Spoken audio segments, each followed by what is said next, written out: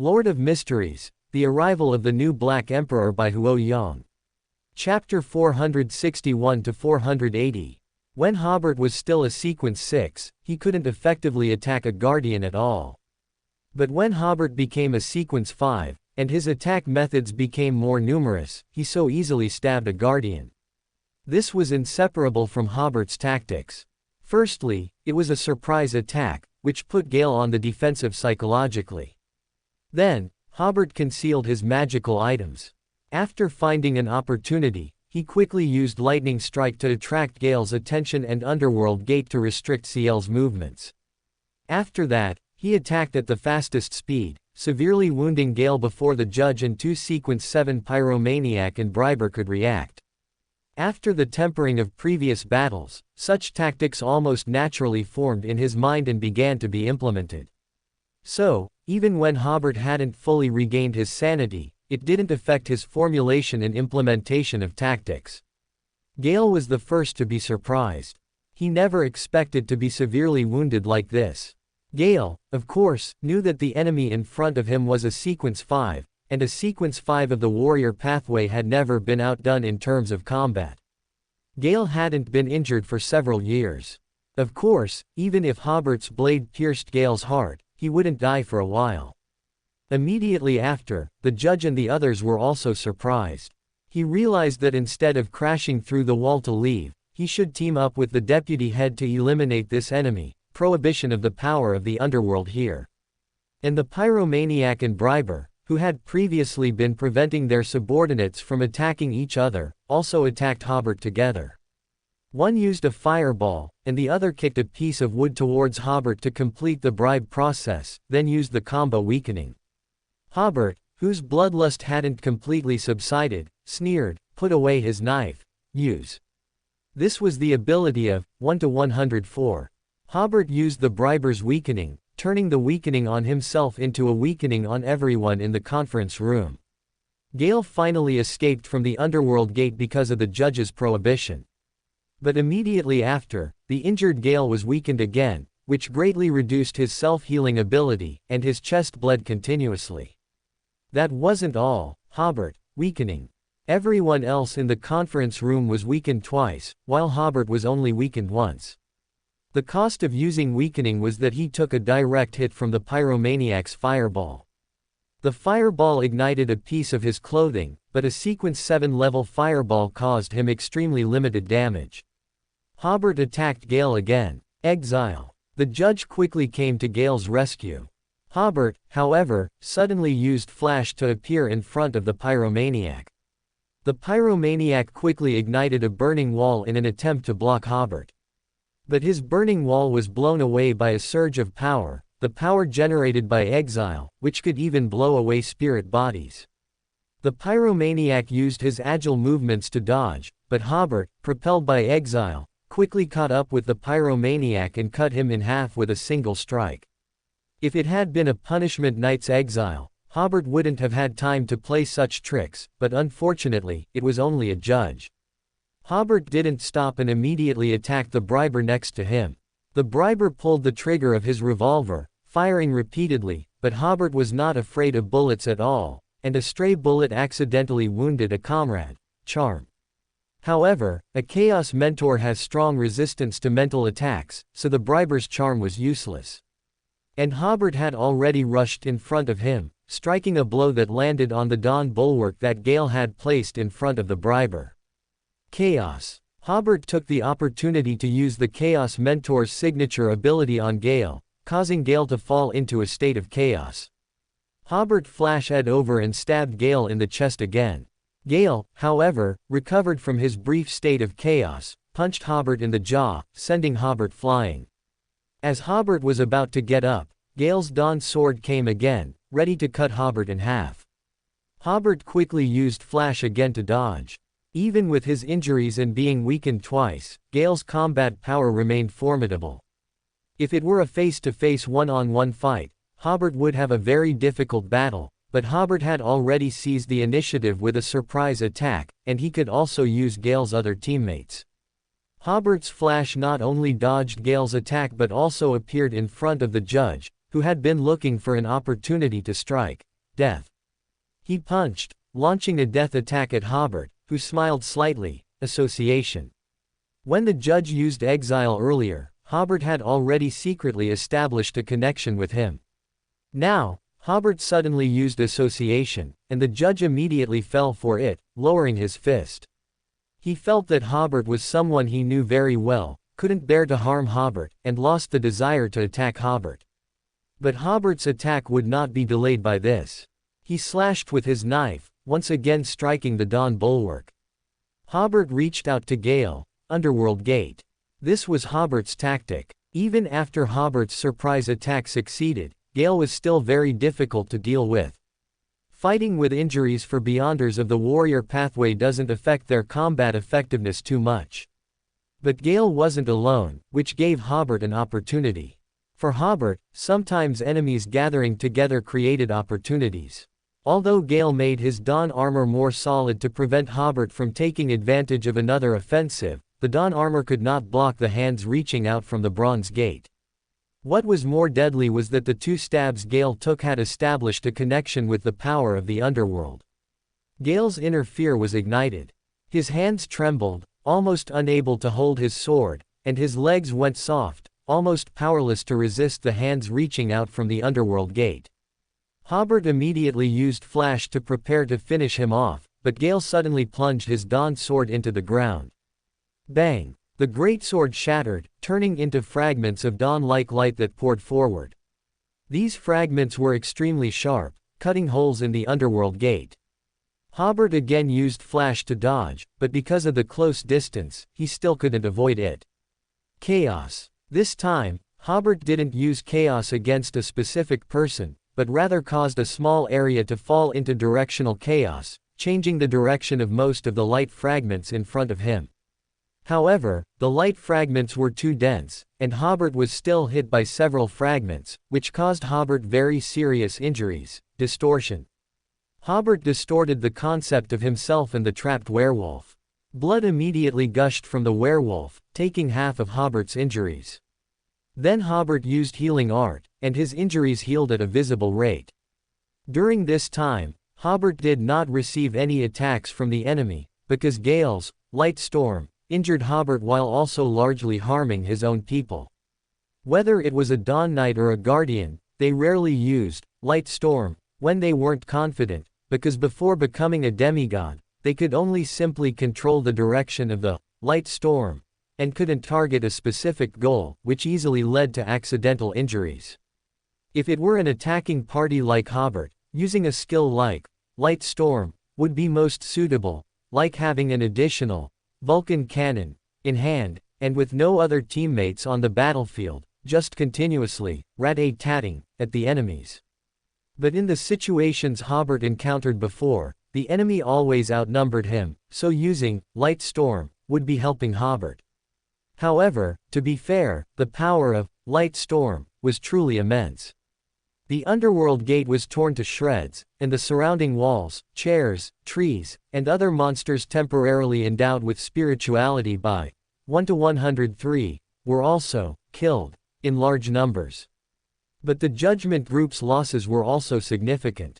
The judge dodged in time but was also injured, the Briber was seriously wounded and had fallen to the ground, 2 Sequence 8 and Sequence 9 Beyonders died on the spot, and other Beyonders were all injured.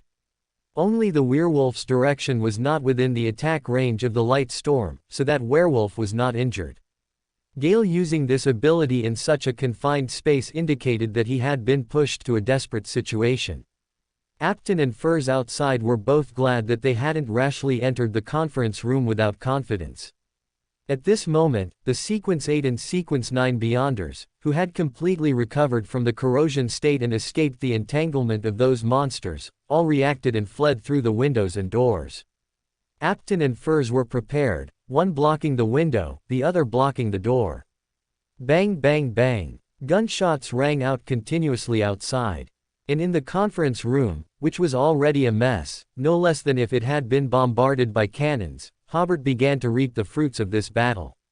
Charm. Hobert's charm was not comparable to that Briber's. The judge, who had just been associated, immediately fell for it, feeling as if Hobert was a long-lost friend and wanted to invite him for a drink at the tavern. But Hobert currently had no intention of accepting his invitation. He was attacking Gale, who was still stubbornly resisting. Gale, still in a weakened state, had a very faint color in his newly condensed Dawn sword.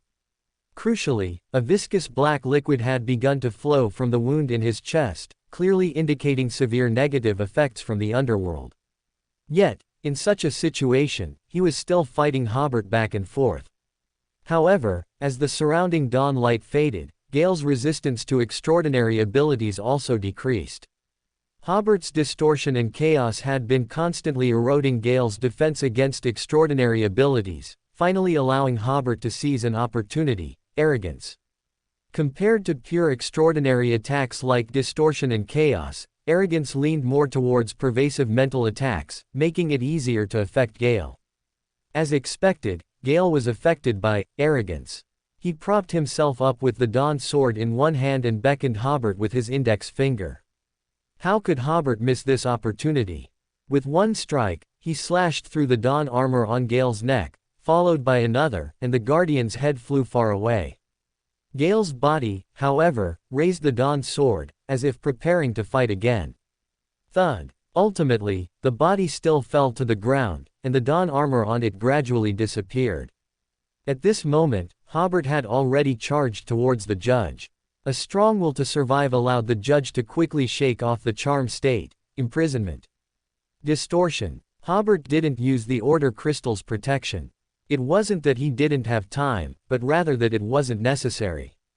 He distorted the concepts of himself and the judge, and both were simultaneously imprisoned. The judge's imprisonment ability was consequently weakened, equivalent to each person only having half an imprisonment. As a Sequence 5 Beander, Hobert broke free from the imprisonment before the judge.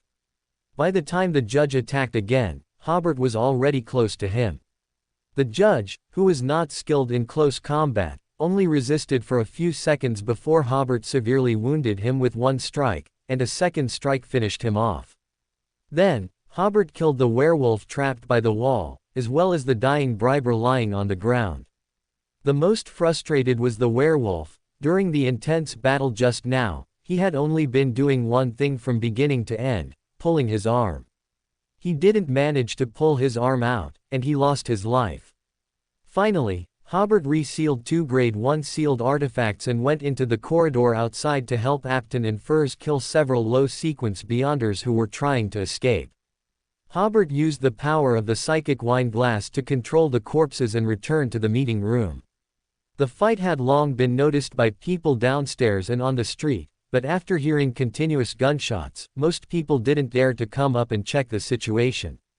Even those who did come up were scared away by the fierce fighting in the corridor and went directly to find the street patrol officers. Hobert had Furs and Apton collect the spoils of war. He went to Gale's corpse and began to perform a psychic reading. Entering the psychic space with a gray fog background, he saw Gale with vacant eyes and a hideous scar on his face. Hobert asked the leader of the judgment group and the other deputy leaders. Quote.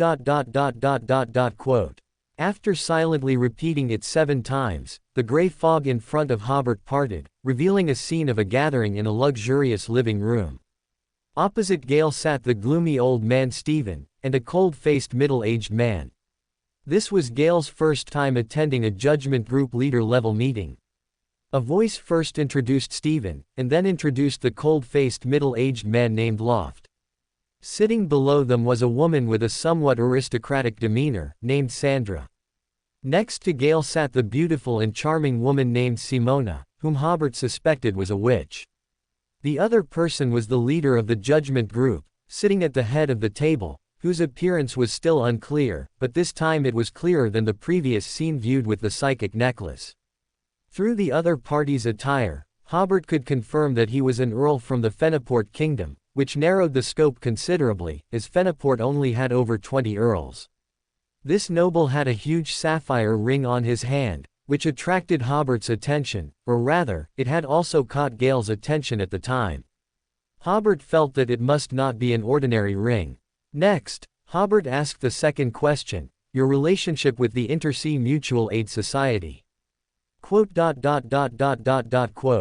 The gray fog rolled, generating the answer Hobert wanted. Before Gale's eyes appeared a person wearing a loose robe. His face was still unclear, but his figure was tall and burly. You are to go to the Judgment Group as the link for cooperation between our two organizations. This is also the intention of Leader Vic, the voice said in a commanding tone. At the same time, you are also responsible for the transactions and information transfer between our two organizations. Try to cause damage in the southern part of Ruin, and try to manage the industries well with the cooperation of the Judgment Group to earn gold pounds. Hobert's vision once again turned into gray fog.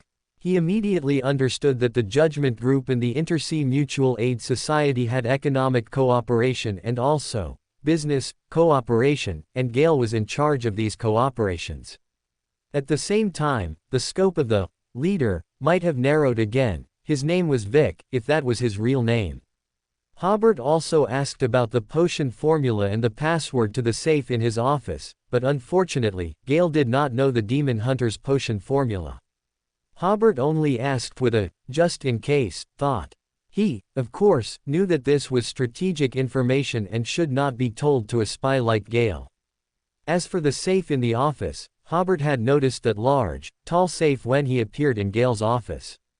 Finally, Hobert only asked about Gale's subordinates who hadn't come to the meeting, then exited the psychic reading.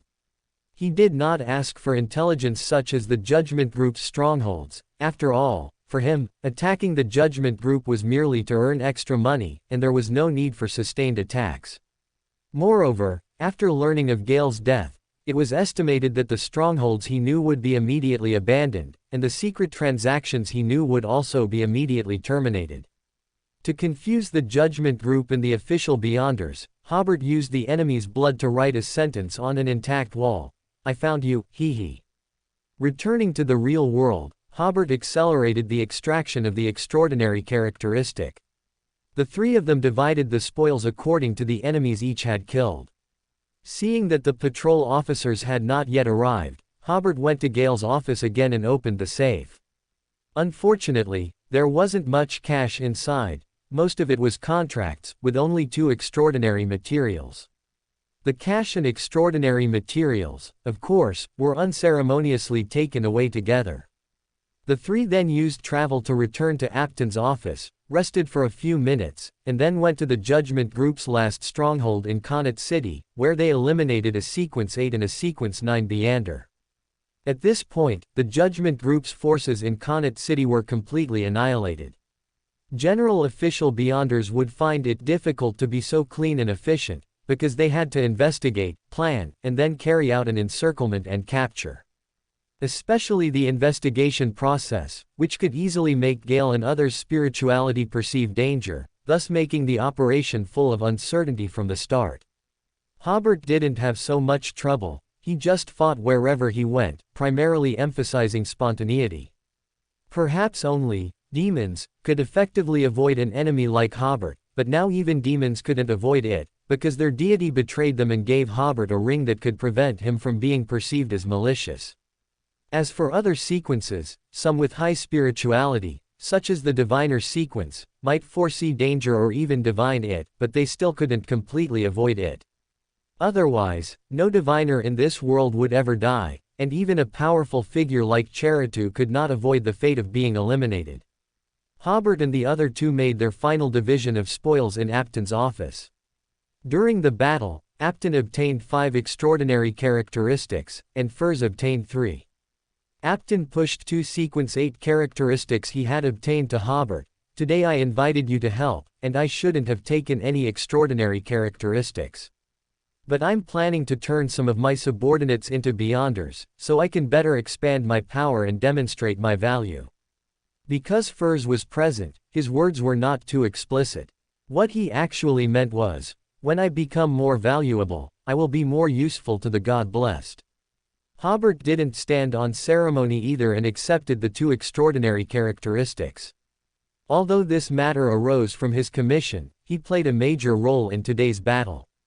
Apton getting 3 extraordinary characteristics was like picking them up off the street. Apton held the 3 extraordinary characteristics in his hand and asked Hobert, I recognize one of them as the lawyer's extraordinary characteristic. May I ask what sequences the other 2 extraordinary characteristics belong to? Hobert took the 2 extraordinary characteristics that needed identification. At his current level, he could already distinguish the sequences to which sequence 9 characteristics belonged. This one is arbitrator, and this one is warrior. He said, I have the corresponding potion formulas, which I can sell to you for a bit cheaper, 200 gold pounds. If you need them, write to me. These 2 potion formulas certainly couldn't be bought on the market for 200 gold pounds, but as a dependence of the creator. There must be some tangible benefits. Apton nodded. Okay. Having an organization is good, you don't have to search everywhere for relevant potion formulas, and you can buy them at a very low price. Hobert was about to leave with Furs when, unexpectedly, Furs suddenly said, Since we're already here, let's go see the beach.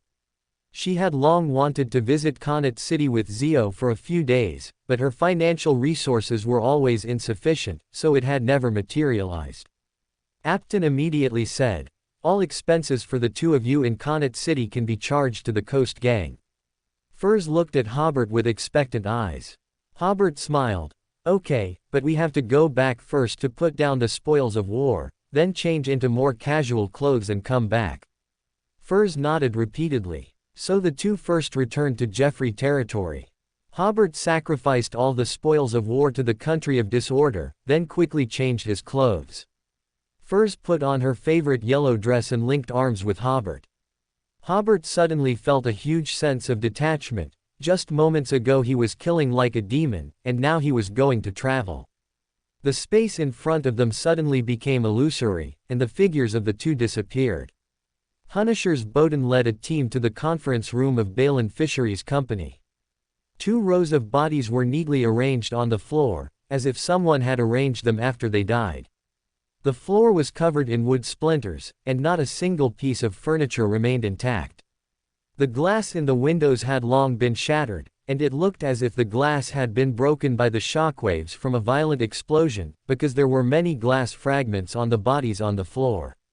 But strangely, no one witnessed or heard a violent explosion. The strangest thing was the branch of a large tree outside, which extended into the room. From the outside, it looked as if the large tree had bent down and stretched its branch inside. Someone witnessed that the large tree seemed to suddenly come alive, and some even heard the tree speak.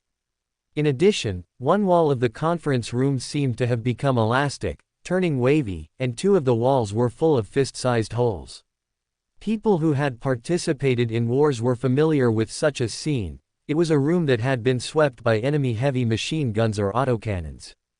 The only problem was that no one had witnessed heavy machine guns appearing here, nor had they heard the sound of heavy machine guns, nor were there any traces of their setup. So the police believed this was an extraordinary case and handed it over to the Punishers. Gale was outwardly a follower of the Lord of Storms. Bowden glanced at the line of text Hobert had left. This is very likely a revenge killing, but the grudge must have been formed a long time ago.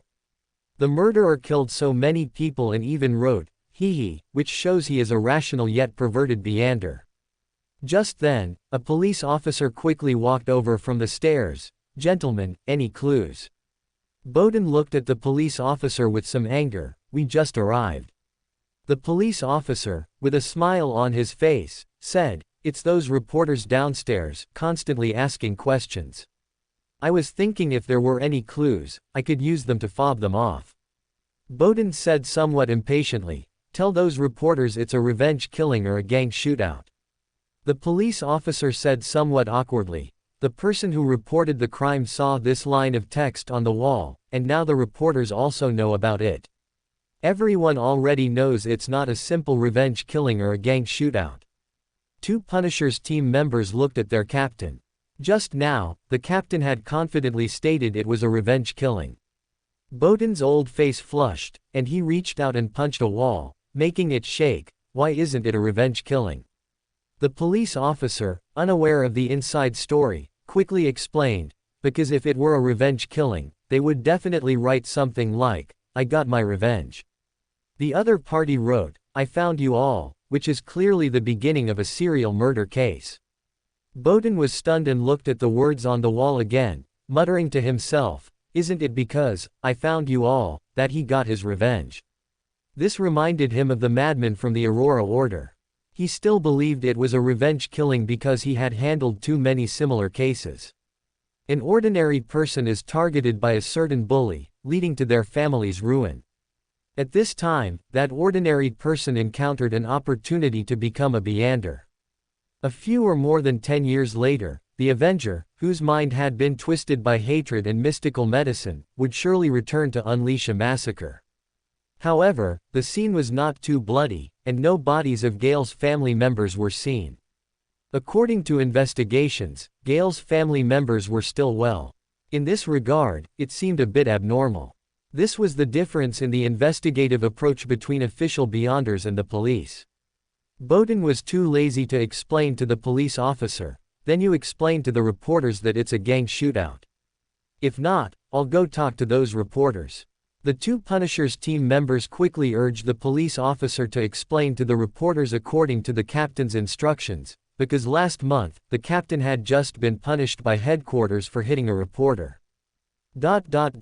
When Hobert and Furs appeared on the streets of Connaught City again, the two immediately blended into the cheerful atmosphere of the tourists. For ruined people, Connaught City was the top choice for a vacation. In Hobert's impression, Dissy Bay was just on the northern edge of the subtropics, and the warm, moist wind from the sea blew right into Connaught City. While the entire North Continent entered a cold and dry winter, it remained warm like spring here. And in the summer, the Cruise Mountains in South Wales County could block most of the hot air coming from the southeast, so Connaught City's summers were not as hot as other coastal cities. There were also beaches and small islands not far from the coastline, making it a natural tourist destination. It was still the New Year holiday, and there were many tourists from various northern counties. Apton's Company and Balin Fisheries Company were both in another district, where there were fewer tourists and the atmosphere of a resort was not yet fully felt. On the shopping street and coastal street, people were bustling, and artists were performing everywhere. Most of these performances were instrumental, such as violin and saxophone, which a single person could perform independently. Hobert and Furs chatted softly, occasionally stopping to enjoy the street performances. When they encountered a wonderful part, Hobert would even tip a few copper pennies. Generally, where there were performances, it was very crowded, and Hobert would gently put his arm around Furs's shoulder to block other people. At first, Furs was attracted by a street artist's guitar performance, and when she came to her senses, she suddenly blushed a little. She wasn't sure when, but she no longer resisted intimate gestures with Hobert. At this moment, she heard Hobert whisper in her ear, "I can play the guitar too. In a few days, you can help me buy one from Backland, and I'll play it for you." When Hobert was in college, he was still an artistic youth. Not only could he play the guitar, but he also sang very well, and he was once a campus heartthrob. But after graduation, what people competed on was, do you know who his father is? Gradually, he played the guitar less and less. Furs felt her heart pounding. Good. Guitar performances were rarely heard in Backland. This was a characteristic instrument of the Fenaport Kingdom. Gentlemen in Backland considered this instrument too frivolous. In Rouen, only in tourist cities like this were there guitar performances. The more Hobert listened, the more his fingers itched. He simply took out a 5-sous banknote. "Hello, may I borrow your guitar?" This was a common scene in Connaught City, where a gentleman on vacation would suddenly feel an urge to play, borrow an artist's instrument, and perform a song. But most of those were violins, accordions, and the like. Few people borrowed guitars. Nevertheless, encouraging applause immediately erupted around them. Of course, the street artist, a young man with a slight beard, stood up and handed the guitar to Hobert. Hobert thanked the young man, took the guitar with one hand, and pulled Furs's hand to walk around the street artist's money box. Hobert focused on plucking the strings to get a feel for them, while Furs felt inexplicably nervous, because at least dozens of people were watching, and even more tourists were in the outer layer. The main thing was that she had never seen Hobert touch an instrument, and she was very worried about him. Classical guitar and modern guitar were somewhat different, but similar enough. Hobert tuned it, and his mind suddenly went blank, because his head was full of songs like Blue Lotus, Travel, and Chengdu. But these were all Chinese songs. Should he translate them into rune language on the spot? That would give a completely different feeling. Fortunately, the pretentious youth, fortunately, his experience as an artistic youth saved him from embarrassment. He strummed the strings and began to sing one of the English songs that left a deep impression on him, Sound of Silence. Rune language was also an alphabetic language, so it was similar to the European and American languages in Hobert's concept, and there was no sense of incongruity when translated. The lyrics didn't even need to be changed. After the light and somewhat ethereal prelude was played, the surrounding tourists stopped talking, completely captivated by the rhythm. When Hobert's clear and crisp singing began, many passing tourists also started to gather and watch. Furs, who was beside him, finally breathed a sigh of relief and began to enjoy Hobert's performance. The street artist who lent the guitar was the first to realize that this was a new song he had never heard before, but the lyrics were profound, and the rhythm was light and clear, very appealing. It sounded like a song that had been repeatedly polished. More and more people were attracted by Hobert's singing. When the song ended, there were already 100 or 200 people gathered around. Hobert stood up and bowed slightly to everyone. Everyone then applauded Hobert. Furs, while applauding, excitedly said, "That was amazing, Hobert, I mean, you sang so wonderfully." From her appearance, it was as if she had just received everyone's applause and affirmation. "It's all right, it's all right." Hobert returned the guitar to the street artist. The artist quickly asked, "Sir, may I sing your song from just now?" Of course. Hobert didn't rely on this for a living, so he naturally wouldn't be so petty. Amidst the continuous applause, Hobert pulled Furs and squeezed out of the crowd. Suddenly, someone shouted, "Furs, it really is you." It was a woman around 30 years old, who looked quite elegant. "Lin." Furs smiled. "I didn't expect to meet you here." Then she introduced, "This is Lin, a best-selling author." When she introduced Hobert, she suddenly didn't know how to, this is friend. Or, Hobert smiled, "Let me introduce myself. Miss Furs and I are purely in a boyfriend-girlfriend relationship." Lin nodded with an, "I understand," expression. She smiled at Furs and said, "That was quick. Last time at the salon, when we talked about marriage, you said you were single, and now you have a boyfriend." Hobert corrected, "He's her fiancé." He merely corrected her casually, but after saying it, he felt he hadn't considered Furs's feelings, so he glanced at Furs. Seeing that Furs had no intention of stopping him, he was relieved. Lin covered her mouth. "Oh my goodness, you two are progressing too fast." At this moment, Furs realized what fiancé meant. Many times, it meant living together. She was a little embarrassed. "It's not what you think." But she found it hard to offer a more specific rebuttal, because she and Hobert were indeed living together. Lin didn't care about any of that. "You must write to me when you get married. I absolutely have to be at your wedding." Lunch, of course, was paid for by Hobert, the fiancé. How could they come to a seaside city and not eat seafood? Hobert, ever the gentleman, told the two ladies to order whatever they liked. Lin, as expected, was not shy, demanding the best shrimp, fish, and crab, while Furs first looked at the prices behind the dishes. Until Hobert reminded her, "You forgot, our expenses are being charged to the Coast Gang." Since Apton had said so, not charging it to the Coast Gang would actually be an insult to Apton. Only then did Furs remember and start ordering the dishes she liked, without considering the price. The three of them were enjoying their meal when suddenly a bearded, fierce-looking middle-aged man sat next to Hobert. "Long time no see, old friend." Hobert scrutinized the middle-aged man. "You've got the wrong person." "Let me introduce myself," the other party said to himself, "I'm a bounty hunter.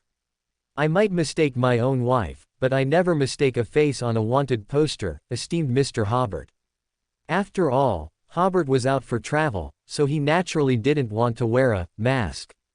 He had only let his beard grow longer and changed his hairstyle, making him look about 70 to 80% like his original self. Everyone was on travel, who would pay attention to whether there was a betrayer published in the newspaper nearby. Indeed, even after one performance, no one recognized Hobert. But in the restaurant, Hobert was unlucky enough to encounter a bounty hunter. Hobert smiled. "You really have the wrong person. My name is Sherlock." He suddenly remembered that this name also seemed unusable. People from the military and the church seemed to be looking for Detective Sherlock. But the bounty hunter didn't notice this. "Don't worry, I'm also on vacation. I won't drag you away to collect the bounty. If my wallet suddenly had 50 soul in it, I should be able to pretend I didn't see you." The bounty hunter certainly wasn't foolish enough to try and subdue a 10,000 soul bounty. He figured that since Hobert had brought women to Connaught, he must also be there for fun, and certainly wouldn't want anyone to discover his whereabouts. And this was a bustling restaurant. If the other party didn't want everyone to discover his whereabouts, he wouldn't easily make a move, which is why the bounty hunter dared to extort him. Hobert also didn't want his fun to be spoiled by this, and was about to use association to resolve the problem, when 7 or 8 people approached. Leading them was a middle-aged man who was a bit overweight but looked quite affluent.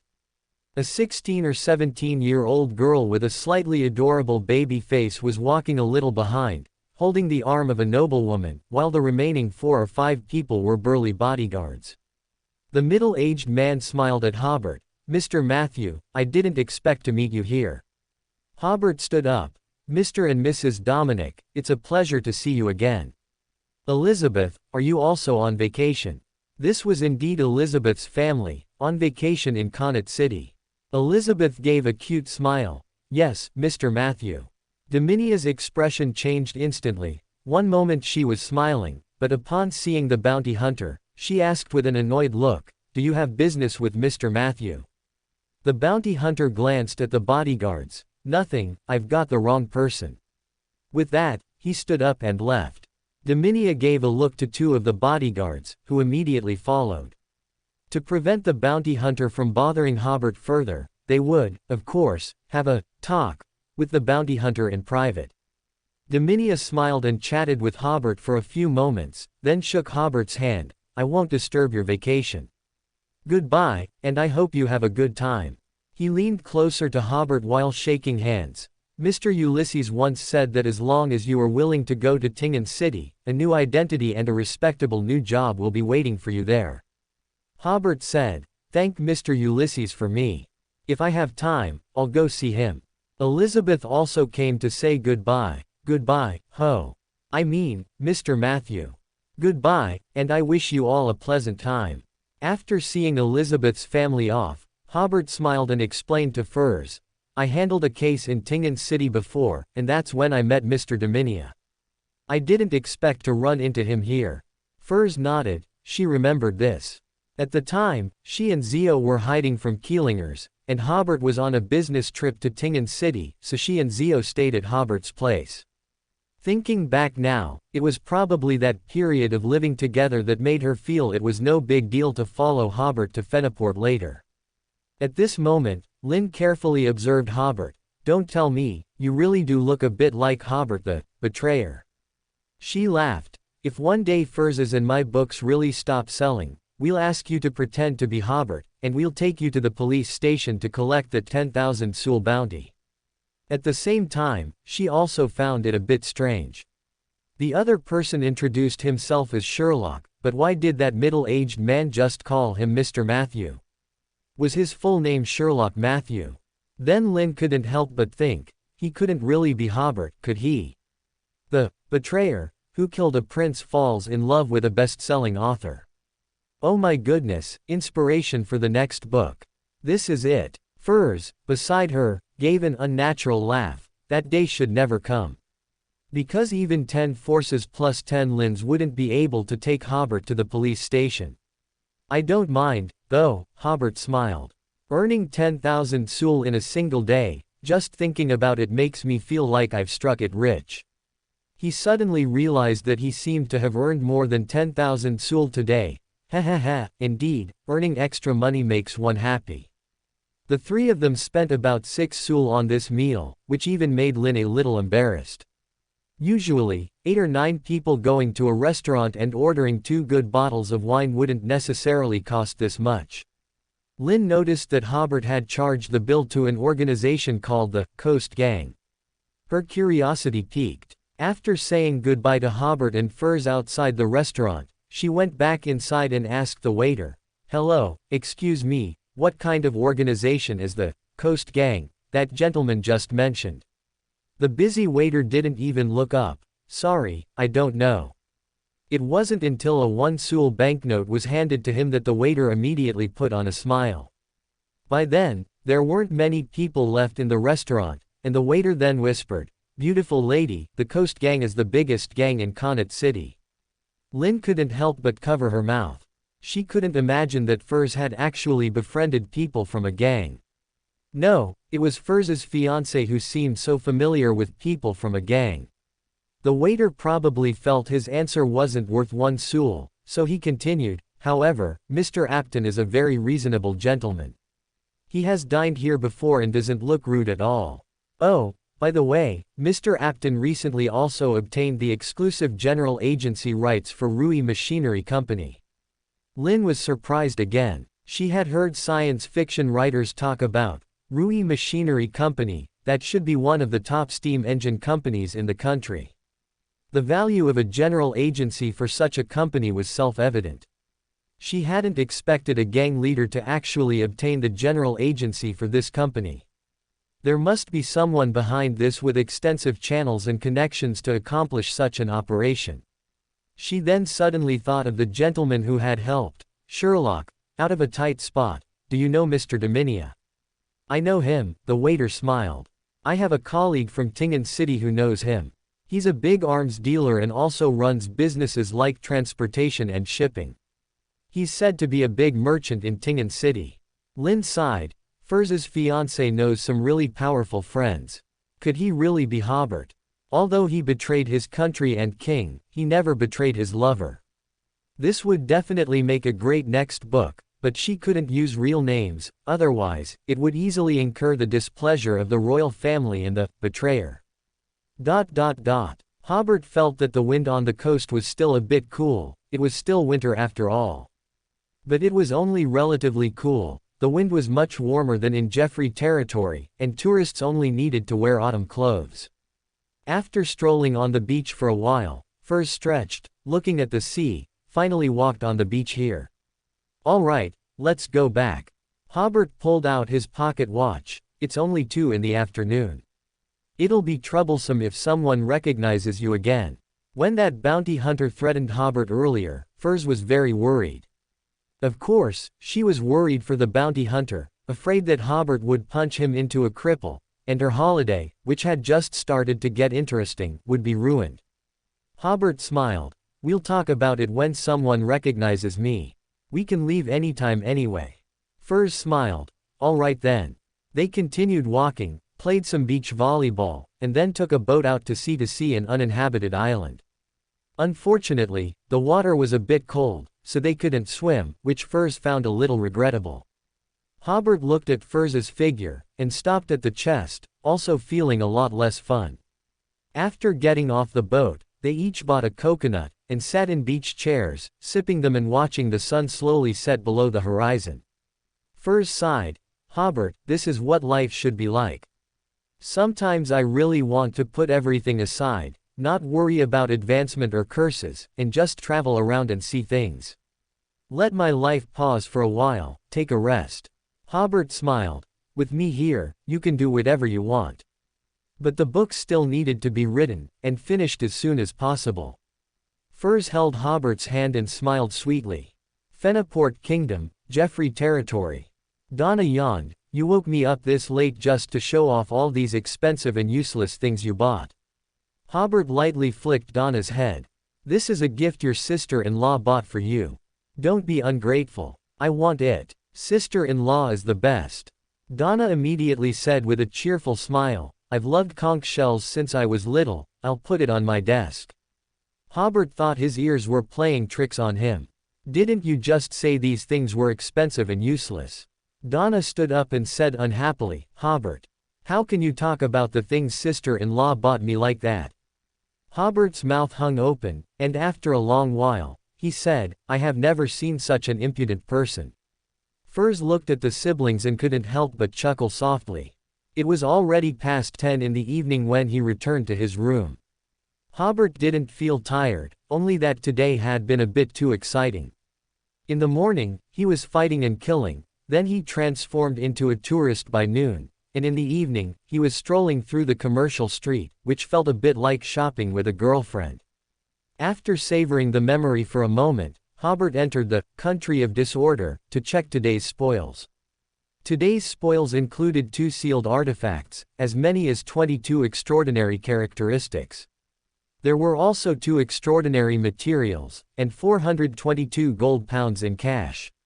First, he placed the cash on the stone platform where gold pounds and gold leathers were neatly stacked. Then Hobert looked at the 2 extraordinary materials, which were Sequence 6 and Sequence 7 level extraordinary materials.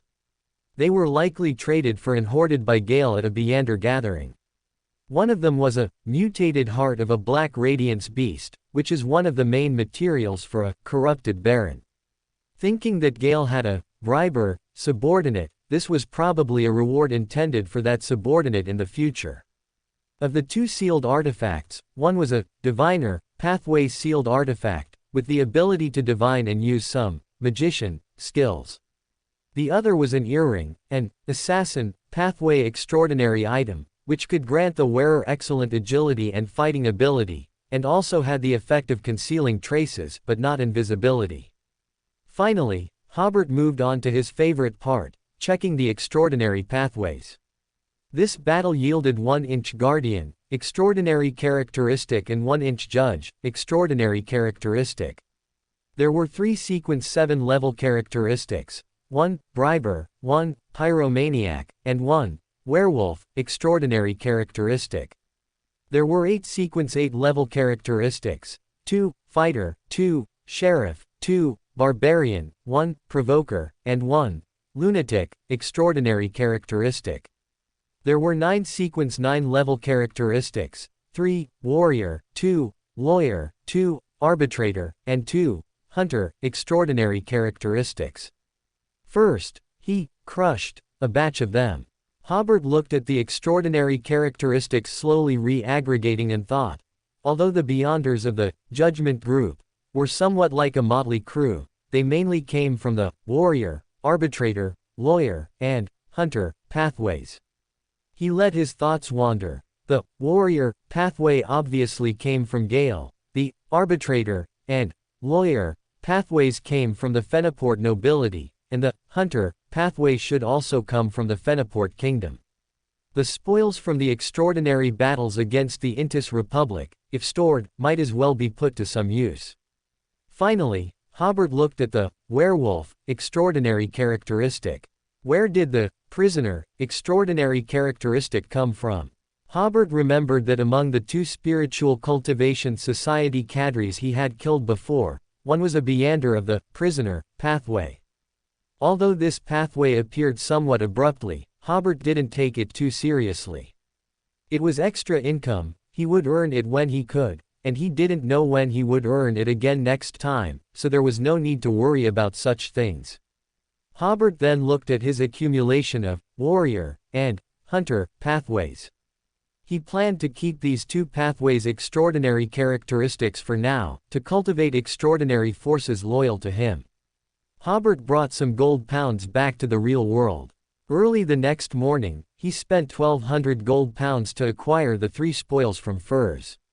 For furs, these 1,200 gold pounds were earned very easily. She merely provided cover and blocked the escaping Sequence 8 and Sequence 9 enemies.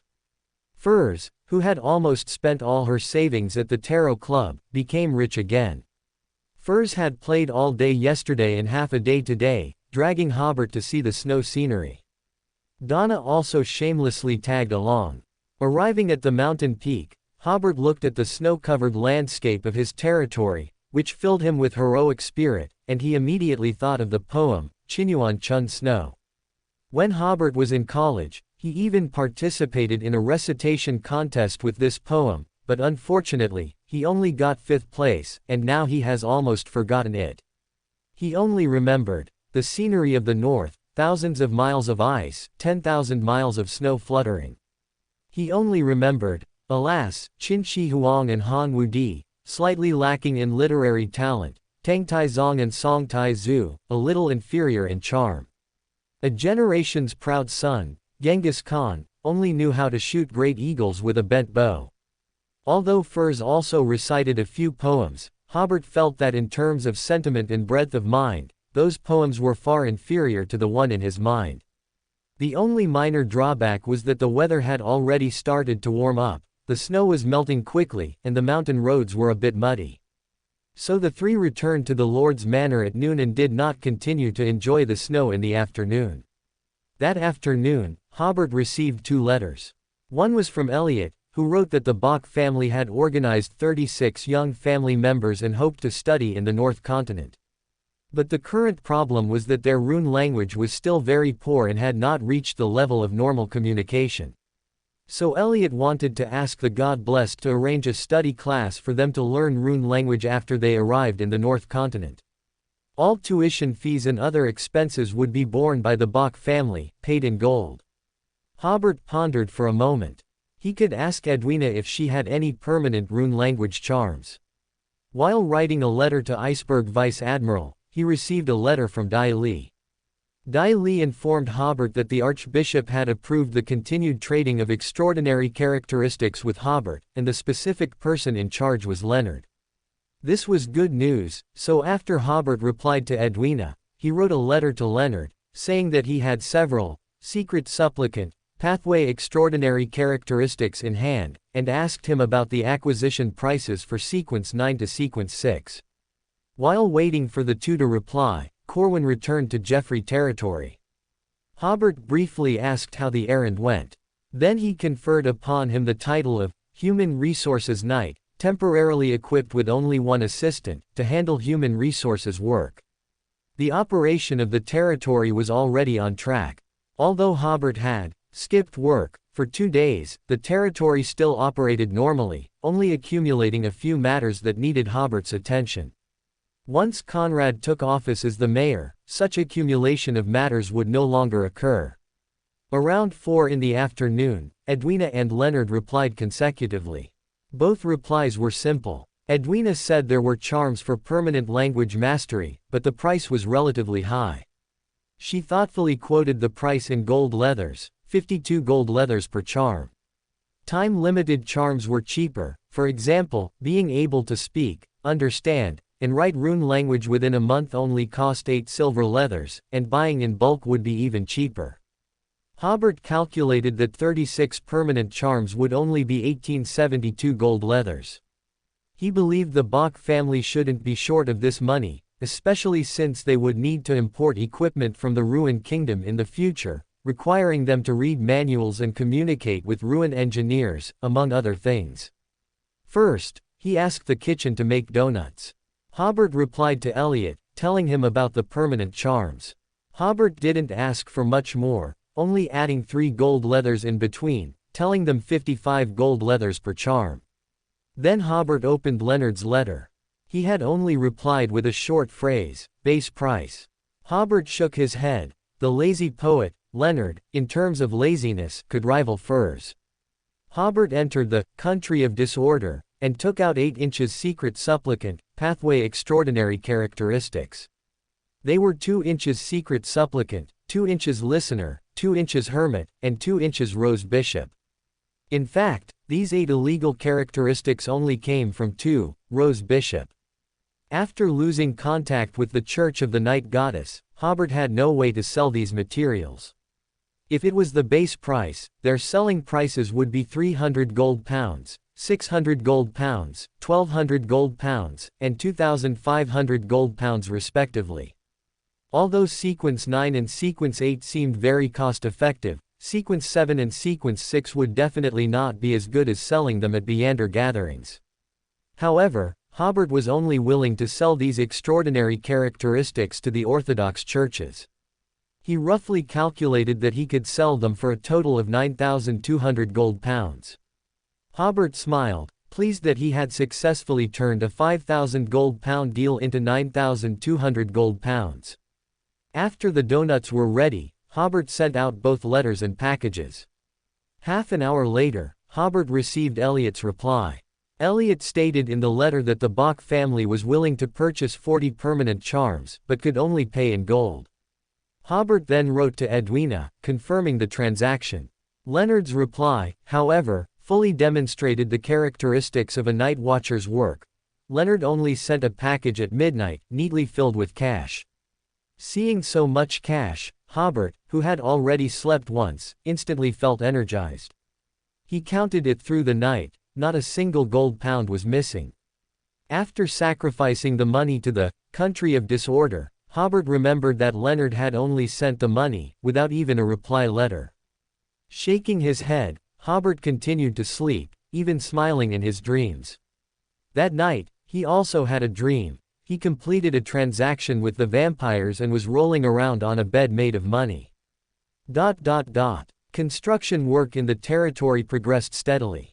Leisure time always passed quickly. The snow in Jeffrey territory melted almost completely in just 2 days, leaving mud everywhere except for the construction sites. For the villagers, this was the last period of rest. After spring, the weather would warm up quickly, and soon they would begin spreading manure and sowing seeds, becoming busy day and night. This year, everyone was particularly hopeful because their own land had expanded significantly, and all the crops harvested from it would belong to them. This thought alone brought joy. In a blink of an eye, it was Monday afternoon, time for the tarot club again. At exactly 3 o'clock, Hobert's vision was promptly covered by gray fog, and he once again found himself in the giant-like palace. Good afternoon, the Fool. The first item on the agenda for the gathering was Miss Justice Audrey's greeting. The Fool, Klein responded, "Good afternoon, our Miss Psychologist." Last Friday, Audrey completed her transaction with the Moon, Emlyn, and finally advanced to Psychologist. Hobert echoed, "If there are any transactions that aren't suitable for the real world in the future, we can ask Miss Justice to hypnosis us." Audrey smiled, "If any member has psychological issues, they can also consult me. Currently, I don't charge any consultation fees." Audrey then continued her greetings, unwavering. As the number of members grew, this segment took increasingly longer. Next was the offering of the diary and Klein's reading time. However, Klein's reading process was very quick this time. Hobert estimated that the diary offered this time didn't contain much valuable intelligence. The previous few gatherings had all been eventful, disrupting the tarot club's usual procedures. Now, suddenly returning to normal, Hobert was still a little unaccustomed to it. The third segment was free trade. The Moon, Emlyn first said to Hobert, "When and where do you plan to make the trade?" Hobert didn't rush to answer the question, but instead said to Klein, "The Fool, I request to speak with the Moon privately." "All right." Emlyn was slightly stunned. This was possible. After Klein created a private communication space, Hobert said, "The time is Tuesday at 8 p.m. As for the trading location," he asked knowingly, "I heard there's a harvest church in Backland. Are you familiar with it?" Klein, sitting at the head of the bronze long table, "You've certainly asked the right person. He's not very familiar with it either, he just goes there every day." How could a noble blood relative be familiar with a place like Harvest Church?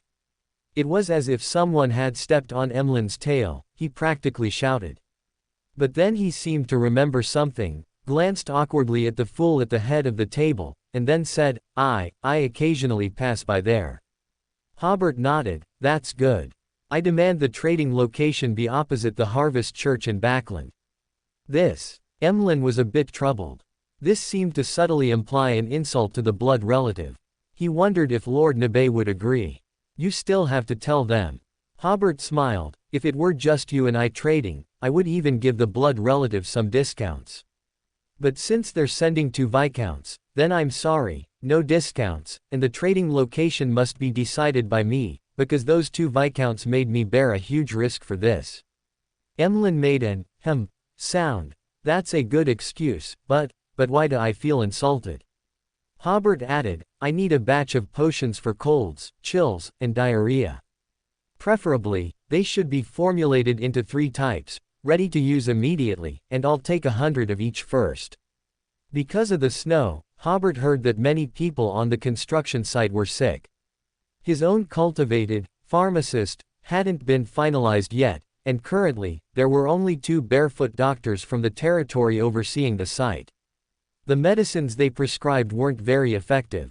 Emlyn raised his chin, you've certainly come to the right person. Although the quantity requested was not small, he and his parents could fulfill this order. He was very familiar with the prices of various herbs, 15 sul per dose for colds, 2 sul per dose for chills, and 6 sul per dose for diarrhea. These were all common ailments, and the herbs used were very ordinary, with more than 10 doses being made at once. Emlyn finally added, the validity period is 1 month.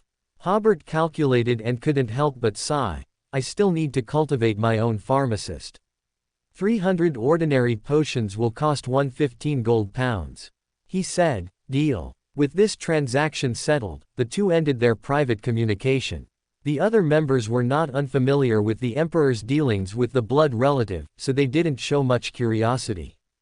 At this moment, the world said in a hoarse voice, I want to sell an extraordinary characteristic. Its original owner possessed the ability to diviner well and change his appearance. This was the first soul released from the wriggling hunger, an extraordinary characteristic of a faceless man. As soon as the world finished speaking, Hobert immediately said, I'll take it for 4,000 gold pounds. Klein hadn't expected it to go so smoothly. He had originally thought it might be difficult to sell, as none of the Tarot Club members were associated with the diviner pathway. He had even thought he would have to ask everyone to help inquire through their respective channels. Deal, Klein said immediately. As a relatively popular extraordinary characteristic, the price offered by the Emperor, though not very high, made the transaction clean and decisive. Hobert had already decided to sell this extraordinary characteristic to the Church of the Black Knight Goddess. To compensate for the deficiencies in ritual magic during the low sequence of the Sleepless and Corpse Collector pathways, the Church of the Black Knight Goddess currently has many beyonders from the diviner pathway. Therefore, the acquisition of this type of extraordinary characteristic could not still follow the basic price. Even at the basic price, this transaction would be profitable for Hobert. Audrey said with some regret, what a pity, this is just an extraordinary characteristic. An extraordinary ability like changing one's appearance sounded very tempting. Hobert opened his mouth but ultimately said nothing. Through the battles of the past 2 days, Hobert felt that the Faceless Man necklace was becoming more and more useless. Before, because of the Faceless Man necklace's paper substitute ability, Hobert still felt it had some use and kept it on him. But when Hobert reviewed his battle with Gale, he suddenly realized that the paper substitute ability was no longer very effective. If he encountered a powerful enemy, such as a demigod, one paper substitute would not be enough. But if he encountered enemies of sequence 5 and below, he wouldn't need the paper substitute ability at all. Hobert had originally planned to sell it to Audrey, but then he thought again, this necklace also has the ability to diviner. Hobert still had a need for this, so he couldn't sell it for now. Then, the world initiated a new transaction. I need the residual spirituality of an ancient vengeful spirit and a pair of 6-winged gargoyle eyes. I think I have 6-winged gargoyle eyes, Hobert said. But I need to go back and confirm. I'll give you a reply by tonight at the latest. Those were his previous gains from tomb raiding. At first, he once thought they were the core crystals of a 6-winged gargoyle, but when distinguishing levels in Country of Disorder, it seemed not to be a main material of Sequence 5. Upon hearing the world's request, Hobert realized that it might be an auxiliary material at the Sequence 5 level. At that time, Hobert's level was too low to make a detailed distinction. Now, he should be able to make such a distinction, but he would have to go to country of disorder, to be sure. Even as an auxiliary material, at this level, it could sell for 700 or 800 gold pounds. The world, said in a hoarse voice, understood. Since no one had the residual spirituality of an ancient vengeful spirit, this transaction was temporarily paused here, and everyone expressed that they would help the world keep an eye out. This free trade segment was exceptionally lively. The Hanged Man, Alger, also asked everyone to help inquire about the Ocean Songster potion formula. His wind-blessed potion had begun to digest, and he planned to prepare for advancement to Sequence 5 while his financial situation was good. Hobert immediately thought of Edwina's pathway. He believed that the Knowledge and Wisdom God Church should have the corresponding potion formulas, and they should also be very happy to spread these potion formulas. However, the price would certainly be quite high, so Hobert planned to ask Edwina when he had time, and then give Alger a definite reply. Audrey looked at such a tarot club with some relief. In the beginning, this gathering was only trading potion formulas of Sequence 9 level. Now, most members have become middle sequence, and they have actually begun trading potion formulas of Sequence 5 level. The free trade segment ended here, and everyone moved on to the intelligence exchange segment. Audrey curiously asked Emlyn, "The Moon, do blood relatives really imitate human nobles by using titles like Baron and Count to distinguish ranks? Humans imitate us blood relatives." Emlyn's chin was held high, almost showing his nostrils. How many years have human nobles existed? We blood relatives have had our own history since the Second Epoch. Little son, Derek said somewhat unconvinced, the Silver City's ancient texts do not have similar records. Emlyn said proudly, the records of the small Silver City cannot be compared with our blood relative history. After he finished speaking, he thought to himself, where is the Silver City? Why have I never heard of it? Derek said somewhat aggrieved, the Emperor, please judge for us, which came first, the titles of vampires or human nobles? Hobert pondered for a moment, humans should have appeared first. Little son looked at Emlyn as if victorious. Emlyn said coldly, the Emperor, what is your basis? Did humans already have nobles in the Second Epoch? In that Second Epoch with dragons and giants, humans indeed seemed like a second-class race, Hobert smiled. But I don't feel any inferiority as weak humans. Because humans used the time of the Second Epoch and Third Epoch to become the masters of this world. Now there might still be dragons and giants, but their numbers should be very, very few, right? At least the elf on the north-south continent are extinct. On this point, the Hanged Man can testify. Alger nodded, indicating that he indeed knew about this. Before Emlyn could speak, Hobert added, of course, my conjecture is based on the appearance time of the first blasphemy slate. Everyone was stunned. How was this related to the blasphemy slate? Added chapter for everyone's monthly votes. During the free trading session just now, Audrey felt happy, but she always felt like something was missing. Now she finally understood what was missing. Emperor's seemingly endless high-level intelligence, and, well, blasphemy against deities. At the Tarot Club, it seemed that if you didn't blaspheme or discuss deities, you couldn't move on. Emlyn wondered, what does our previous argument have to do with the first blasphemy slate? The fool previously explained information about the blasphemy slate at the Tarot Club, Hobert said with a smile. Mr. Fool, may I share that information with Mr. Moon for a fee? Klein nodded slowly, you may. I believe this information is worth at least 1,000 pounds. Hobert asked with a smile, Mr. Moon, do you still want to hear it? You. Emlyn was a little angry. This was a bit of a trick. An issue they were just debating suddenly required paying for information to prove his opponent's point was correct. Hobert then said, how about this, for these 1,000 pounds, you can substitute medicine. I'll place an order with you whenever I need it. With Mr. Fool as a witness, the actual value of the information I'm about to share definitely exceeds 1,000 pounds. The blood ancestor, with its long history, should also have similar records, but I believe at your current level, you certainly don't know this information. If you know similar information, I won't charge you a single copper penny. Emlyn took a deep breath. Of course I trust Mr. Fool's witness. Go ahead and speak. I'd like to hear what information there is that I don't know. As a blood ancestor, the information and history he knew were far more extensive than that of ordinary beyonders. Everyone showed expressions of waiting for a show. If it were someone else, it would be hard to say, but compared to Emperor, Mr. Moon's words were too confident. Hobert said, as far as I know, the first blasphemy slate only appeared occasionally during the second epoch, and only fully presented itself to the world during the third epoch. Klein behind the gray fog, is this really some information I released earlier due to Emperor's bribe? Why does it sound so unfamiliar to me?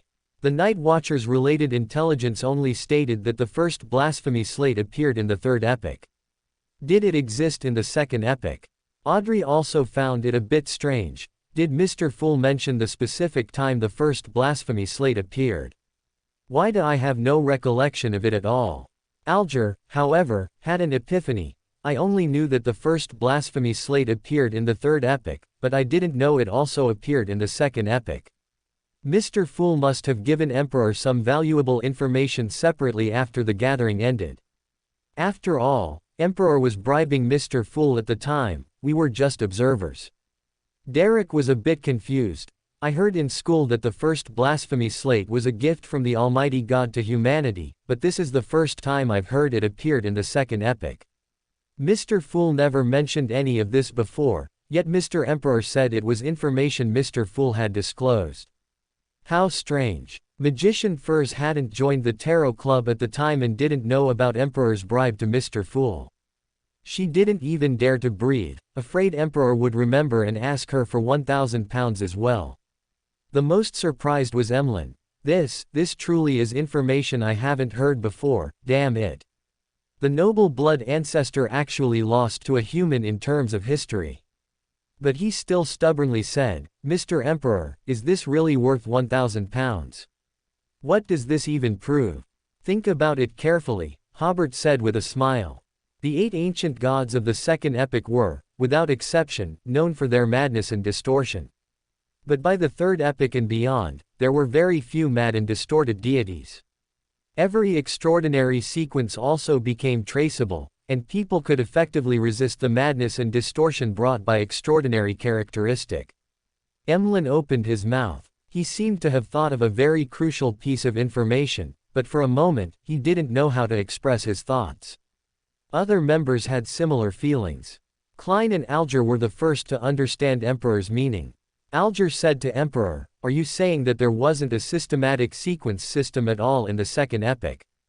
Before this, he thought that while there might not have been a complete potion formula system in the second epoch, there should have been the concept of a sequence.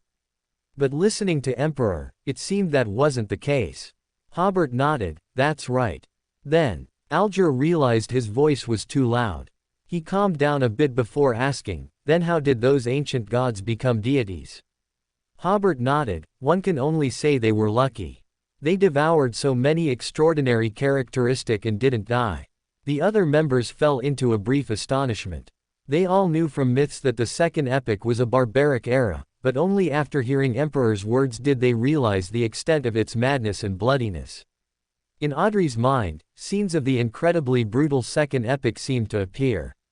At that time, there were powerful extraordinary creatures everywhere, fighting and battling, and in the end, only 8 extraordinary creatures ascended to godhood. Humans at that time, oh my, humans at that time were as weak as ants. Even Derek temporarily forgot their previous argument and began to imagine the plight of the city of Silver struggling under the rule of the Giant King. Everyone looked at Emlyn in unison, as if saying with their eyes, you really got your money's worth for those £1,000. Even Klein, who was usually frugal, wondered if he should help Emlyn bear £100 or £200. Hobert continued, the history of the blood ancestor can indeed be traced back to the second epoch, but at that time, being extraordinary was synonymous with madness and distortion. The blood ancestor certainly didn't have distinctions like Baron or Count. By the third epoch, the blood ancestor also benefited from the blasphemy slate, and only then did they have sequence distinctions. And at this time, humanity had also risen, and nobility had already appeared.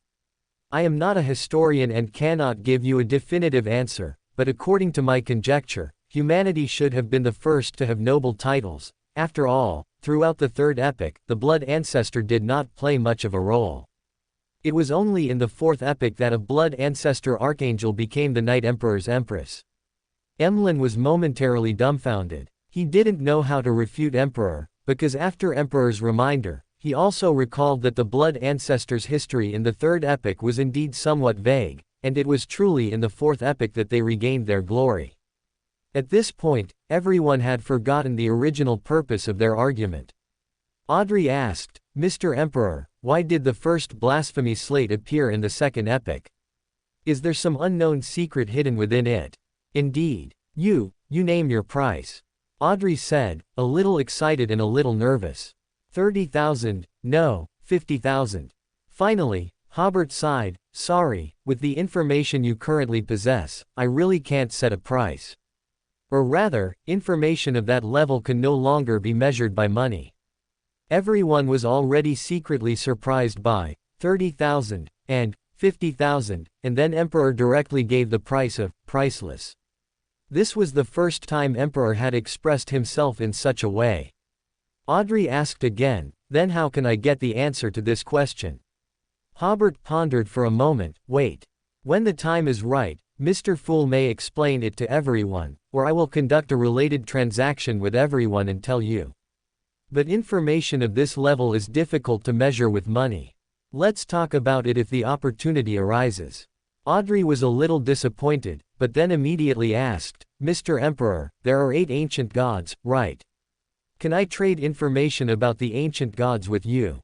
"Of course," Hobert said with a smile.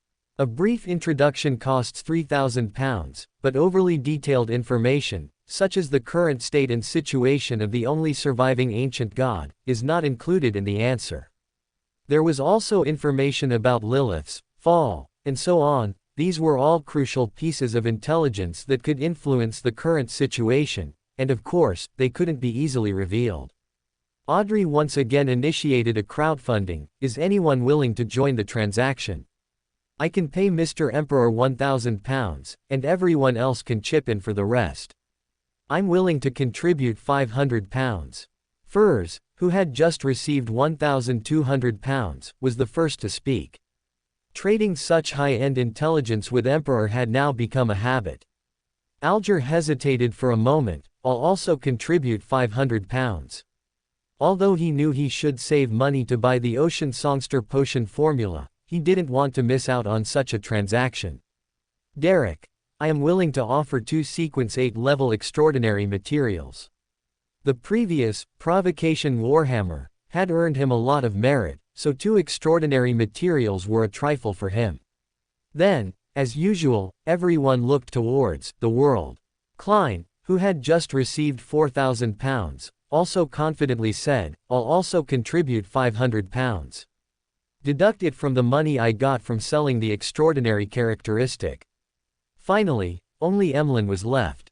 He moved his lips, but ultimately said nothing, indicating that he wasn't very interested in this question. "Ancient gods, I know a few, there's no need to waste money on this." Audrey didn't want the new member to feel isolated, so she spoke again. "How about this? I'll pay an extra £300 so Mr. Moon also has the right to listen in, but he can't ask questions. Is that okay, Mr. Emperor?" "No need." Emlyn refused. "I'm not interested in this question."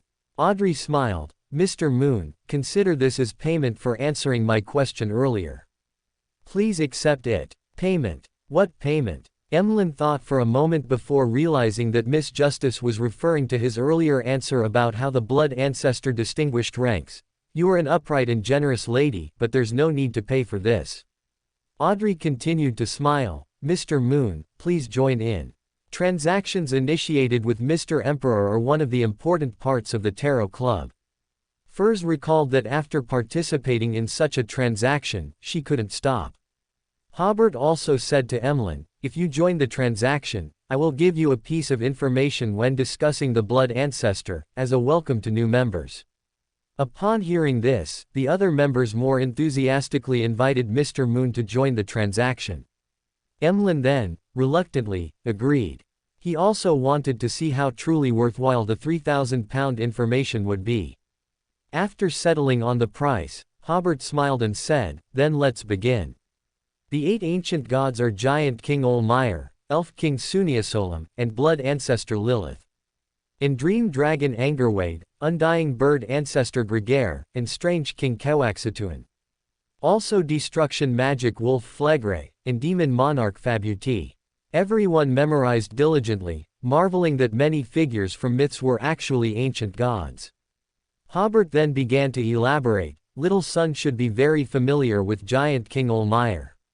He is a deity of the warrior sequence. The city of Silver was once under the rule of the Giant King. Little son nodded repeatedly, "That's right. Later, we received the Lord's salvation and began to believe in the Almighty God." Hobert continued, "The Giant King's subordinate deities include Harvest Goddess Ombella, God of Dawn Badrier, God of Honor." "Wait a moment," Alger interrupted, somewhat surprised. "Excuse me everyone, I suddenly remembered a confidential document I read, which stated that the God of War's name is Badrier." The others were also surprised and looked at Emperor. Hobert smiled. "That's right, this eldest son of the Giant King is the later God of War." The hall was silent for a full 5 or 6 seconds before everyone reacted and their thoughts began to diverge. Klein behind the gray fog, so the 7 deities can be traced back to the second epoch. Alger felt his heart pounding. "I've learned the origin of another deity. They've always been so high above, making me always forget that they also have origins." Audrey. "Oh my God, the God of War is actually the Giant King's son. Why does the divine position of the warrior sequence feel like a noble title? Did the God of War inherit his father's divine position? Furs. The God of War, he's actually a son. No, what I mean is, he was actually born of someone else, not, well, so deities really do have a birth process." The most surprised was Emlyn. "This is how the God of War came to be. What about the other 7 deities? Mother Goddess above, ahem, Ancestor above, why do we a group of middle sequence beyonders need to know this?" He then understood. No wonder they all say Emperor's intelligence is incredibly valuable. This single piece of information alone is worth more than £3,000. Am I crazy, or is Emperor crazy? Little son Derek thought for a moment before asking, "Mr. Emperor, is the harvest goddess the Earth Mother you speak of? I noticed their authorities are very similar." Reminded by Derek, everyone suddenly realized this point and looked at Emperor, either surprised or excited. Hobert smiled and said, "This question is very complex and not within the scope of this answer. Well, to be precise, I cannot answer this question until the situation becomes clear." He thought to himself, "The Black Knight Goddess is hovering right above me. If I ruin her plans, I believe there will be no Mr. Emperor in this world." Derek nodded in slight disappointment. "All right then." Klein and Alger both realized that Emperor's answer implied a huge hidden secret. Emlyn, is it or isn't it? What does "not within the scope of this answer" mean? We all paid for this.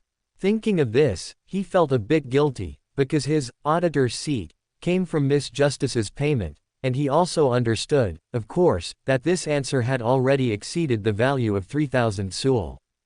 Hobert continued, "The Elf King is a true god of the Sailor Pathway. Oh, by the way, it's worth mentioning here, as previously stated, that ancient gods most likely contain extraordinary characteristics of other pathways within them. But what specific pathway it is can no longer be verified, so we only speak of his true god pathway."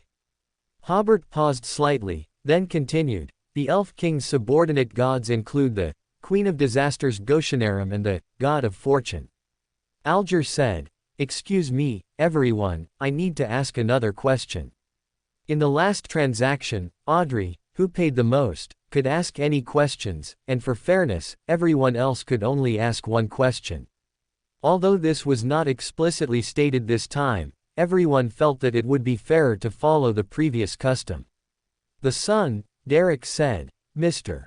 Hanged Man, I can give you my questioning opportunity." Although he had asked a question just now, he did not receive an answer, so it did not count as using up his questioning opportunity. Alger did not stand on ceremony, "Thank you." After all, he had given Derek a lot of guidance before, and now it was like using up the favor from those times.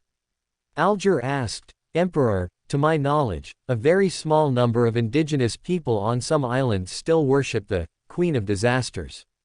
May I ask if the Queen of Disasters still exists?" Hobert replied, "To my knowledge, she also perished after the Elf King's demise. However, her extraordinary characteristic seems to have been preserved in a rather special way and was not completely used again, so her will has been preserved to some extent within a small range." Alger opened his mouth. What a strange state. Klein behind the gray fog couldn't help but think, I didn't expect the ancient gods and subordinate gods of the second epoch to still have an influence even now. Hobert continued, "The blood ancestor Lilith is a true god of the moon pathway, and her subordinate gods include the goddess of beauty Aelernia and the goddess of life." Emlyn exclaimed, "His Majesty Aelernia truly followed the ancestor from the second epoch." Hobert smiled and continued, "And the intelligence I am giving to Mr. Moon is, Lilith's state had some problems before her demise, and furthermore, it is said that her demise was due to a betrayal." Emlyn suddenly stood up. Who betrayed the ancestor?" Hobert thought to himself, it seems that Emlyn's level does not grant him the authority to know these things. Logically speaking, the Blood clan should know some inside information about this. After all, the goddess of beauty only perished in the fourth epoch, giving her enough opportunities to tell her clansmen some secrets of the ancestors' demise. Hobert smiled at the furious Emlyn. "The value of this answer is 3,000 Sul. This piece of information is free, but an explanation requires payment." Emlyn immediately calmed down quite a bit. 3,000 Sul. "Well, when I gather enough money, I will definitely trade with you as soon as possible." Hobert smiled. "No problem."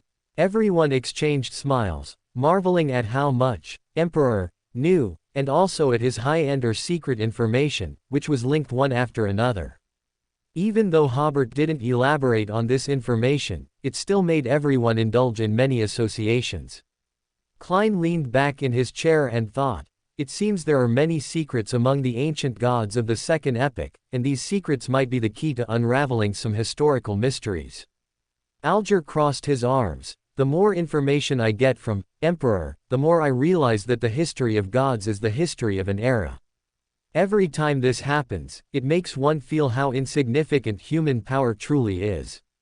Audrey, I really want to know the answer, but I can only wait for now, because this is a question Hobert prepared for Mr. Moon." After a few seconds of silence in the hall, Emlyn seemed to suddenly come to his senses. "That's not right. The ancestor clearly hasn't perished, and some of the Blood clan's adults occasionally receive instructions from the ancestor." He thought to himself, "Didn't I come to the Tarot Club because I received instructions from the ancestor?" This question is also included in that 3,000 Sul. Hobert smiled, "But I can only give you a simple answer, I cannot explain it to you in detail." Emlyn nodded, which meant the ancestor truly had not perished. "Let's continue." Hobert continued, "The Dream Dragon is a true god of the visionary pathway, which is also the spectator pathway. Additionally, he also has extraordinary characteristics of other pathways within him, but what specific pathway it is can no longer be verified. His subordinate gods include the Nightmare Dragon, Asur-Hod, and the Wisdom Dragon, Harabergen. Based on some of our previous transactions, we know that Asur-Hod formed 008 after his demise. And last week we just said that the Wisdom Dragon is the current god of knowledge and wisdom." Only Emlyn was a little surprised. This is the second deity to appear. Could it be that all of the current 7 deities were once subordinate gods of the ancient gods?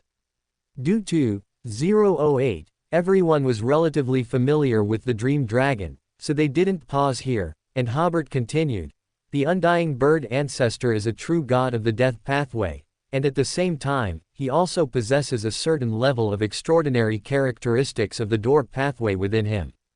Audrey asked, Mr. Emperor, these two pathways don't seem to be adjacent pathways, do they? No, they are not adjacent pathways. Everyone had similar thoughts. No wonder the ancient gods were all insane. It turns out they had two non-adjacent extraordinary characteristics within them. Emperor was right, becoming a god in the second epoch was all about luck. In fact, everyone had already anticipated this, but now there was direct evidence to prove their previous conjecture. The strange king is a true god of the prisoner pathway, Hobert said. Not long ago we mentioned that members of the Rose School are mainly beyonders of this pathway. His subordinate gods include the god of spiritual items Tuorzina and the god of war. Tuorzina belonged to a somewhat unconventional god that no one had heard of, so Hobert did not offer further explanation. The destruction magic wolf is a true god of the sleepless pathway, and at the same time, he also has extraordinary characteristics of the diviner pathway at the angel king level within him, Hobert said. His subordinate gods include the darkness goddess Ammonizes, the god of the undead Salinger, and the god of wishes Qatar. Even Klein, who had been a night watcher, currently did not know the Black Knight goddess's true name. His attention was drawn to another name, so he manipulated the world to ask, Salinger. Is that the later Underworld Emperor? Klein had seen some descriptions of the Underworld Emperor in a previous diary entry, including the Underworld Emperor's true name. Hobert smiled. Yes, he thought to himself, you don't know what you just missed. The crowd was not as surprised as before. After all, this was not the first subordinate god who later ascended to godhood. Finally, Hobert said, the demon monarch Fabuti is a true god of the criminal pathway. Members in Backland should still remember that the perpetrator of the widely publicized serial murder case was a beyander of this pathway. Aside from Emlyn, who had just joined, everyone else had a deep impression of this matter. A certain Mr. Fool, sitting at the head of the table, had even investigated that apostle of desire and ultimately delivered the finishing blow. Everyone savored the answers they had just heard, and for a moment, no one spoke.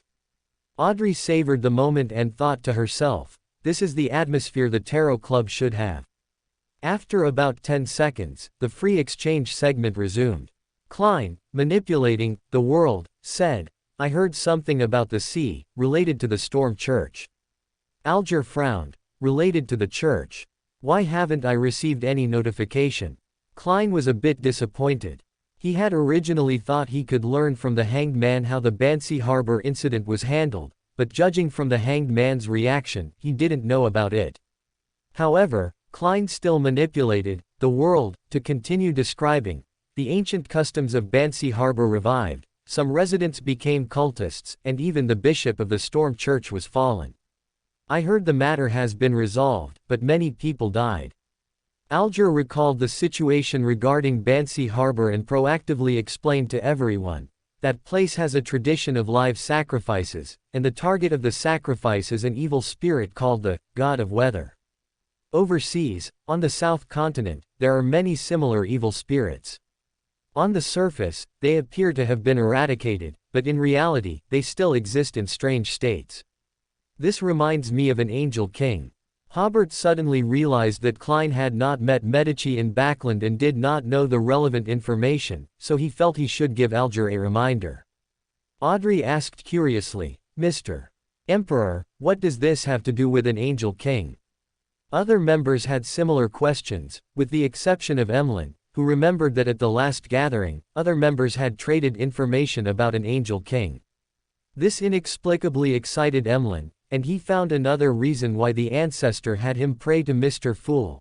Indeed, this is a savior's gathering prepared for the apocalypse, and we are all chosen ones who will gradually face evil existences such as the Angel King, Original Witch, and True Creator. This made Emlyn suddenly have an impulse to initiate a trade with Emperor, to obtain information about an Angel King, but the reality of being penniless mercilessly shattered the fantasy in his mind. Hobert replied, I remember that the descendants of an Angel King lived in Bansi, which is now Bansi Harbor, and that Angel King was the Red Angel Medici, whom we mentioned at our last gathering. Klein was stunned. So the Medici family still has descendants alive, but their power must be relatively weak, only able to hide in such a small port. Alger hadn't expected this matter to involve an Angel King, and he was already considering how to report this news to the church. This would not only accumulate merits for him but also raise the Storm Church's vigilance. "Everyone, I have a question," Emlyn said. "It's like this. Suppose a powerful individual arranges for you to investigate something. You successfully obtain the intelligence, but for certain reasons, you cannot report it to that powerful individual. How, then, can you continue to receive support from them?" All the other members, including Hobert, turned their gaze to Alger. In their minds, Mr. Hanged Man had rich experience in this area. Alger glanced at the moon. "It's simple, but you must bear a certain risk." Emlyn instinctively denied it. "It's not me." "Suppose it is you." The Hanged Man responded with a smile. "You can gradually show some abnormality in your daily life, letting that powerful individual notice your problem. He will have two choices. One is to directly interrogate you, but this could easily sever the lead. The second is to inadvertently offer you help, allowing you to investigate more deeply, and then send people to monitor you. I think the second possibility is the most likely. The risk you need to take is how to not expose the intelligence you want to hide while under surveillance. It could be done this way." Then Emlyn realized he no longer needed to act abnormally. The transaction he mentioned to the blood ancestor regarding the Creator's dependence was already a relatively abnormal action. Because in the blood ancestor's impression, the Creator's sphere of influence should be in the South Continent, yet Emlyn, who usually didn't go out much, met the Creator's dependence in Backland and established contact very precisely. This sounded incredible. Emlyn finally understood. No wonder Lord Nabé seemed very interested in the transaction, but still discussed it for several days before finally confirming the details. It turns out they weren't worried about the Creator's dependence, but rather had concerns about me. Thinking of this, he couldn't help but smile bitterly and said to the Hanged Man, "Thank you for your suggestion."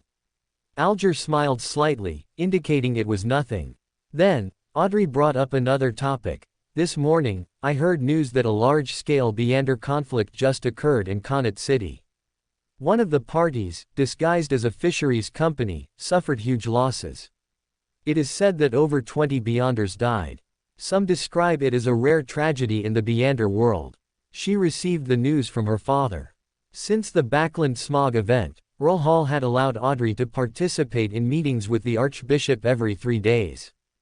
Besides prayers and sermons, the Archbishop would routinely inform important believers like Earl Hall about some extraordinary cases encountered by the Church and some information that could be disclosed within a small scope, to increase important believers' understanding of extraordinary cases and provide references for self-rescue in similar events. The Punishers connected the case in Connaught City with the previous case at the Nicolo shipyard in Backland, and then contacted the Night Watchers to form a joint investigation team. The details of the tragedy in Connaught City were then revealed to the Night Watchers. The Punishers did this not because they found clues about Hobert, but because these two cases were very similar. Many people died. Ordinary Beander cases usually involve only 1 or 2 deaths, at most a few. However, these two cases resulted in 20 deaths each, which was clearly different from other cases. This was actually because when other Sequence 5-level conflicts occurred, the combatants were usually of equal strength, and often it was just a fight without fatalities. If there was a significant disparity in strength, the stronger side would focus on harvesting the enemy's middle sequence Beyonders, ignoring the enemy's low sequence individuals, or, considering their status, wouldn't bother engaging with those low sequence individuals. So, in similar conflicts, low sequence individuals often had a high probability of escaping. But Hobert didn't think that way. In his eyes, those were all walking 300 Sul, or walking 300 plus 600 Sul. Being frugal, he would try to harvest as many as possible if he couldn't acquire the goods, which is why so many people died. Alger guessed, it might be a conflict between Beyonder organizations. Furs suddenly said weakly, I think I know something. Everyone was stunned. Alger and Audrey had just suspected whether it was related to the world, or Emperor, but they never thought it would be connected to the magician, who rarely spoke. Audrey said, Miss Magician, if you have detailed information, could you tell us about it? Furs confirmed, is the case you're referring to happening at Balin Fisheries Company? Audrey nodded, that's right. Then we're talking about the same thing, Furs said. That was an operation I had with 2 companions. Everyone was surprised again, and Hobert quickly feigned surprise as well. Klein, I saw Miss Magician, disguised, at the docks before. Her demeanor didn't seem like someone who enjoyed fighting. Emlyn was somewhat incredulous. Miss Magician looks like a quiet young lady. I didn't expect her to be able to cause such a tragedy with one move. Audrey was also somewhat incredulous. I didn't expect Furs to be capable of such a thing. I wonder if the 2 companions she mentioned include Zio. Furs realized that everyone seemed to have misunderstood something and quickly explained, the ones killed were all from the Judgment Group, an extraordinary organization supported by the Fenaport Kingdom, specifically to cause destruction in the Ruined Kingdom. Before the operation, Hobert had explained all the unethical things the Judgment Group had done to ensure Furs had no psychological burden. The Spiritual Cultivation Society, that appeared in Southern Ruin earlier, was planned and organized by the Judgment Group. This cult not only performed human sacrifices but also sacrificed infants. Furs said. And this was just a conspiracy planned by a deputy leader of the Judgment Group. Many atrocious cases in the Ruined Kingdom were planned by them. They also forcibly made wild Beyonders join them, otherwise, they would turn those Beyonders into extraordinary characteristics. In this operation, all those we killed were Beyonders from the Judgment Group. At most, we killed a few villains who had helped them, and did not kill anyone outside of the Judgment Group. Audrey also felt a sense of shared indignation. These people really deserve to die. Alger's attention, however, was not there. How did you 3 kill over 20 Beyonders? Even 3 middle sequence Beyonders couldn't kill over 20 low sequence individuals. Those people are Beyonders, not stones, wouldn't they run? Furs explained, one of my companions had a very powerful and strange sealed artifact. Alger nodded, this sounded more reasonable. Your companion is a sequence 6 or sequence 5, right? Yes, a sequence 5. That made even more sense. Alger smiled.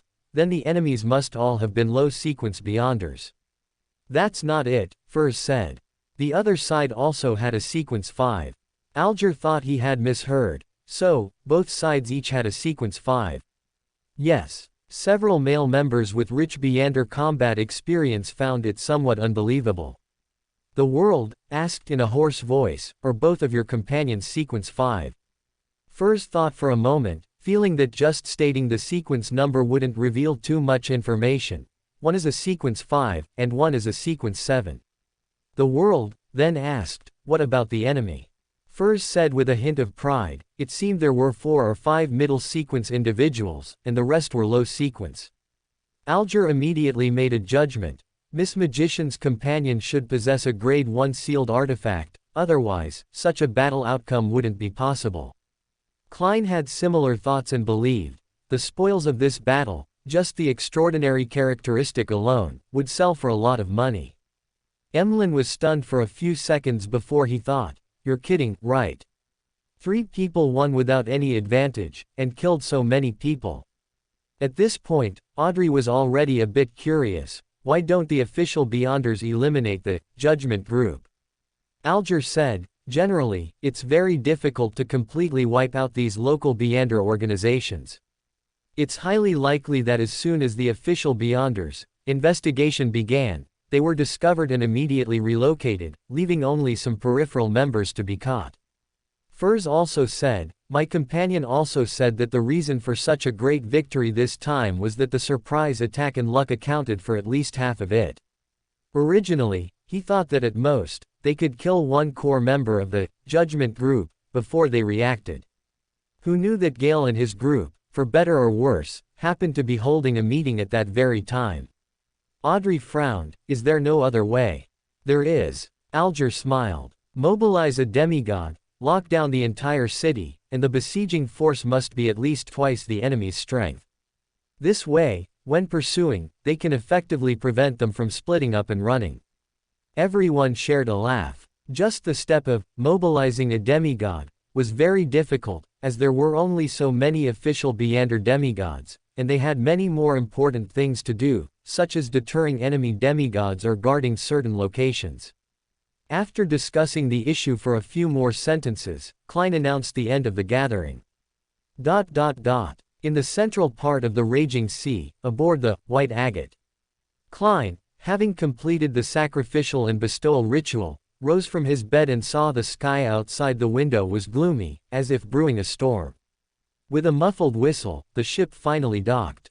Klein pushed open the bedroom door and found that Danitz had thoughtfully packed his luggage in advance.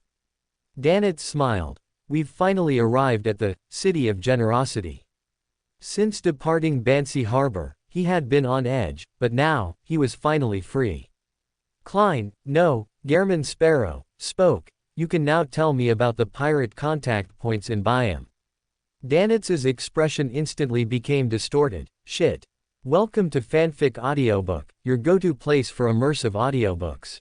If you enjoy the content, don't forget to like the video and subscribe to our channel for more amazing stories. And please support the author by link in description. Hobert barely made or lost money in this gathering, spending 4,000 gold pounds to buy the Faceless Man extraordinary characteristic and selling intelligence for 4,300 gold pounds. Of course, this included 2 extraordinary materials from Little Sun and Emlyn's 1,000 gold pounds potion, so the total immediate income was only 2,800 gold pounds. Thus, Hobert sacrificed 700 gold pounds, which was just enough to pay Klein for the extraordinary characteristic. After a short rest, Hobert used travel to Connaught City and discussed with Apton the matter of the study group sent by the South Continent's dependents. Apton will be responsible for the reception and study arrangements, and the expenses will, of course, be advanced by Hobert in gold pounds. Once the total expenses are calculated, an additional 8 or 9% will be added for reimbursement from the Bach family. Although this is a matter for the dependents, Hobert was busy with preparations and used many of his own channels, so a markup of about 10% is a very fair charge. For this, Hobert first paid Apton 2,000 gold pounds as a fee for the study arrangements, with any excess or deficit to be settled later. Then, he discussed with Apton the custom-made train and carriages. Hobert paid Apton another 2,000 gold pounds as a deposit and modification fee for the train, also with any excess or deficit to be settled later. As for Apton's remuneration for these 2 tasks, there were 2 options. The first was 1/6 of a corrupted baron extraordinary characteristic, and the second was a 600 gold pounds reward. Apton, of course, chose to accumulate extraordinary characteristics.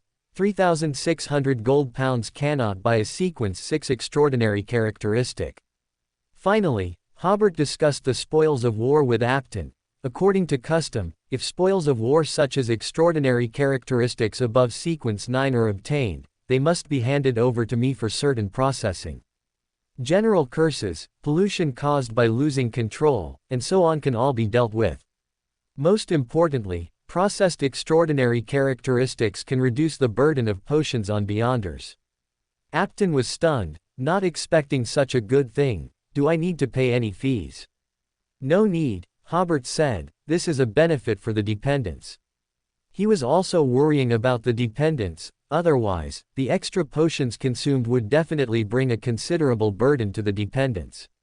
As for the fees, the dependents do not need to worry. As long as the extraordinary characteristics are sent, it is considered that the fee has already been paid.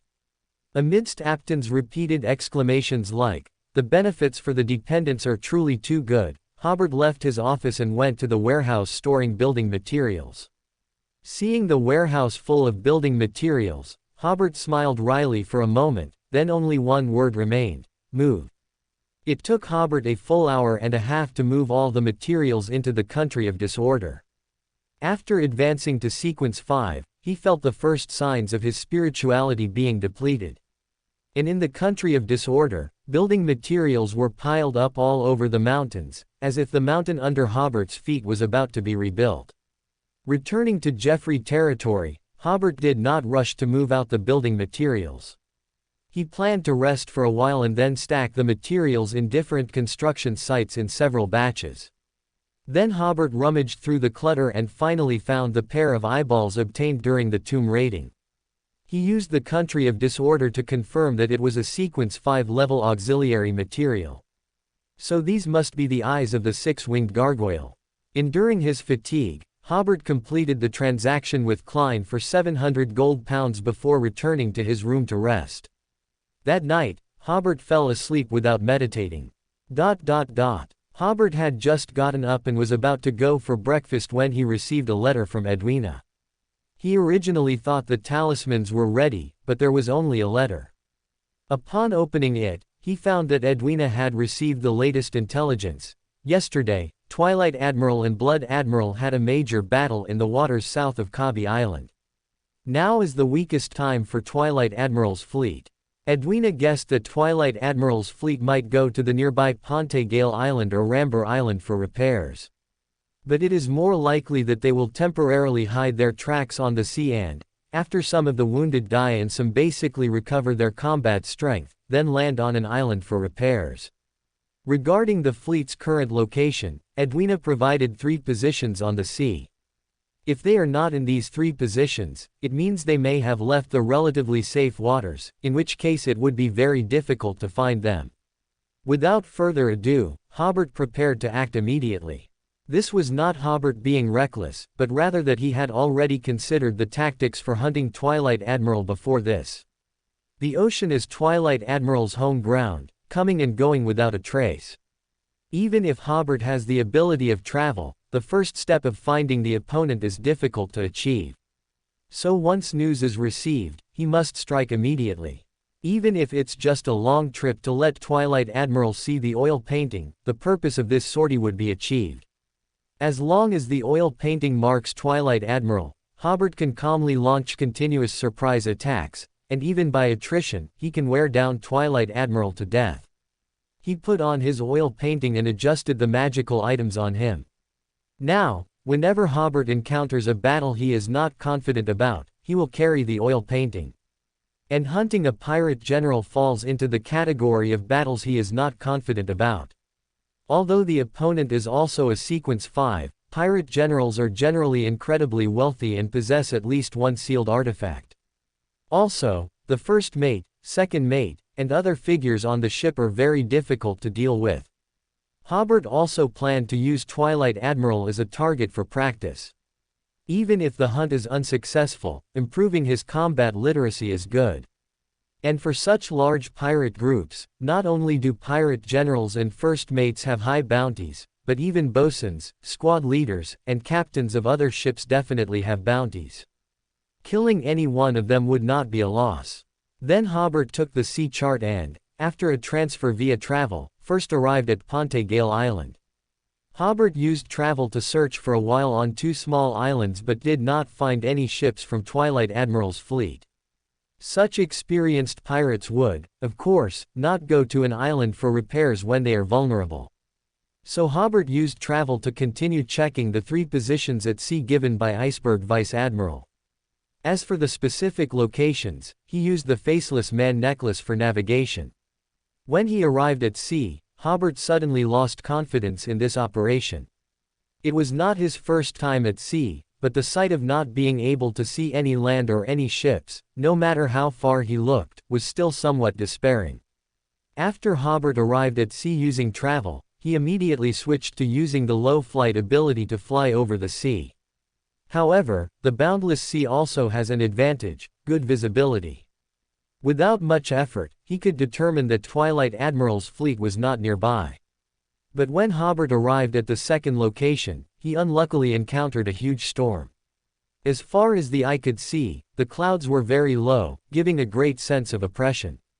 The sea was raging with strong winds and huge waves. In the air, the waves didn't feel very intense, but once on the sea surface, one could feel that the surrounding waves were already as high as small mountains. Flying here felt like flying on a constantly moving ground, giving no sense of security and even a bit of a heart-pounding feeling. Fortunately, he was wearing the ocean pendant, otherwise, such a strong wind would surely blow a person into the sky like a piece of paper. Although the visibility at this location was poor, Hobert vaguely saw lights in the storm. After flying closer and observing for a while, he determined it was a fleet of 8 ships. The flagship alone was 70 to 80 meters long and 11 to 12 meters wide. In Hobert's understanding, a ship of this size was comparable to a warship with a displacement of 3 to 4,000 tons. To be honest, it was somewhat incredible for a wooden ship to reach this length, similar in length and width to a 4-story, 7 to 8 unit residential building. Amidst the pounding of the storm, Hobert made a final check of his equipment and then submerged into the water. Although it was in a storm, Hobert estimated that someone might have already discovered him, so he prepared to launch a surprise attack from underwater. Being in the surging waves, even a Sequence 5 like Hobert felt somewhat heart-pounding. This was the mighty power of nature. He exerted some effort to find the position of the fleet's flagship. From afar, Hobert saw the bottom of the monstrous flagship. For some reason, Hobert had the illusion that it was a living monster, giving him the feeling that it could open its mouth at any time and swallow him whole. The closer he got, the more Hobert felt something was wrong. This ship seemed to have extremely high spirituality, its bottom was dark, and it occasionally wriggled. This made Hobert wonder, flagships of naval general level basically all have certain extraordinary properties. When he arrived near the ship, Hobert saw several people jump into the water. He realized that his presence had been discovered. However, Hobert was not flustered. He moved through the sea as flexibly as a fish. The people who entered the water were not as agile as him, almost chasing him as they swam under the flagship. Hobert drew his knife and carved a hole in the bottom of the ship. He swam into the ship with the seawater. The bottom hold of the ship was very dimly lit, and the water level was not high, only reaching Hobert's thighs. As soon as he surfaced, Hobert smelled a strong scent of blood and saw bodies hanging on the bulkhead. Then he discovered that the hole through which he had just entered the cabin quickly healed, and the water was also drained quickly. The ground was littered with bones, and there were even more bodies. It was clear that they had died tragically, and their flesh and blood seemed to have grown onto the ship's hull. Some of these bodies appeared to have struggled in life, but they still could not escape the darkness of merging with the ship's hull. Just as Hobert was about to use flash to enter the upper deck, his spirituality sensed something, and he looked vigilantly towards the direction of the stairs. Lights and footsteps appeared, but Hobert did not hide. Instead, he went to meet them. A Sequence 5 can also run rampant at sea. Soon, Hobert saw a pirate wearing rusted archipelago-style clothing, carrying a lamp, coming towards him. Hobert was about to act and then perform psychical communication, but the other party spoke first. "Guest, if you haven't had breakfast yet, the captain invites you to join him for breakfast." Hobert put away his knife and smiled slightly. "That would be wonderful. Please lead the way." The deck above was a storage room, with many wine barrels and food, as well as some goats, pigs, and many chickens, ducks, and geese. Of course, there were also some goods. The second deck was where prisoners were held and goods were stored, but Hobert saw that the cages basically held young girls dressed in different regional styles. Some of them had numb expressions, while others were quietly sobbing. The pirate leading the way politely said, "Guest, if you fancy any of the young ladies, you can have her serve you in the dining room." "No need," Hobert said in a displeased tone. "These are pirates, the outlaws people talk about." The third deck was where the crew rested, as well as the lower gun deck. At this time, the ship's gunports were closed, and the cannons were firmly secured, but they still swayed slightly with the rocking of the ship. The cabin was shaking so violently, yet some crew members were still sleeping like dead pigs. The fourth deck had public areas like restaurants, as well as an armory with heavy iron doors, and a large capstan where 7 or 8 people were slowly turning it while shouting slogans, securing the ropes on the ship's hull. Exiting from here led to the stormy deck, where many sailors were busy fighting against the huge storm. The pirate leading the way clutched his hat and walked along the wall, fearing he would be blown away. Hobert saw a huge wave approaching, which had already swallowed the bow of the ship. The entire ship began to tilt significantly to the front left, giving the illusion that it was about to capsize. However, the giant ship beneath his feet still broke through the huge wave and continued to advance through the surging waves. "You bastard fools!" a voice shouted, "turn the rudder left. Go with the direction of the huge wave." The fifth deck, higher than the main deck, had exclusive dining rooms for the captain and first mate and other key members, and even entertainment venues like bars and card rooms. The view here was good, but Hobert found that the amplitude of the swaying seemed to be even greater. In the dining room, 5 people were seated around a table, eating. The leader was a man about 40 years old, with 2 mustaches on his lip, and a frighteningly pale complexion. There were also 7 or 8 young girls, almost naked, moving among them, serving these 5 people. The leader smiled. "Welcome to the Blood Flesh Tree ship. Girls, bring this guest some breakfast." Hobert's mouth slightly opened. "Do you believe me if I say I went to the wrong place?" He immediately felt something was wrong. This was the second time he had gone to the wrong place recently. Last time, he broke into the Judgment Group's meeting room, and this time he ended up on Blood Admiral's Blood Flesh Tree ship. He first thought about whether he was cursed with darkness. "You didn't do this. I helped you sacrifice things from Fabuti to you, and you cursed me with darkness. But now was not the time to think about this." Hobert sat down generously opposite Blood Admiral. "Excuse me, I hope I haven't disturbed your breakfast. I just came to ask for directions." A scruffy, one-eyed man on the left asked, "Directions? Directions to hell. The way to Twilight Admiral's flagship," Hobert said after thanking the young girl who served him breakfast. "I heard from a friend that you just had a conflict with him." Blood Admiral Senior asked, "What do you want with him?" "To hunt him, of course. It's the end of the month, author will try to update more. Please cast your votes for author." Chapter 465, Code Name, 1-102. Ignoring the corpses in the hold and the large number of young girls being held captive, Senior, apart from his sunken eye sockets and pale complexion, seemed like an ordinary middle-aged man. Everyone burst into laughter when they heard Hobert intended to hunt the Twilight Admiral. Senior smiled. "Young man, I know you're strong. I knew it the moment you approached this ship, but this is at sea, and it's not as simple as you imagine." Hobert smiled and said, "All right, since you don't know either, I'll go look again." "Wait a moment." Senior suddenly threw a small glass bottle at Hobert, which contained a small piece of wood. "I just used this to set a trap for Bratov, the Twilight Admiral's name. If you're capable, use it to find Bratov." Similar to the Iceberg Vice Admiral's thinking, Senior was happy to send an opponent to his opponent. Hobert glanced seriously at the glass bottle. It must have been a piece of wood pried from the ship. "Thank you. No need to thank me, I'm always so helpful," Senior said seriously, while his subordinates seemed to be trying to hold back their laughter. He paused and then added, "Also, this breakfast costs £3,000. You can leave after paying the meal fee." Finally, he thoughtfully added, "If you don't have that much money, you can also pay with equivalent items." Hobert looked at the breakfast in front of him. "I haven't eaten a single bite." "Young man, one must be reasonable," Senior said. "Although you haven't eaten, you didn't refuse when I served you breakfast, did you?" Seniore's subordinates finally burst out laughing. Blood Admiral laughed coldly. "Let me introduce you. This is the ship's first mate Caesar. Like you, he is also a Sequence 5. To your left is Clarinet, the third mate of the flagship, Oled, the battle captain, and Bird, the third captain."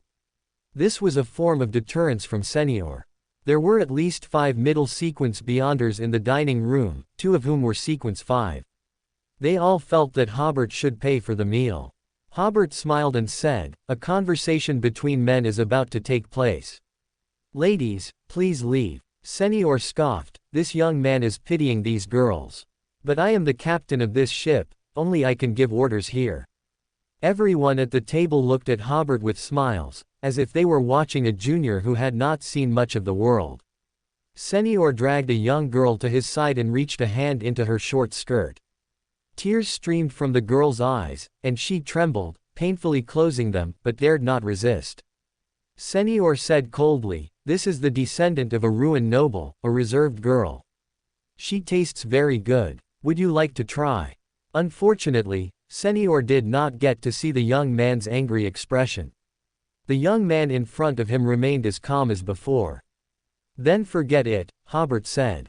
I'll show you something. Hobert, who had been preparing, suddenly flipped the oil painting to the front. Senior and the others were also tensing up and preparing, but none of them expected that the first thing Hobert did was to block his own vision with the oil painting. Their spirituality told them that this oil painting was very dangerous and they should quickly turn their heads away. But for some reason, there seemed to be a huge gravitational pull that made their eyes involuntarily glance at it. Finally, the few people in front of him had to exclaim in panic, "What a wonderful scenery!" Senior was also curious. Didn't this young man ask those girls to leave to avoid accidentally harming them? Why did he still launch an extraordinary attack? Immediately after, the monster from the oil painting appeared on the dining table, but before it could unleash its curse, Senior let out a soul-piercing shriek. Puff! The monster deflated like a punctured ball and instantly vanished without a trace. At this time, First Mate Caesar and the others' extraordinary attacks were all blocked by Hobert with the oil painting. At the same time, he lifted the seal on, 1-102. This sealed artifact is more suitable for use on relatively powerful enemies. Its ability is, it can summon monsters from the mirror world that desire to obtain appearance. These monsters will try every means to devour enemies so that they can obtain the enemy's appearance and become more powerful in the mirror world. A maximum of 4 monsters can be summoned, but the summoning process and the type of monster summoned cannot be controlled by the holder. The negative effect is, this item opens the mirror world, and the creatures within it all desire to possess their own appearance. Therefore, they will try to devour people in the real world and acquire their appearance whenever they have a chance. If the holder does not want to die horribly, do not look in a mirror within 1 day, stay away from any glass products as much as possible, and try to leave anything that can reflect light. The mirror world, once opened, will only disappear after 1 day. It cannot be confirmed what kind of monster will be summoned. It might find the enemy's appearance too ugly and want to take the holder's appearance. In that case, it would be equivalent to summoning an enemy. It might also summon monsters that attack indiscriminately. After lifting the seal on, 1-102, the wooden puppet in Hobert's hand began to shake its head from side to side. Da. It shook faster and faster, and the amplitude of its shaking grew larger. It raised a hand, and a pane of glass on the dining room window lost all its color, turning deep gray. The other side of the glass was another world, an evil world, and now the two worlds were separated only by a thin gray membrane. A humanoid shadow appeared within the gray membrane. The shadow's face was unclear, but everyone in the room could feel it looking out with evil eyes. The battle captain named Oled accidentally glanced at the monster, then suddenly stood ramrod straight, and began to walk with stiff steps towards the window. Oled quickly reined in his spirituality and attention. Before he could contend with the evil monster for control of his body, one of his legs stepped out and retracted, then stepped out again, and retracted again. It was like he was performing a very awkward dance. The others ignored Oled. They all knew this was the ability of the sealed artifact on Hobert, so they all attacked Hobert together. But the more people there were, the more maneuverable Hobert's ability became, weakening. This skill always led the charge without fail. Senior and the others didn't care, because even if they were weakening, their combined strength was still stronger than Hobert's. Abyssal shackles. First Mate Caesar, at the very back of the group, prepared to control Hobert. A set of dark, solid shackles appeared out of thin air in the dining room. Theoretically, these shackles should have appeared on Hobert's feet or body, but strangely, they flew around Hobert without ever latching onto him. That was because Hobert held the oil painting in front of him, and anything related to the abyss dared not approach that oil painting. At the same time, Signore's ice arrow and third mate clarinet's frost whirlwind had already reached Hobert. Their attacks caused the temperature in the dining room to plummet. If one accidentally touched the frost whirlwind, their flesh would immediately stiffen. And even if one didn't touch the ice arrow, merely being close enough would cause their flesh to stiffen. The latter was an upgraded version of the former. Distortion. These two frost attacks were distorted in direction by Hobert, smashing towards third Captain Bird, who was attacking Hobert with a knife. Bird dodged nimbly, and his offensive was also neutralized. Hobert withstood the second round of attacks from Signore's men. The puppet in his hand raised its other hand. A glass that hadn't been knocked over on the dining table lost all its color, suddenly turning dark gray. A blurry black shadow appeared inside, and slippery tentacles stretched out from it, coiling towards Caesar, who was closest to it. Caesar immediately threw a small glass bottle at the tentacles. Snap! The glass bottle was shattered by the tentacles, and the dark red liquid inside splattered onto them. A sizzling, corrosive sound could be heard. The tentacles shook violently, but they still couldn't shake off the potion, unable to stop the momentum of the tentacles being rapidly corroded. Caesar was about to continue attacking Hobert, but the tentacles suddenly retracted, and then antennae, clearly with exoskeletons and inverted sharp spines, emerged from the wine glass. They looked very sharp. Each antenna was as thick as an arm, and a dozen or so stretched out at once, making the cup on the dining table look very small. However, incredibly, these antennae emerged from a tiny cup. They were very thin when they first emerged, but suddenly thickened after leaving the cup for a distance. Crimson moonlight appeared around Caesar. Under the moonlight, he would become more agile, more spiritually abundant, and more powerful.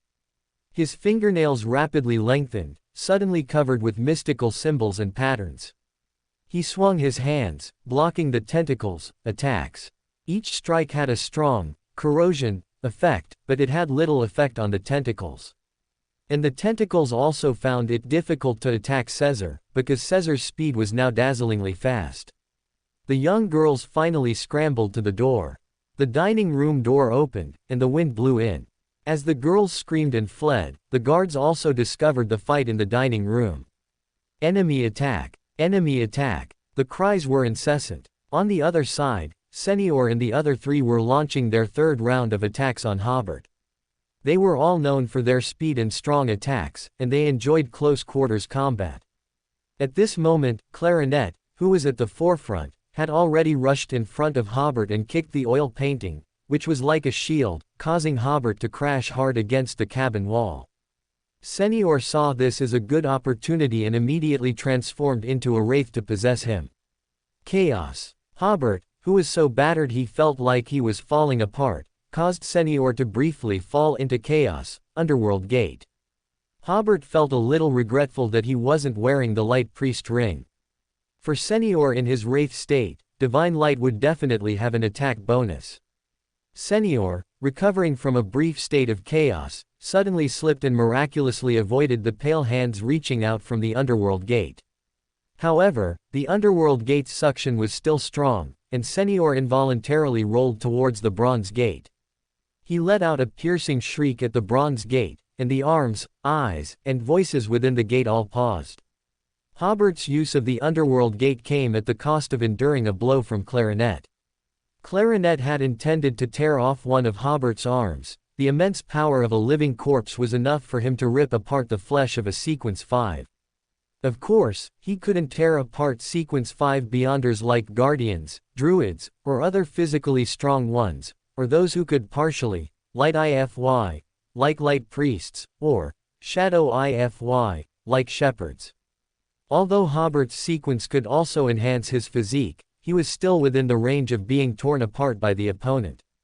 However, Hobert had the blessing of the living corpse spoon, making it difficult for the opponent to succeed. Clarinet instead slammed Hobert hard onto the ground. The restaurant floor, of unknown construction, showed no damage, but Hobert was thoroughly disoriented. At this moment, the puppet, shaking its head, lifted a leg, and a metal plate on the ground suddenly lost all its luster, turning gray. A cloud of ash-like dust floated out from it. This layer of dust formed a gray mist above everyone's heads, rolling and churning as if alive. Everyone, including Hobert, immediately felt their spirituality rapidly draining away.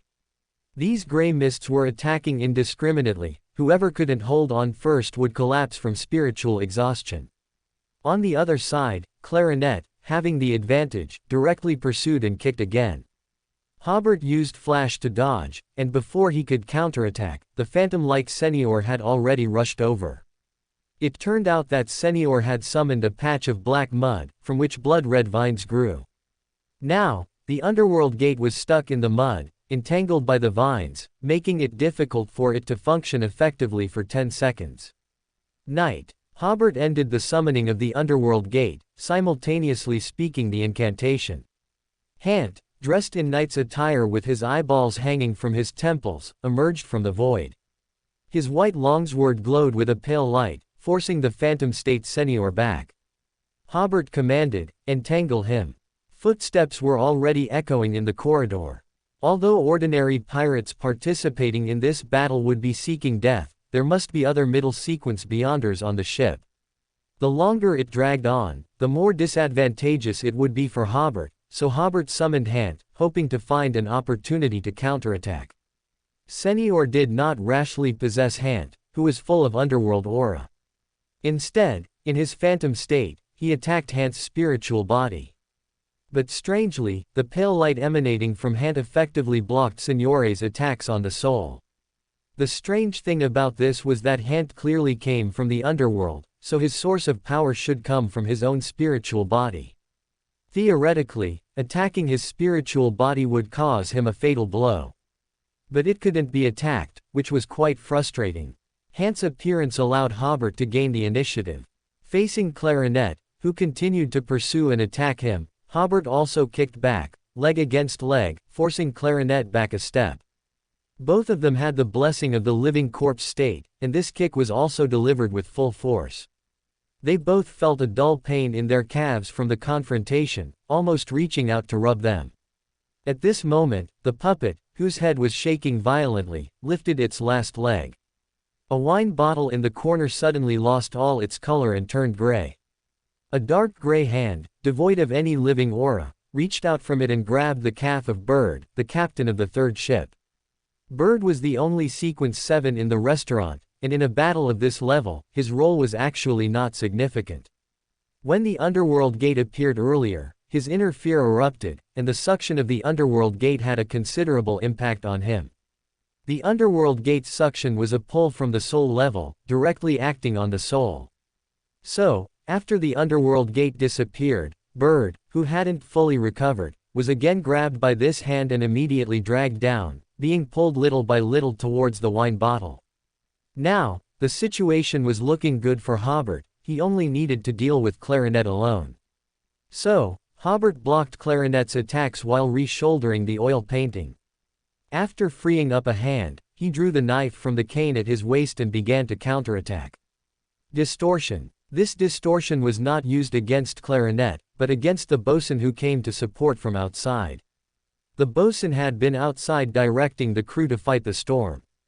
After receiving the alarm of an enemy attack, he immediately came to support. He was a wind blessed. He put on his gauntlets and was about to rush in to punch Hobert, but when he rushed to the restaurant door, Hobert turned his thought of supporting the captain into supporting the captain's woman. So the bosun looked at the several girls huddled in the corner of the corridor, shivering from the earlier frost. "Get them some clothes. Idiots." As he spoke, the bosun took off his already soaked shirt, preparing to drape it over one of the girls, but he hesitated for a moment. "Damn it, who can tell me which one is the captain's woman?" At this moment in the restaurant, Hobert had already used his knife to corner Clarinet.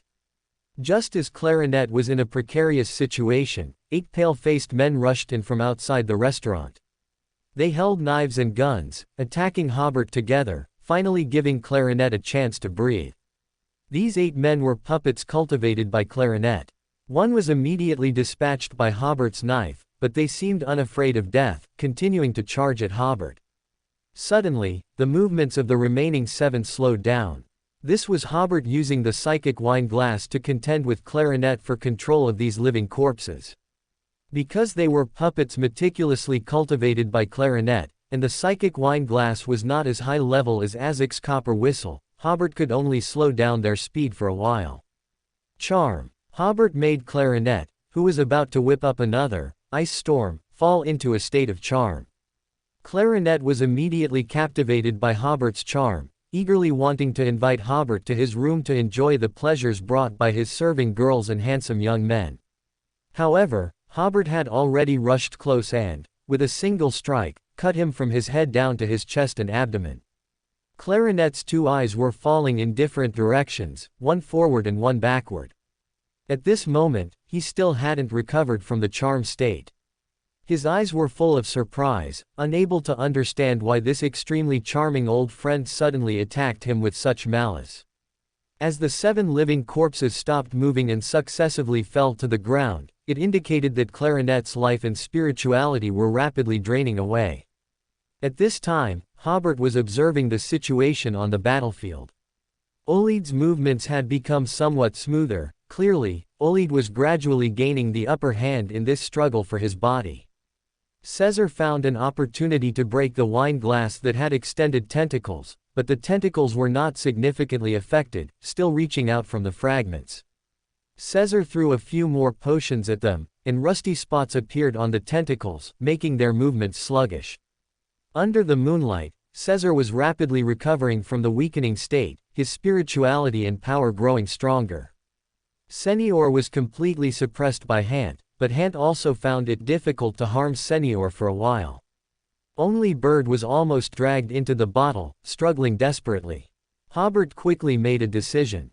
He used Flash to appear beside Bird, first stabbing the opponent's chest, then cutting off the grabbed leg. Then, dragging the half-dead Bird, he used Flash again to return and grab the not-yet-dead Clarinet, and used Travel to leave here. But as the space before him became illusory, a sneering middle-aged man emerged from it first. His eyes were sunken, his face pale, and he had a black mustache.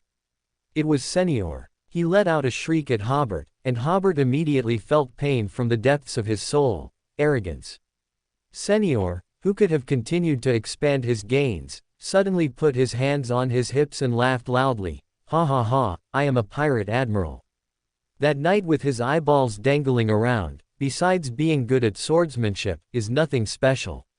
And this kid with the oil painting behind his back actually fantasizes about leaving with Travel. What a joke, the spirit world is like my backyard. As long as he uses Travel on this ship, I can block him. Just as he was speaking triumphantly, a tentacle from Caesar's side suddenly lashed out, sending Senior flying. This didn't cause him much harm. On the contrary, if he hadn't flown out, he would have been pierced through the heart by the pursuing Hant. Hant's sword was not an ordinary weapon. If it pierced the chest, it would cause immense damage to a wraith. We'll regroup later. Hobert shouted at Hant, dragging the 2 half-dead spoils of war and running out. Corrosion. He had been brewing it for a long time, and immediately the pirates who came to support from outside the restaurant were affected by corrosion. Hobert seized the opportunity to rush out onto the stormy deck. The bosun, who had recovered from the distortion state, shouted, "Surround him. He doesn't dare enter the spirit world, he can't escape." Skinny horse. Hobert shouted a Hermes word, and a huge, winged skeleton horse emerged from the void. Hobert jumped onto the horse's back, and the skeleton horse carried him away from the blood-flesh tree. One more chapter, still asking for monthly votes. This skeleton horse was named Maximilian, and it was another contracted entity of Hobert's psychic wine glass. This was the first time Hobert had summoned it. The reason he had to summon it was because Hobert wasn't a true wind-blessed after all. His low flight ability couldn't carry 2 trophies. Moreover, the opponent's bosun had already chased them out, and he was a true wind-blessed. The ghost horse's skeletal wings spread, measuring 4 to 5 meters wide. Without needing a running start, It directly carried Hobert and the two trophies into the air. Hobert laughed loudly. You thought I couldn't escape just because I couldn't enter the spirit world. The bosun ran with large strides, a storm swirling around him, lifting him into the air to continue pursuing Hobert.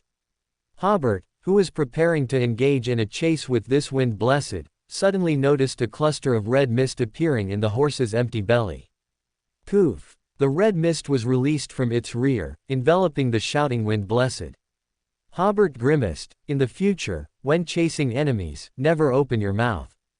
Who knows what kind of farts the enemy will release? Then he realized, horse, this isn't your weird ability, is it? Hobert remembered that his requirements at the time were to be able to fly and possess a strange ability. Maximilian proudly raised his head, as if to let out a neigh, but probably due to the absence of vocal cords, he gave up. Hobert thought to himself, it's just a fart, what's there to be so proud of? However, Hobert soon discovered that the storm dispersed the red mist, and red flames were burning on the boatswain's body. The storm did not extinguish the flames. The bosun jumped into the sea, but the red flames still did not immediately die out. By this time, Hobert had flown away from the blood-flesh tree, and he suddenly realized that this ghost horse could definitely play a huge role in naval battles. In an era without anti-aircraft weapons, any aerial force at sea possessed a huge advantage. After putting some distance between himself and the blood-flesh tree, Hobert finally used travel. The space in front of him became illusory, and this time Blood Admiral was not blocking his way. Hobert used travel to reach the nearby Ponte Gale Island, where dark clouds hung heavy, as if a huge storm was about to break. Hobert hid in a corner of the jungle, first recovering his state, then swiftly dispatched Bird, who hadn't quite died yet, while Clarinet had already passed away. The ghost horse stood by, quietly watching Hobert accelerate the extraction of the extraordinary characteristic, waiting to share the spoils. Hant stepped out of the void, also waiting nearby to share the spoils. This time, Hobert only obtained 2 extraordinary characteristics. I summoned Hant first, so he gets to choose first. The ghost horse lowered its head, as if nodding. Hant took the living corpse extraordinary characteristic, while the ghost horse carried away Bird's extraordinary characteristic. If it were in the past, Hobert would have gotten nothing. But this time was different. Hobert prayed to the fool, contacted Alger, and handed over the 2 corpses for Alger to handle. Upon seeing the 2 corpses, Alger exclaimed, these are Iron Hand, Clarinet and Bloody Butcher, Bird. Hobert hummed, that's right. How much is the bounty for each of them? 5,500 gold pounds and 3,900 gold pounds, Alger replied. Where did you hunt them? On the blood-flesh tree, Hobert said. He hadn't expected his hunt to earn him 9,400 gold pounds. The raging sea truly had walking gold pounds everywhere. Alger thought he had misheard. The blood-flesh tree. Wasn't that Blood Admiral's flagship? Hobert didn't pay much attention. Let's split the earnings according to the old rules. With that, he stepped into the spirit world and left using travel. Alger stared at the corpses for a few seconds before realizing he had to hand them over to the governor's mansion before news of the blood-flesh tree attack spread, to avoid being noticed for helping process bounties, and thus being targeted by Blood Admiral. Fenaport Kingdom, Jeffrey Territory. Hobert emerged from his room, as if he had just woken up. He ordered Alan outside the door, go to the dining room and bring breakfast to my room. The tableware must be wooden bowls or plates, no metal or glass tableware. He then told Dennis, go find some glue and cover all the glass on the windows and doors with a layer of paper. In this courtyard, anything reflective must be covered with paper. Although Alan and Dennis found these orders a bit strange, they carried them out without question. After breakfast, Hobert wrote a letter to Iceberg Vice Admiral, briefly describing the process and outcome of the hunt, and promised her 2,000 gold pounds as payment for providing the information. Then he entered the hall of the oil painting again, smashing the wooden statues of the girls he had seen in the dining room earlier. As for the wooden statues of Senior and others, he naturally kept them intact for them. After the letter was sent, the Lord's Manor welcomed a special guest, Dophus. With the wedding just over 10 days away, Dophus had been sent by Christine to arrange the wedding venue and relevant matters. Along with Dophus came over 100 servants and wedding planners. Hobert first had Alan arrange accommodation for these people and then inquired about the recent situation of his parents from Dophus. So, for the entire day, Hobert discussed wedding details with Dophus. He hadn't expected a noble wedding, even a baron's wedding, to be so complicated. And on the wedding day, in addition to Christine, 3 earls, 7 viscounts, and more than a dozen barons would come to offer congratulations. Dozens of merchants involved in firearms and military supplies would also attend. Ensuring the proper reception of these individuals was another key focus of the wedding. Hobert pondered that although many nobles and wealthy merchants would attend the wedding, the reputation of Geoffrey territory would only spread within a small circle, which was far from enough. As Hobert pondered, it was already past 7 in the evening, but he still had no way to expand his influence, so he could only prepare for the transaction with the vampires first. Hobert entered the country of disorder, brought all the extraordinary characteristics to be sold tonight into the real world, and placed them into small wooden boxes that had been prepared in advance. Then, he put all the small wooden boxes into a large chest. At 7:50, Hobert put on his mask and sprayed some perfume. The perfume bottle had also been covered with paper in advance. Carrying the briefcase, Hobert used travel to arrive at Rose Street in Backland. Emlyn was already waiting there. He was slightly startled when he saw Hobert's mask, because the betrayer had also worn the same mask. Could the betrayer also be a blessed of the Creator? He was about to discern the scent of the person in front of him, but suddenly pinched his nose. How much perfume did you spray? Hobert, who never wore perfume, suddenly sprayed it tonight precisely to disable Emlyn's sense of smell. Otherwise, this guy's nose was even more sensitive than a dog's, and he could determine that the person in front of him was the betrayer in minutes. Hobert smiled. It's a personal hobby of mine. Emlyn fanned his nose. Come with me. He pointed to the tallest building nearby. That's the Harvest Church. Then he pointed to the opposite side of the Harvest Church. That's a clothing store, but I rented it for one night for 5 gold pounds. We can conduct the transaction inside. The owner of the clothing store, who received the money, was overjoyed. This was equivalent to a week and a half of his income. And knowing that Emlyn was a divine servant of the Harvest Church, he didn't have to worry about the other party stealing his goods. Hobert smiled. Once the transaction is complete, you will have received a reward equivalent to 500 gold pounds. Please go in first and put away the mirrors, otherwise this transaction will definitely be interrupted unexpectedly. Emlyn found the request a bit strange, but still complied. After being informed that all the mirrors were put away, Hobert entered the clothing store. 2 viscounts, one standing and one sitting, were in the store. After Hobert entered, they scrutinized him, while simultaneously frowning at the strong scent of perfume emanating from him. Emlyn introduced, this is Viscount Ounds, and this is Viscount Evan. Then he introduced Hobert to the 2 viscounts. This is a blessed of the Creator whom I met by chance at a gathering. The 3 sequence 5s nodded briefly, acknowledging each other.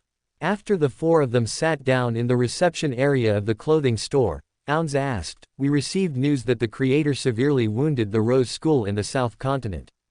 Hobert smiled. That's already old news from last year. Ounds smiled and asked again, did you participate in that battle? No, I'm just a small soldier, Hobert smiled. A small soldier responsible for fencing stolen goods. At this moment, Evan suddenly said, your accent sounds like a pure Backland one. Yes, my teacher was a gentleman from Backland, Hobert responded with a smile to their probing. After a few sentences, Ounds and Evan realized they couldn't get any information from Hobert. Ounds placed the box next to him on the coffee table. All right, let's begin the transaction. Hobert also took out his briefcase and placed it on the coffee table. To his surprise, Ounds and Evan did not haggle. But then he understood. Proud vampires never bargain. The transaction went very smoothly. Since Hobert was a blessed of the Creator, the vampires wouldn't do anything to him. And Hobert didn't plan on making this a one-time business, believing the vampires to be potential allies, so he naturally wouldn't tamper with the transaction. This time, a total of 7 inches vampire, extraordinary characteristics, 2, potion professor, extraordinary characteristics, and 1-inch crimson scholar, extraordinary characteristic were sold. According to the previous quotes, they were 2,000 gold pounds, 4,500 gold pounds, and 10,000 gold pounds respectively. In fact, Hobert's bottom lines were 1,600 gold pounds, 4,200 gold pounds, and 9,500 gold pounds. Since the other party didn't bargain, he certainly wouldn't lower his price himself. Hobert counted for a long time and finally figured it out. It was a total of 33,000 gold pounds. With the goods and money settled, the atmosphere became much more relaxed. Ounds smiled, "I hope our transactions can continue in the future. The vampires, with their long history, have enough wealth to buy all the extraordinary characteristics of original moon believers you possess." Hobert glanced at Emlyn from the corner of his eye. This guy also raised his chin. Do all vampires like to emphasize long history and abundant wealth? In Hobert's opinion, it seemed like they were saying, "I have a vault, I have antiques, and I have extraordinary characteristics on me. Come and get them." Lost in thought, Hobert smiled. "This time I felt your sincerity. I will give you some discounts in our next transaction." Ounds didn't seem to care much about these discounts. "I was wondering, if possible, could we establish a mechanism for smooth communication? In fact, when it comes to dealing with the Rose School, we are natural allies." Hobert nodded. "That's fine. If anything happens, I will contact Mr. Emlyn here. He also knows which gatherings I frequently attend and can find me." Ounds and Evan exchanged glances. They could, of course, tell that Hobert's meaning was, among the vampires, he only trusted Emlyn. After the transaction, Hobert left with the money box. Ounds and Evan also hurried back to report, while Emlyn stayed behind to spray relevant potions to cover their tracks. Fenaport Kingdom, Jeffrey Territory. Hobert used travel to return to his room and sacrificed the large box of gold pounds to the country of disorder. Sitting on the Iron Throne, looking at the huge pile of gold pounds, a smile crept onto Hobert's face. He now had over 50,000 gold pounds in cash alone, enough for the third payment. As for the first batch of building materials, Hobert had already transported many of them to the construction sites in the territory. Tonight, the main task was to scatter the railway materials along the route. The problem of transporting materials, which had been a headache for Skora, was thus solved by the Creator. As for the other building materials, that could wait until tomorrow. Finally, Hobert glanced at the pool in front of him. Recently, many new stars had appeared, all members of the Bach family. If he encountered members whose own condition was not good and who prayed to be free from the loss of control state, Hobert would conveniently restore the order between their extraordinary characteristic and themselves, temporarily freeing them from the darkness of losing control. Just as he was about to leave the country of disorder, Hobert suddenly thought that if the princess of the Fenaport Kingdom came to his wedding and praised Jeffrey Territory a few times, that should be explosive enough. Hobert looked at the star representing Ethel and realized he could certainly extend an invitation as a blessed of the Creator. But Hobert didn't act immediately, he wanted to think it over more. Ruined Kingdom, Connaught City. Late at night, an old man with a sinister face sneered at Balin Fisheries Company. The next second, he transformed into a phantom, evading the police guarding the place, and arrived at the meeting room on the second floor. The old man snapped his fingers, and a dark flame ignited. He saw the words on the wall, "I found you, he. The flame flickered and died, and the old man sneered, "What arrogant words." Then, as if realizing something, he looked towards the office. In the darkness, a graceful figure emerged from the office. "It's a pity, Gale had such a great physique, to die like that. There isn't a single useful man left in the judgment group." The old man sneered, "You can go to the Forsake Empire and find the War God Church's bishop, if he doesn't just arrest you after sleeping with you." The graceful figure laughed back, "Old men no longer understand such pleasures, do they?" These were the other two vice leaders of the judgment group, Stephen and Sandra. Stephen didn't continue the topic, but asked, "Have you found any clues?" Sandra shook her head. "Even if there were clues, they would have been taken away by the Punishers." "Still can't divine anything, huh?" "Yes, it seems it's the same enemy we encountered in Backland." Stephen frowned. "Strange, when did we make such an enemy?" Sandra, of course, couldn't answer that question. "No matter what, this is the biggest crisis the judgment group has faced since its establishment. Nothing else, just asking for monthly votes." Finapot Kingdom, Jeffrey Territory. Hobert, who had just finished teaching Freya words, suddenly remembered a very important matter. He returned to his room, set up a simple altar, and then recited the honorific name of Black Night Goddess. Black Night Goddess, more exalted than the starry sky, more ancient than eternity, you are the Scarlet Dominance, Mother of Secrets, Empress of Darkness and Terror, Lord of Slumber and Silence. Your devout believer implores your gaze. I implore you to help me eliminate darkness. A surging power of tranquility descended. Although the sun was shining brightly outside, the room was as quiet as deep night. A lacquered wax stick, roughly the thickness of a finger and about half the length of a candle, suddenly floated from near the altar onto it. It softened, and a few seconds later, turned into red liquid. The liquid formed letters, which eventually composed a sentence, "That is darkness, but it is a reward for you. Such darkness will occur one more time." Then, the tranquil power disappeared, which made Hobert feel as if the other party has gone offline. He pondered for a moment, and it seemed to be the case. He had entered the wrong room twice, but both times he had gained considerable rewards. The first time, he had basically cornered Gale and his subordinates in a conference room. The second time, although he didn't find Twilight Admiral, he managed to get Blood Admiral marked by the oil painting. And he also obtained a clue possibly related to Twilight Admiral, but this clue was provided by Blood Admiral, so it needed to be disinfected in the country of disorder before being used. Well, let's just consider it a reward. Although both battles were quite dangerous, his gains were not small. Hobert also thought that in the future, when praying to Black Night Goddess, he should prepare a bowl of fine sand next to the altar, so she wouldn't have to search for things to communicate when she wanted to. After tidying up the altar, Hobert received a letter from Iceberg Vice Admiral. Edwina first apologized for her misjudgment and encouraged Hobert not to be discouraged. She would continue to monitor Twilight Admiral's whereabouts and notify Hobert as soon as she had any news. Hobert felt that Edwina's tone was very much like a teacher encouraging a student who had just experienced a setback, which made him a little unsure of his own position.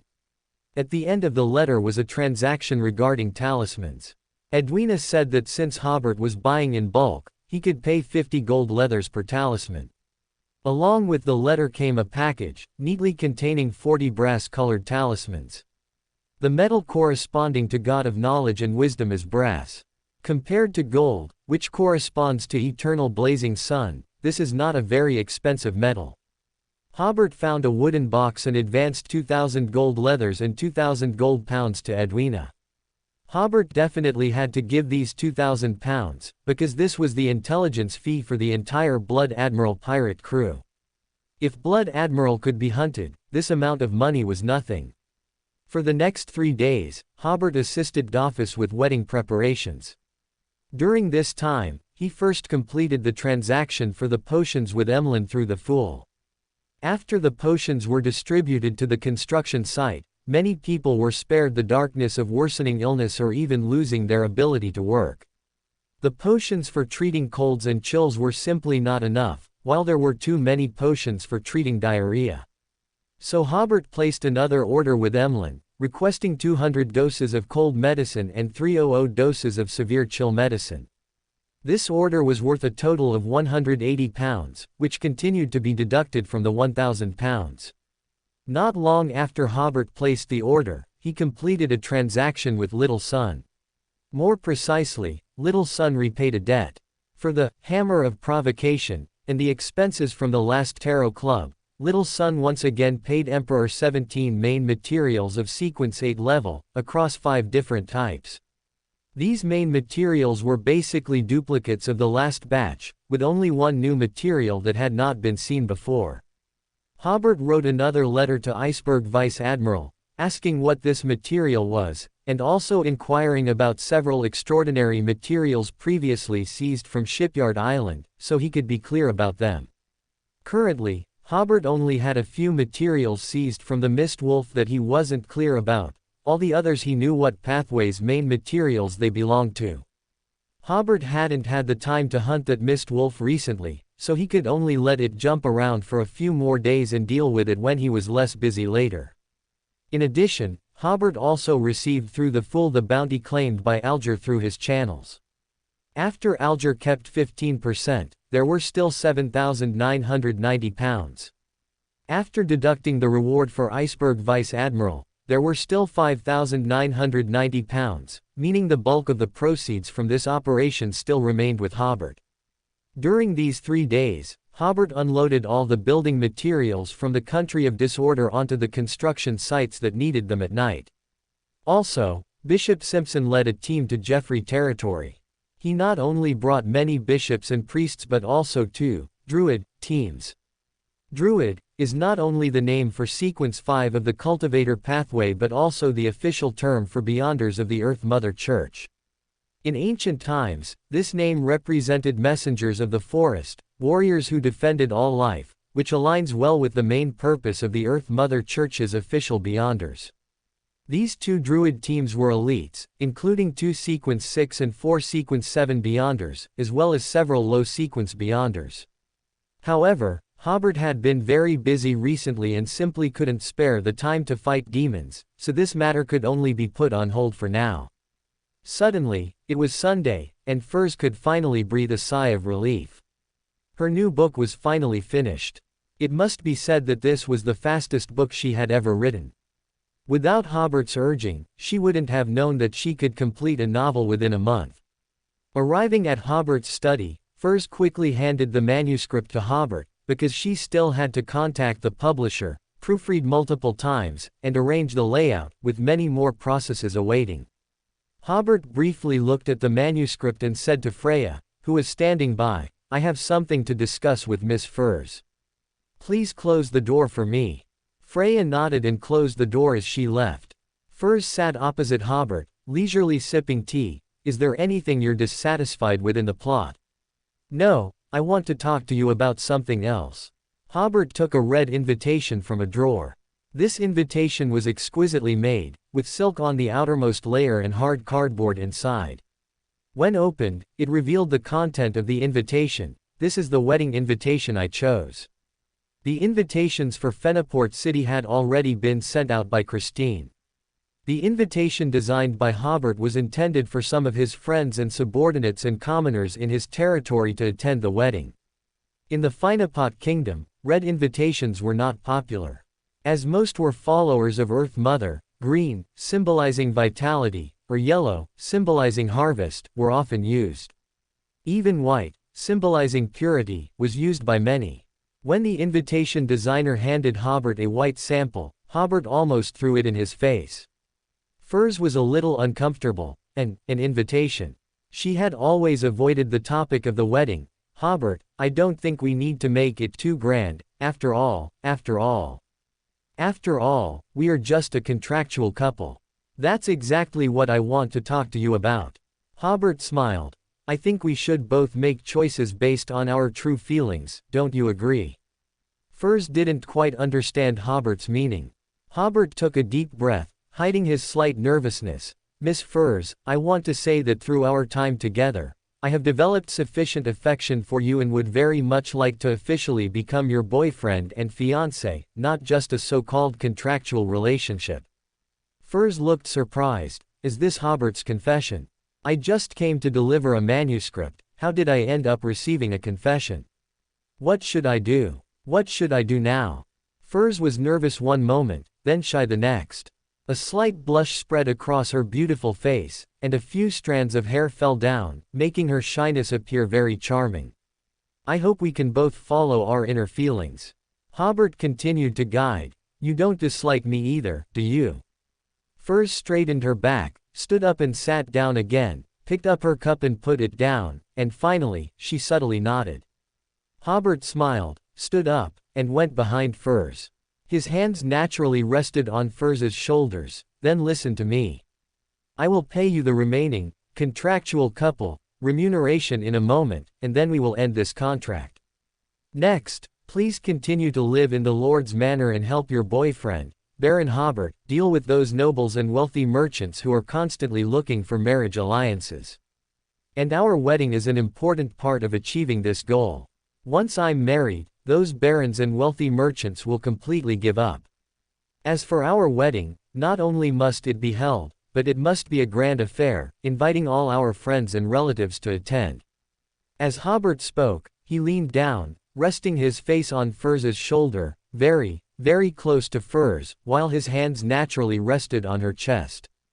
At first, Furs was somewhat uncomfortable with such intimate gestures, but she didn't shy away or push Hobert away, as they had already shared many intimate moments.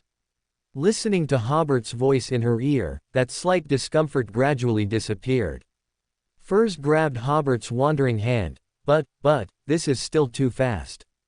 We only confirmed our relationship today, and we're getting married in half a month. I just feel like I can't quite accept it.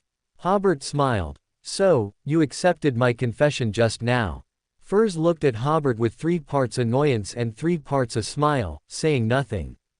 Everything was understood without words.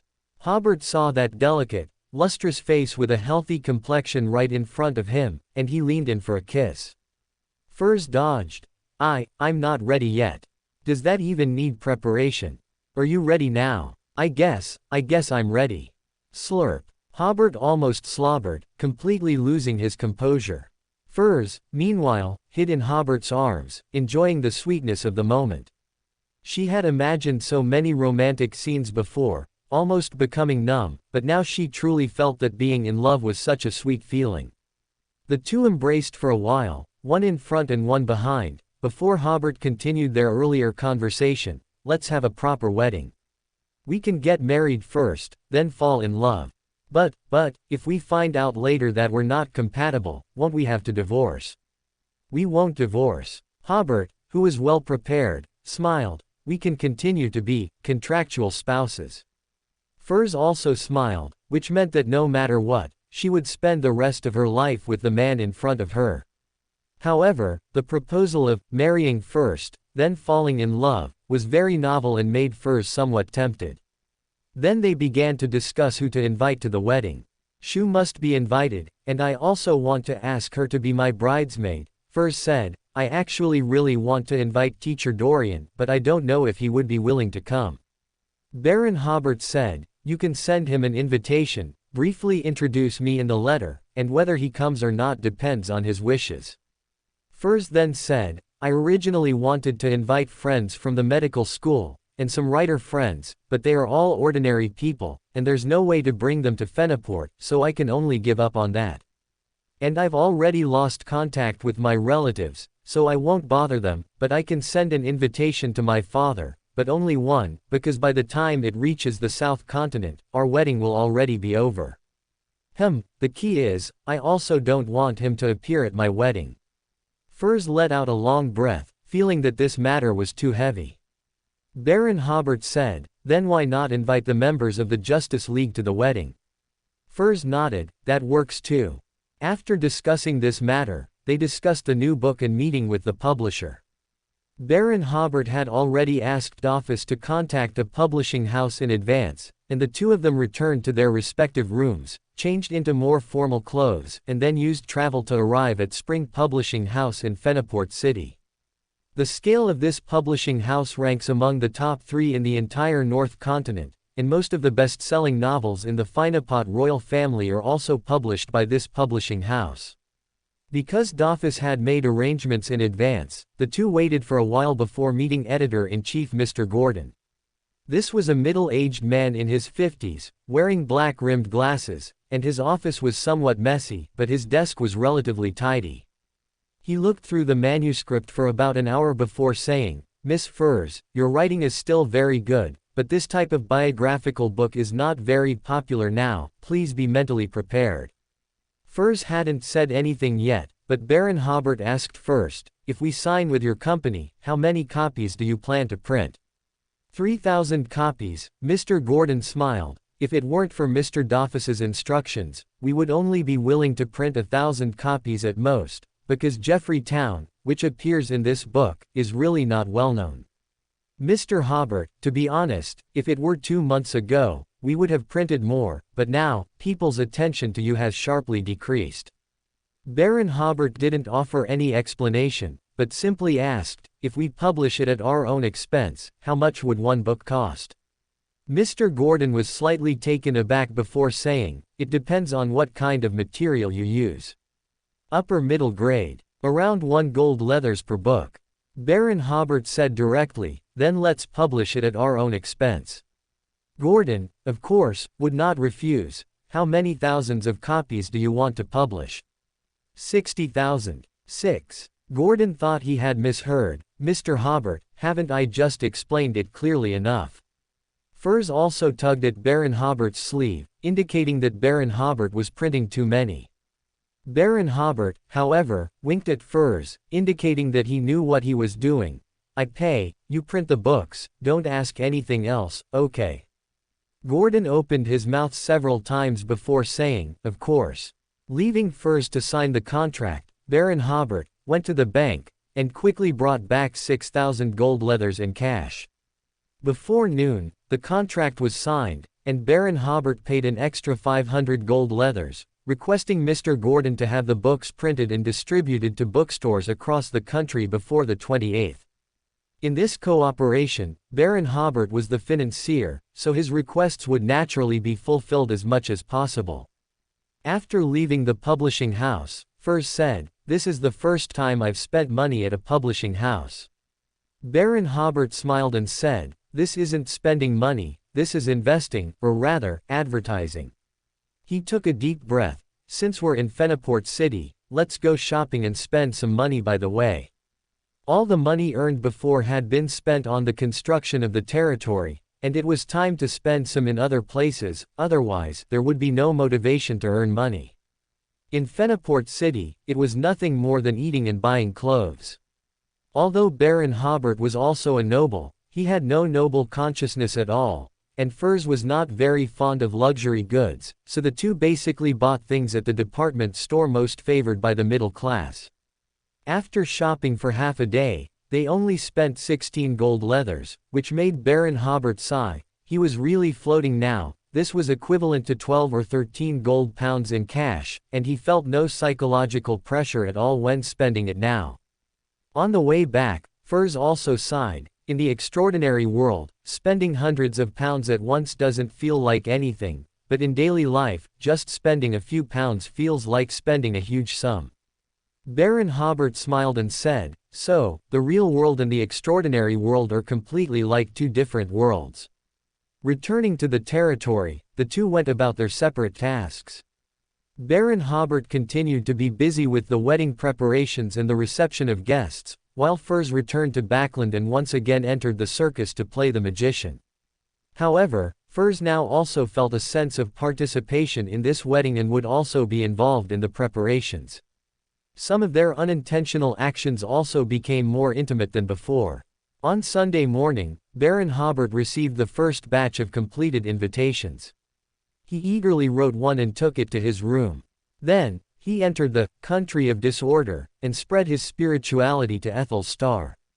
Feniport City. Ethel, wearing a belted court gown that perfectly accentuated her good figure, was attending a very boring event, smiling as if she was very interested in it. Suddenly, her eyes were filled with black sacred light, and Ethel saw that solid figure sitting on the throne amidst the swords again. Ethel almost blurted out, "The Creator." Only to hear the Creator say in a solemn voice, "At 8 o'clock tonight, one of my dependents will come to find you." Baron Hobert did not offer further explanation and immediately cut off the connection. Ethel was slightly stunned, seeing that no one around her was acting abnormally. The creator's figure just now was only visible to me. Then she resumed her smile, regaining her graceful and elegant yet somewhat powerful demeanor. This temperament was unique in the Finapot royal family, because although she was a female member of the royal family, she had actually been on the battlefield, not just a simple visit to the Northern Theater. She quietly asked her adjutant, "Do I have any arrangements tonight?" Having an adjutant by her side was also unique, as Ethel really couldn't stand the slow-paced style of those butlers. The adjutant said, "Earl Ralph is holding a banquet tonight." Ethel raised her hand to interrupt, "Help me decline, just say I suddenly have an urgent matter to deal with." Yes. Ethel still attached great importance to the creator's dependence. She specifically came to a manor in the suburbs of Fenaport, where the guards were not as strict as in the palace, and there was no protection from a sealed artifact of Sequence 0. The key was that the people here were absolutely loyal to Ethel, so even if they accidentally captured the dependents, it wouldn't matter. The information given by the creator was too vague, so Ethel could only try her best to ensure that this meeting went smoothly. At 7:58, Ethel, waiting alone in the spacious living room, found the space in front of her becoming illusory. It's travel. Ethel immediately made a judgment, somewhat guardedly seeing a man wearing a black crystal mask and a noble cloak emerge from the spirit world. The two looked at each other, but for Ethel, it was almost impossible to discern any information from Baron Hobert. And for Baron Hobert, the Ethel in front of him looked similar to what he had seen in the Country of Disorder, around 24 or 25 years old, with a good appearance and some freckles on her face. After meeting, her heroic and valiant demeanor became even more evident, with a faint, unquestionable aura, which still gave Baron Hobert a feeling of meeting an online friend in person. Baron Hobert was the first to break the silence. "Hello, Princess Ethel." Ethel was not surprised that the other party knew her identity. "Hello, dependents." Baron Hobert smiled and said, "I came to you to seek your help." "Did the creator send you?" Baron Hobert, as if suddenly invigorated, pounded his chest with one hand and his back with the other, both arms raised at an angle of approximately 45 degrees. "Praise the creator." Ethel was slightly stunned before realizing that this should be the gesture of praising the creator. Then Baron Hobert said seriously, the creator, certainly wouldn't bother with such trivial matters. The benevolent, the creator, merely guided me in the direction of solving the problem." Baron Hobert had basically learned how to perform a double act with a small account and a large account from Klein. Baron Hobert's performance made Ethel also put away her disdain and unconsciously became serious. "Is there anything I can help you with?" "Yes, please attend my wedding." Baron Hobert handed over the invitation he had prepared earlier. After Baron Hobert's repeated deliberations over the past few days, this invitation did not pose much danger. After the battle in the South Continent, the creator was no longer unknown. Moreover, Ethel had witnessed the creator's strength. Baron Hobert believed that even if his identity as the creator's dependence was exposed to Ethel, it wouldn't matter. Before he had sufficient confidence, Ethel would definitely not harm him. At most, she would only conduct some investigations.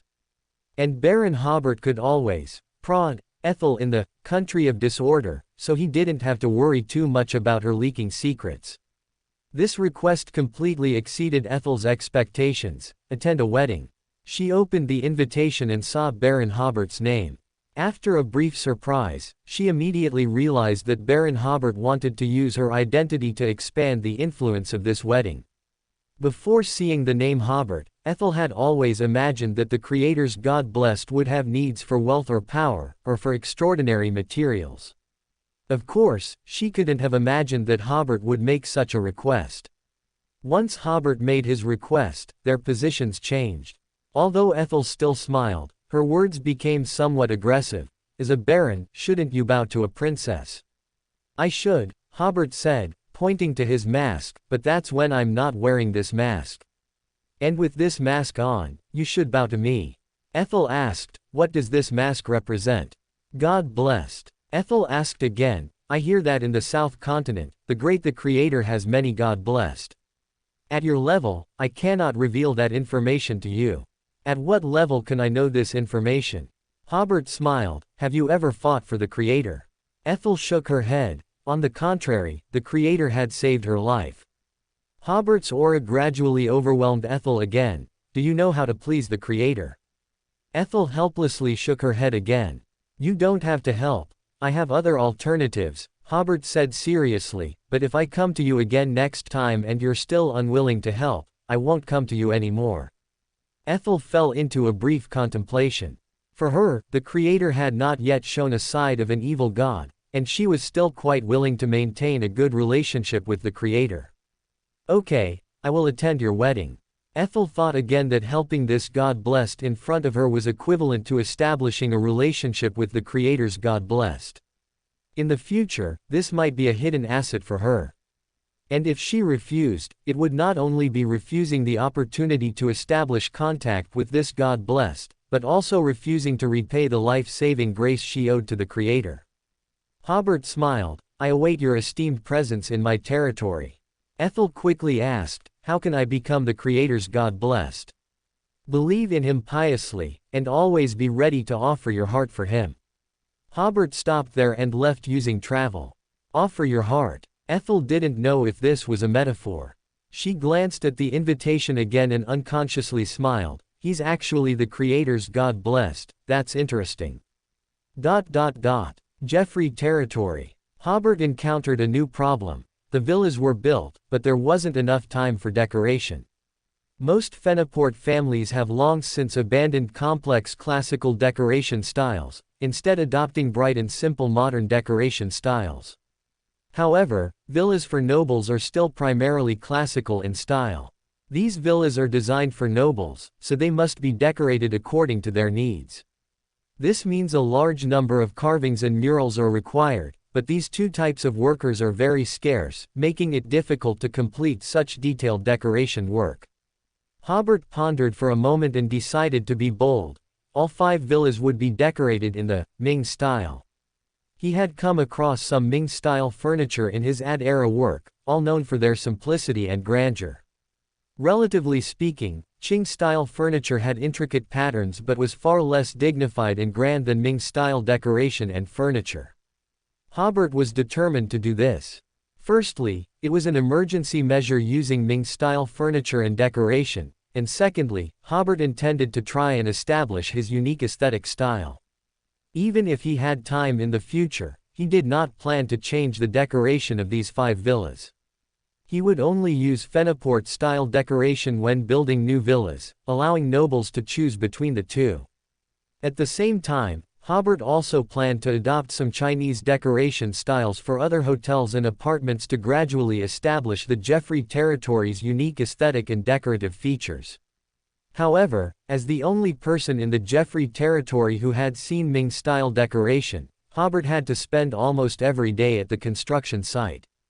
For this, he learned to draw carpentry and interior design blueprints. Raging Sea, Biome. The severe weather caused by the confrontation between the Sea God and the Sea King had lasted for several days, and Klein had also been trapped in Biome for several days.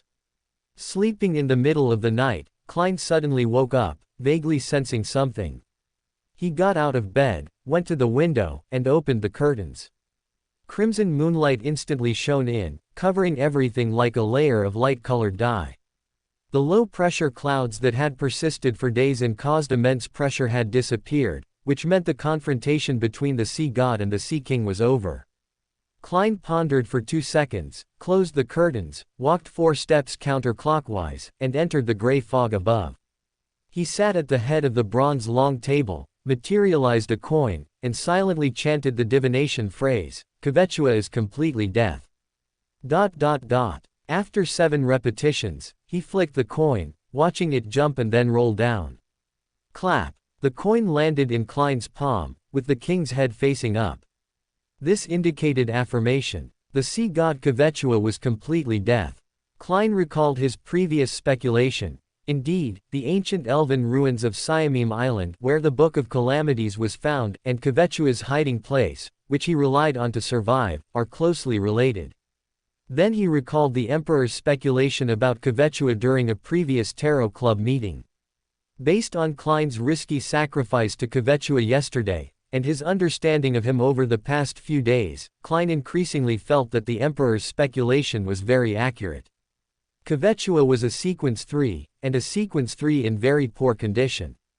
Strictly speaking, he could not be called a god. Suddenly, Klein realized that Kvechua was death, and the military and the Storm Church people probably hadn't found his location yet. Klein, however, had two ways to find Kvechua. One was to divine the iron cigarette case sacrificed to him, and the other was to ask the Hanged Man for Kvechua's location. At worst, he could pay the Hanged Man some intelligence fees at the Tarot Club. How could he miss such an opportunity to pick up a freebie? Klein divined again. Official Beyonders have found Kvechua's hiding place. ... After chanting 7 times, he flicked the coin, but it fell right into the gap between his fingers, standing upright on Klein's hand. This indicated a failed divination. Klein speculated that it might be because he knew too few relevant conditions, or that the official Beyonders had relevant anti-divination abilities and sealed artifacts.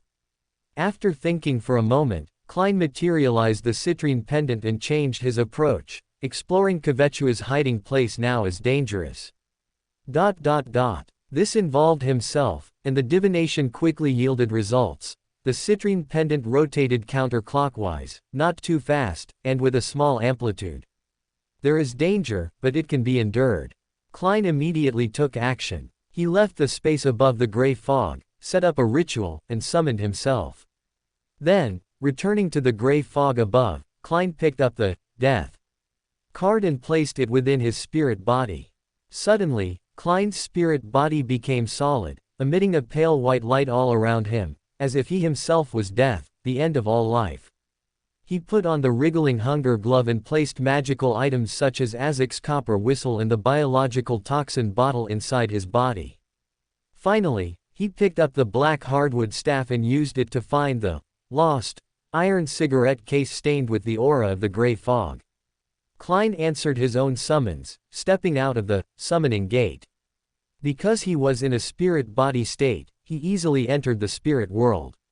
He held the staff upright and said in a voice filled with the aura of death, "The location of my unique iron cigarette case." ... After 7 repetitions, Klein released his hand, waiting for the revelation. The black hardwood staff slowly drifted in one direction. Klein grasped the staff, and merely by standing still, he completed the process of traversing the spirit world. Klein's spirituality realized that in the surrounding space, pairs of indifferent eyes were looking at him. This might be due to the death card. Although it could make the spirit body very powerful, it would also attract some gazes in the spirit world. Klein looked down at his staff, not daring to meet the gazes around him. Fortunately, it wasn't too far from Kvechua's temple, so the journey quickly ended. Klein, with hidden anticipation, plunged into the ruins of the collapsed building. Just as the Hanged Man described, these ruins were at the bottom of the sea, surrounded by glowing coral. Among the coral clusters, there was a half-collapsed ruin, and Klein appeared directly in the main hall of the ruin. He saw a massive, unimaginably large pillar, inscribed with strange patterns and symbols, extending from the center, supporting the nearby structures. At this very moment, a long, unwilling, painful shriek echoed through the hall, its sound reverberating without any sign of weakening. This was Kvechua's resentful roar before he death. But Kvechua's corpse was not in the main hall. Instead, there were many, see God, believers whose faces and bodies were shriveled and had turned grayish-black. Kvechua's death had taken most of the water from their bodies, and in their half-dead state, these believers had gone completely mad, similar to living corpse. Facing the pouncing believers, Klein was about to swing his staff to attack, but he suddenly seemed to remember something and injected his spirituality into the death card. The pale white light around Klein suddenly seemed to become agile, and the aura of death and extreme terror spread. The half-dead believers suddenly stopped. Their eyes, previously filled with numbness, madness, or confusion, suddenly became fearful and reverent, and they slowly knelt before Klein. Klein breathed a sigh of relief. He had previously discovered that the death card was more effective against undead or undead-like creatures than Azek's copper whistle. Especially these sea god believers, who had already lost their intelligence, they basically knelt down immediately. If spirituality was injected into the death card in front of a Beyander of the death pathway, it could also create immense pressure on the opponent. At least Beyonders below demigod status would be in a very poor state, and sometimes they might even forget to dodge enemy attacks due to fear. Klein easily passed these believers and entered a partially collapsed side hall. What first caught his eye was an unimaginably huge bluish-green sea snake, its scales slick, covered with patterns similar to the various symbols within the ruins. Although Klein had already confirmed through the sacrifice to sea god that Emperor's guess was correct, upon seeing the evidence before him, he still couldn't help but marvel at Emperor's erudition. At that time, he was able to guess that Kvetua was a sea monster just by listening to the Hanged Man's description. At this moment, the giant sea snake opened its huge mouth, biting a stone pillar. Its body below its head hung to the ground, coiling and occupying 1/3 of the hall, like an undulating, blue-green hill. A blue-green mysterious light had already precipitated from its body, slowly converging towards a tooth longer than a human arm. Beside Kvetua's body, an old man wearing a clergyman's soft hat lay prostrate. He was gnawing on the flesh and blood of sea god Kvetua. Several clergymen had already died from overeating, due to consuming too much of sea god's flesh and blood. Kvetua's extraordinary characteristic had not yet fully precipitated, and his flesh and blood contained a considerable dose of extraordinary characteristic. This caused these clergymen to collapse on the spot and die completely, either due to an overdose of potion, or a conflict between extraordinary characteristics from different sequences. The sole remaining priest seemed to realize something, raising his head to look at Klein, the uninvited guest, with eyes shimmering with blue-green light. Klein didn't hesitate, immediately throwing out the biological toxin bottle, then, wriggling hunger, turned golden yellow, radiating intense sunlight, purification halo. The blue light in the priest's eyes also became denser and purer. His stomach, which had ingested too much flesh and blood, had also swollen considerably. Woo! An ethereal yet shrill sound emanated from his body, instantly covering the entire ruin. The priest's body instantly swelled, like a resurrected Kvetua. Blue-green, slimy tentacles emerged from beneath his robe, surrounded by a layer of white lightning, waving at an extremely fast speed.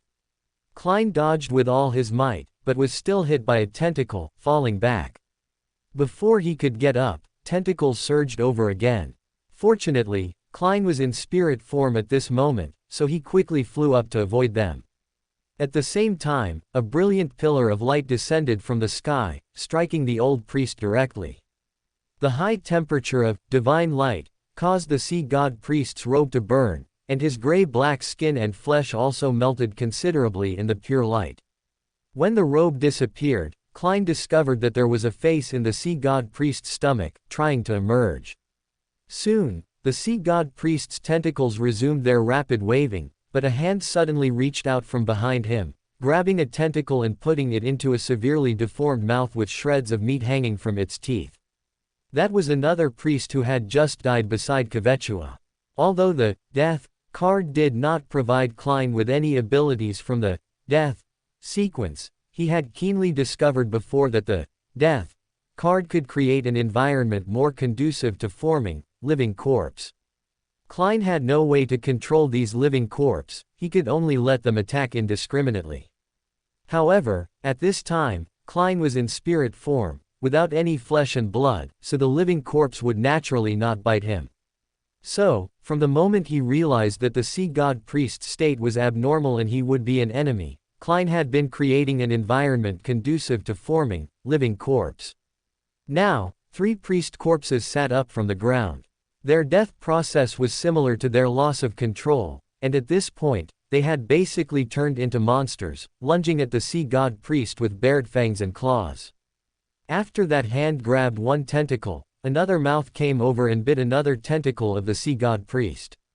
The lightning released by these tentacles did not have much effect, because the extraordinary characteristic on these living corpses had not yet fully precipitated, and they were all beyonders of the sailor sequence in life, with a certain resistance to lightning. The sea god priest and the living corpse entangled in a fight, rolling and crashing into the ruins, shaking the entire ruin.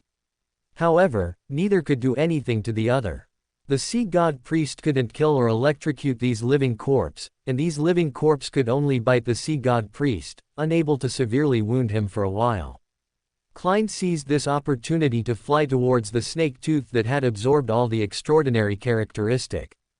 As the extraordinary characteristic condensed, the snake tooth gradually straightened, becoming a white short staff. The top of the short staff was inlaid with tiny blue-green gemstones, some of which were blue-green with a hint of dark black.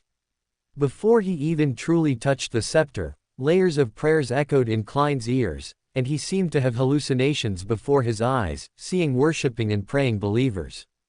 This made Klein quickly retreat a few steps. He used his cane to divine, and received the revelation that he could wield the scepter in his current state, but only for a few seconds. So Klein, in spirit form, rushed forward and tried to pull out the scepter. At this time, the battle between the sea god priest and the living corpse on the other side changed. The sea god priest's stomach was torn open, forming a huge mouth full of fangs and oozing blue-green pus. This huge mouth let out a roar, and for a moment, the surroundings seemed to be filled with seawater, while a terrifying vortex formed at the huge mouth, creating a huge suction force on everything around it. The three living corpses were pulled by the suction force, their feet leaving the ground, but they were still firmly grasping the tentacles, still biting fiercely. Splash! The seawater in the surrounding sea suddenly surged. On the other side, Klein forcefully pulled the scepter from the stone pillar. Layers of prayers once again drilled into his ears, immediately making him feel intense throbbing pain and dizziness. Klein looked at the sea god priest and the three living corpses. The entire hall suddenly became overcast with thunder and rain. Crack! A colossal silver-white lightning bolt struck the sea god priest. This was different from the thread-like silver lightning on the sea god priest's tentacles. It was a giant lightning bolt large enough to engulf both the sea god priest and the three living corpses. The terrifying vortex disappeared, the surface of the three living corpses was burnt to charcoal, and they fell stiffly.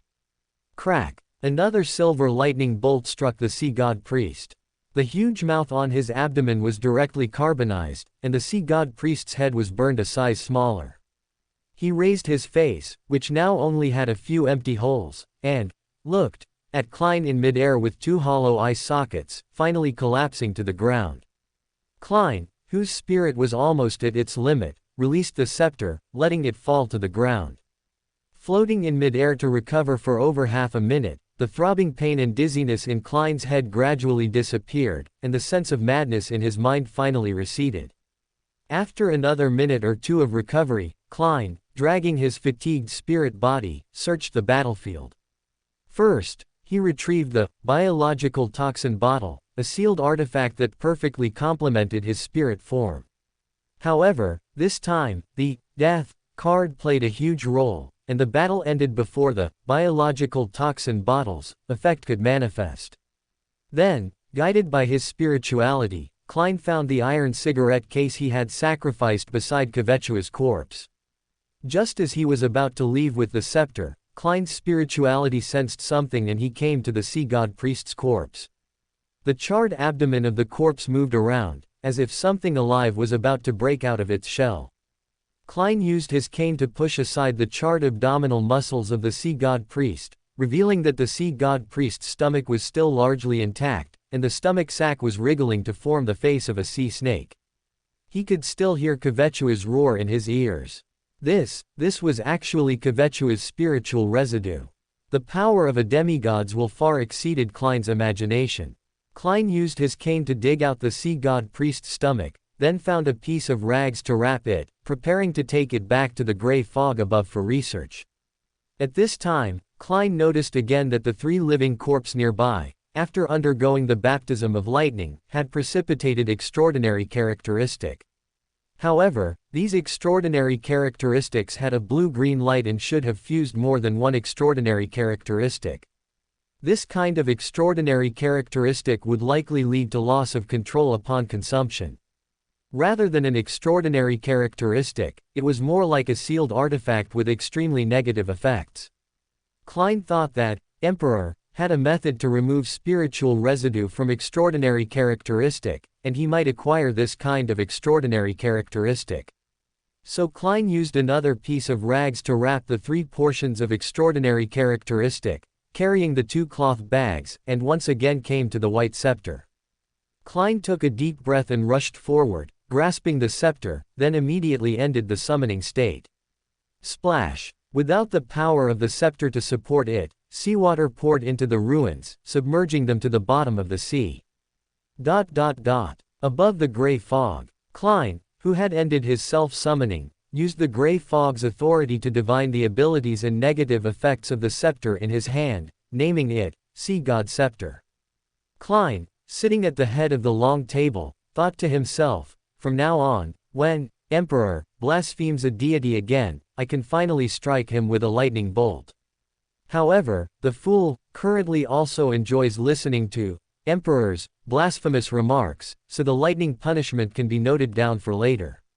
Then Klein looked at the stomach sack and the 3 portions of extraordinary characteristic that clearly weren't normal, and left the gray fog above. The negative effects of these 4 items were terrifyingly high, making them unusable. Klein thought for a moment, the stomach sack could also be tried to sell to Emperor. His knowledge was vast, and he might find a corresponding use for it. After all this, Klein returned to the real world and continued to sleep. The next morning, before Klein had even gotten out of bed, he suddenly sensed something and opened his spirit vision. He saw a heavy coffin appear in his bedroom. A red invitation floated out of the coffin and landed in Klein's hand, and the coffin immediately disappeared. Klein was stunned for a moment before he realized it was a messenger. He opened the red invitation and read, Hobert is getting married. And the bride is Furs. In the ruined kingdom, Backland, at Earl Hall's mansion. Audrey sat at the piano, staring blankly at the sheet music. Audrey, you've been a bit down since Viscount Grelint's servant came by earlier, Susie said. Is Grelint breaking off his friendship with you? Audrey was startled. Susie, why would you interpret it that way? Susie stuck out her tongue and grinned. You seem a little reluctant, a little confused, and a little annoyed, like you've made up your mind never to speak to Grelint again. Audrey gave a wry smile. Susie's interpretation was very accurate, but it wasn't Grelint who was causing her such complex emotions. She knew she should congratulate her 2 good friends on their wedding, but Audrey always felt as if she had suffered a betrayal among friends. That scoundrel Hobert had betrayed her favor. But was it really like that? Audrey felt there were other emotions involved, making her never want to speak to Hobert again. She sighed and looked at the invitation again. She definitely had to go and offer her most sincere blessings, otherwise she would appear unreasonable and ill-mannered. She looked at the invitation again. January 28th, 8 days from now. Susie immediately asked, what about 8 days from now? Audrey smiled and said, in 8 days, we're going to a wedding. Oh, good. I love going to weddings, especially the cake at the wedding reception. North Backland, behind Quiet Church. Lolofta held a red invitation and knocked on Captain Thomas's office door. Borgia was already in the office, also holding a red invitation. And just as Lolofta expected, there was also a red invitation on Captain Thomas's desk. Captain. Lolofta held up the invitation in her hand. What should we do? What else can we do? Thomas smiled. Our colleague has invited us to his wedding, so of course we must go. Not only must we go, but we must also prepare a gift. Borgia took a deep breath. Indeed, we haven't received any notice of Hobert's dismissal yet. Theoretically, he's still our colleague. He opened the invitation and said, the only thing I can't figure out is why the wedding venue is at number 1920 in the factory district. I remember that place is an abandoned factory. LotM speculated, Hobert still has such a high bounty on his head, after all, so he'll probably only hold the wedding in secret. But when did he come back? How are we completely unaware? Perhaps he has some arrangements or preparations there, Thomas said. In any case, on that day, we must also be sufficiently vigilant, especially since Hobert's other identity is now a baron of the Fenaport kingdom. Yes, in a classical building not far from Quiet Church. A meeting was being held to summarize information on the Nicolos shipyard case and the Balin Fisheries Company case. During the break, Leonard met Dai Li in the corridor. You must have received it too. Dai Li smiled and pulled out a corner of an invitation from her pocket. It's been so long since I attended a wedding. Leonard smiled. Me too. If the captain and Klein were still here. Halfway through the sentence, both of them fell silent. Wood District, Aslan Barton Law Firm. Jessica knocked on Barton Lawyer's door. Barton Lawyer, I've brought some good news. As she spoke, she closed the office door and handed the red invitation to Barton Lawyer. Whose invitation is this? Barton Lawyer smiled as he asked and opened the invitation, then suddenly stood up. Oh. Then he lowered his voice. Hobert's wedding. Jessica nodded. Barton sighed deeply. If Commander Rex were still alive, he would be very pleased. Jessica asked curiously, who is Commander Rex? Barton smiled. He was a legend. Street. George District. Benson held up the invitation in his hand. Melissa, I think we should accept this invitation. But, he's a betrayer, Melissa said. And your exam is about to start. If someone sees us attending a betrayer's wedding, you might be disqualified from the exam. We received Hobert's warm hospitality before, Melissa, Benson smiled. In others' eyes, he might be a betrayer, but we are not the Ruined Kingdom. He hasn't betrayed us, so we shouldn't be influenced by those opinions. Besides, I believe that since Hobert dares to hold a wedding in Backland, he must be prepared. As guests, we don't need to worry about our safety. Melissa sighed. All right, she said, if Klein were still here. Benson stood up and said, that's all in the past. Our life in Backland has just begun, and everything will get better. Melissa looked at her brother. Benson, you're also at the age to get married. I thought Miss Delia was quite good last time. Why aren't you willing to ask her out a few more times? Benson was somewhat flustered by his sister's question. That, he gave a wry smile. That's because I don't have a decent job yet.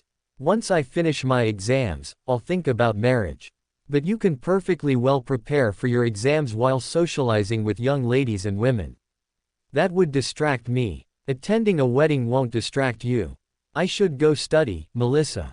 Benson practically fled to the study. You should also go review. Your entrance exam is also about to start.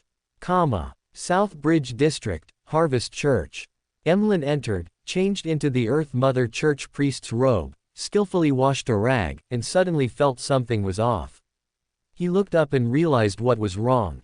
Today, Bishop Utravsky was not praying, but instead playing with a red invitation. While curious whose invitation it was, Emlyn was about to start working when he suddenly heard Bishop Utravsky say, on the 28th, I'm going out to attend a wedding. It was a wedding invitation. Did someone invite you to officiate a wedding? Churches like Quiet Church and Lever Church all had special halls for weddings, and people held weddings almost every day. After the Backland Smog event, the Earth Mother's followers numbered in the hundreds, so Emlyn guessed that a follower had invited Utravsky to officiate a wedding. I'm going to attend a wedding, Utravsky said. Oh, and he specifically stated in the invitation that, as a witness to his baptism, if you are free, you can also come along. The betrayer is getting married. Did anyone say he couldn't get married? Well, no. If you're going to, prepare in advance. Emlyn said, I'm not going. He hated such occasions and would rather stay home with his puppets.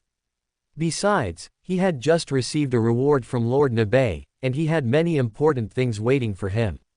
Utravsky smiled slightly and said nothing more. Tingnan city suburbs. Dominia hurried to Ulysses's villa. I just returned from vacation and received an unexpected invitation.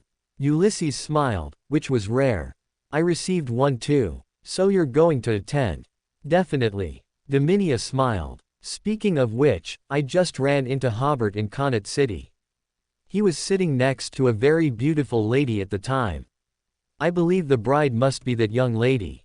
Ulysses immediately became interested. How old did that young lady look? Where was she from? What did she do for work? Dominia gave a wry smile, regretting that she hadn't asked for that information at the time. Pritz Harbor, Fishery Association. Dorian was stunned when he received the invitation from the messenger, thinking the messenger had delivered it to the wrong person. But when he saw Furz's name, he realized it was his student's wedding.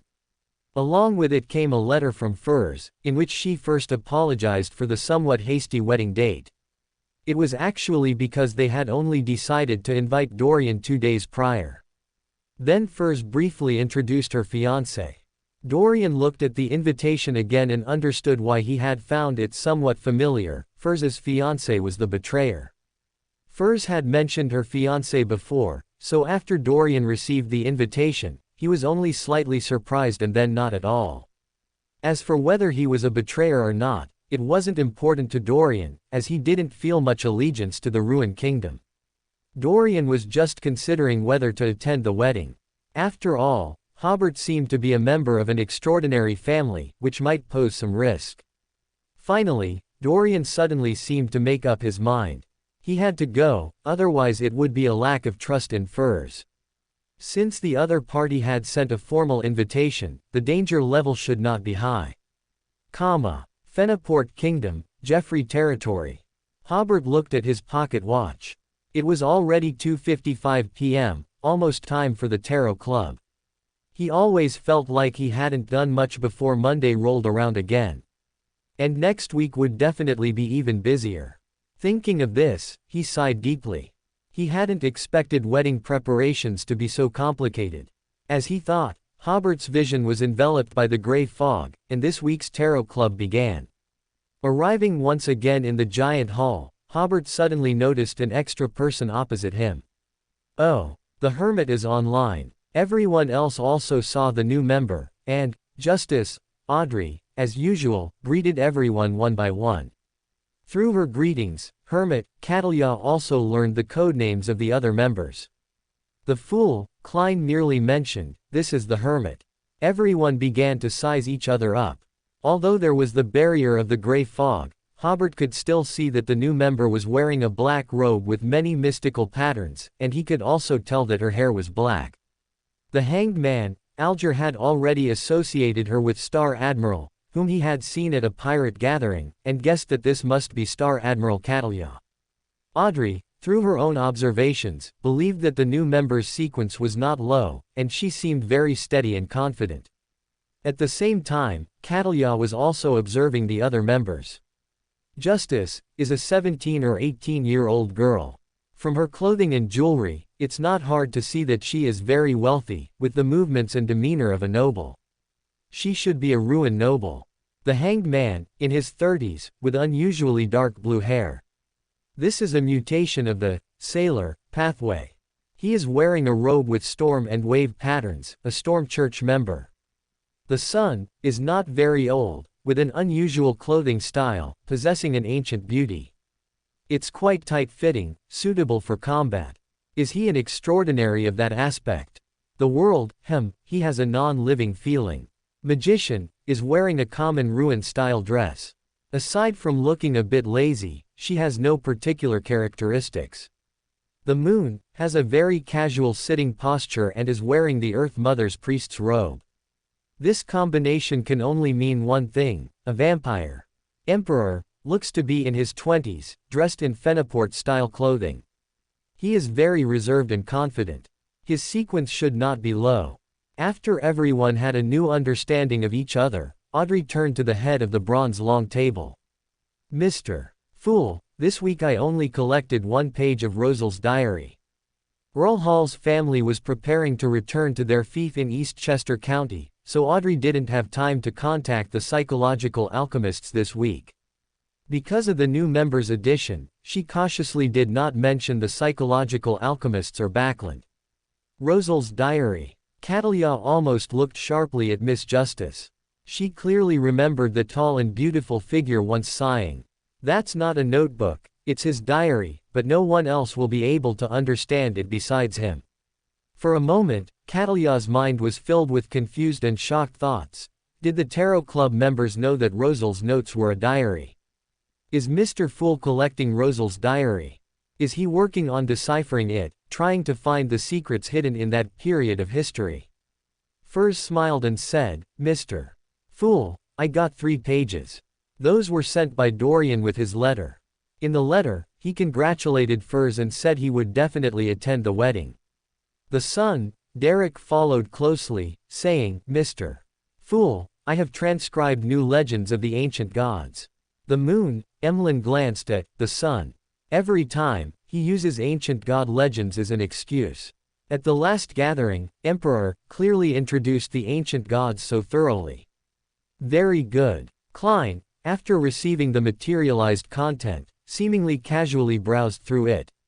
Catalia noticed, Mr. Fool doesn't seem to be deciphering it.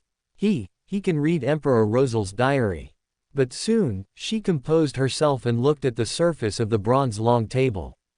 However, the shock that Catalia had just experienced was still caught by Audrey. The hermit's reaction to Mr. Fool being able to read Rosal's diary is beyond my imagination. She cares about this very much. Thank you all for your votes. Here's an extra chapter as a token of my gratitude, asterisk. A few minutes later, Klein made the information in his hand disappear and said with a smile, "You can begin." Emlyn eagerly said to the Emperor, "I've thought it over. I'm going to buy the potion professor's extraordinary characteristic from you." Hobert nodded slightly. "As I said before, you helped me facilitate the transaction with the Blood Clan, so I'll give you another £500 off, selling it to you for £3,000. Blood Clan. Catalia frowned slightly. After becoming a priest of the Earth Mother Church, would the Blood Clan still trust him? No problem, Emlyn said boldly. He had just received a £7,000 draft from Mr. Nabay, which was the Marquise's reward for him facilitating this transaction. Emlyn also realized that this reward was overly generous, but he accepted it immediately, knowing that it was Mr. Nabay's sponsorship and test for him. Furthermore, he had already planned how to spend the £7,000, £1,000 for a doll he had long fancied and a few sets of clothes for it, and £3,000 for the extraordinary characteristic. As for the remaining £3,000, Mr. Emperor, I want you to initiate a second transaction. Who exactly betrayed the ancestor? Catalia frowned slightly again. Ancestor. Blood ancestor Lilith. What? Betrayed the ancestor? Could the Emperor actually know some secrets among the ancient gods? Yes. Hobert smiled. According to the quote from the last gathering, £3,000. Is that acceptable? No problem, Emlyn said boldly. Audrey smiled slightly. It seems Mr. Hanged Man's guidance worked. Mr. Moon must have gained the support of a Blood Clan big shot to become so rich all of a sudden. She then said, Mr. Moon, I am willing to bear £500 for you and join this transaction. You don't have to pay a single penny to join the transaction, Emlyn said. This is a return for you paying my auditing fee at the last gathering. Audrey didn't refuse. She smiled and said, You are a generous gentleman. Emlyn unconsciously lifted his chin. Alger said, I am also willing to pay £500 to join the transaction. You only need to pay £300 to join, Emlyn said. This is a return for the guidance you provided at the last gathering. Alger smiled. As expected of the Blood Clan, very trustworthy. Emlyn's chin was raised even higher. Hobert chuckled from the side. Go on and praise him. The son, Derek, also hoped to join the transaction with 2 sequence 8 main materials. Emlyn said, 3 items. Use 3 items to substitute for £700 to join the transaction. Klein smiled slightly. Your double standards are too obvious.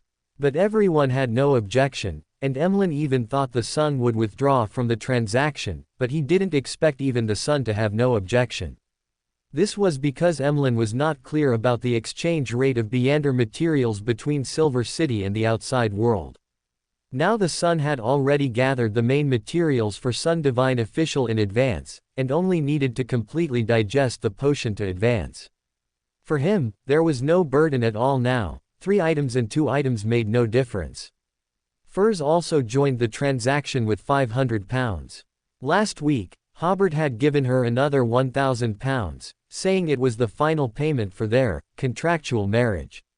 Furs hadn't intended to take it. After all, they had only been in a contractual marriage for less than 2 months. According to their previous agreement, Hobert was only supposed to pay this final installment after a year of contractual marriage. However, Hobert then said that this was a sign of the contractual marriage ending. Furs felt it made sense and accepted it, spending it with a clear conscience. Spending her boyfriend's money, of course, felt right. Finally, everyone looked at the world. This was almost a weekly check-in segment, because the world was never very active when joining transactions. All right. Klein manipulated the world. I'll also contribute £500. After he got to the sea, his income increased a lot. Last week, he just hunted the Blood Admiral's second mate, and at this week's gathering, he also planned to sell the stomach, an extraordinary characteristic he got from the elf ruins where Kvetchua died. Audrey thoughtfully said to the new member, the Hermit, would you like to join this transaction? If you don't want to pay £500, you can pay £300 to audit. Hobert crossed his arms. I don't even need to arrange it myself anymore. Catalia was very interested in this method of transaction. Okay, I am willing to pay £300 to audit. Hobert finally said, let's tally again.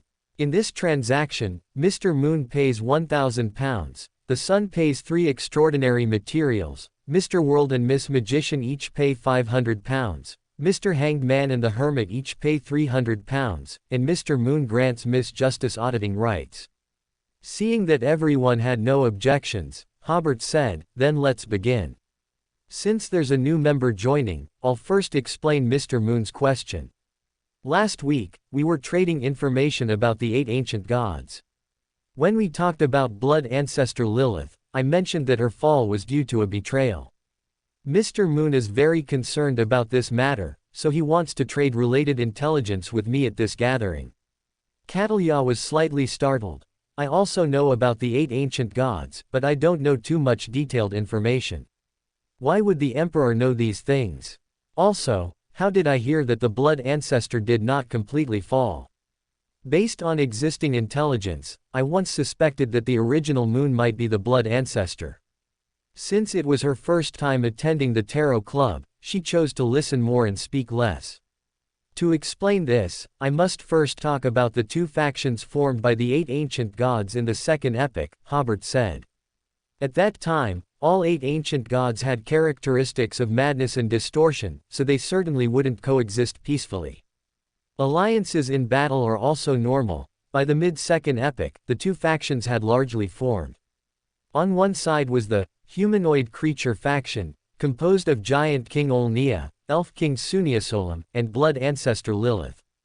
On the other side was the non-humanoid creature faction, composed of Dream Dragon Angerwade, Undying Bird Ancestor Gregare, and Strange King Kewaxatuan.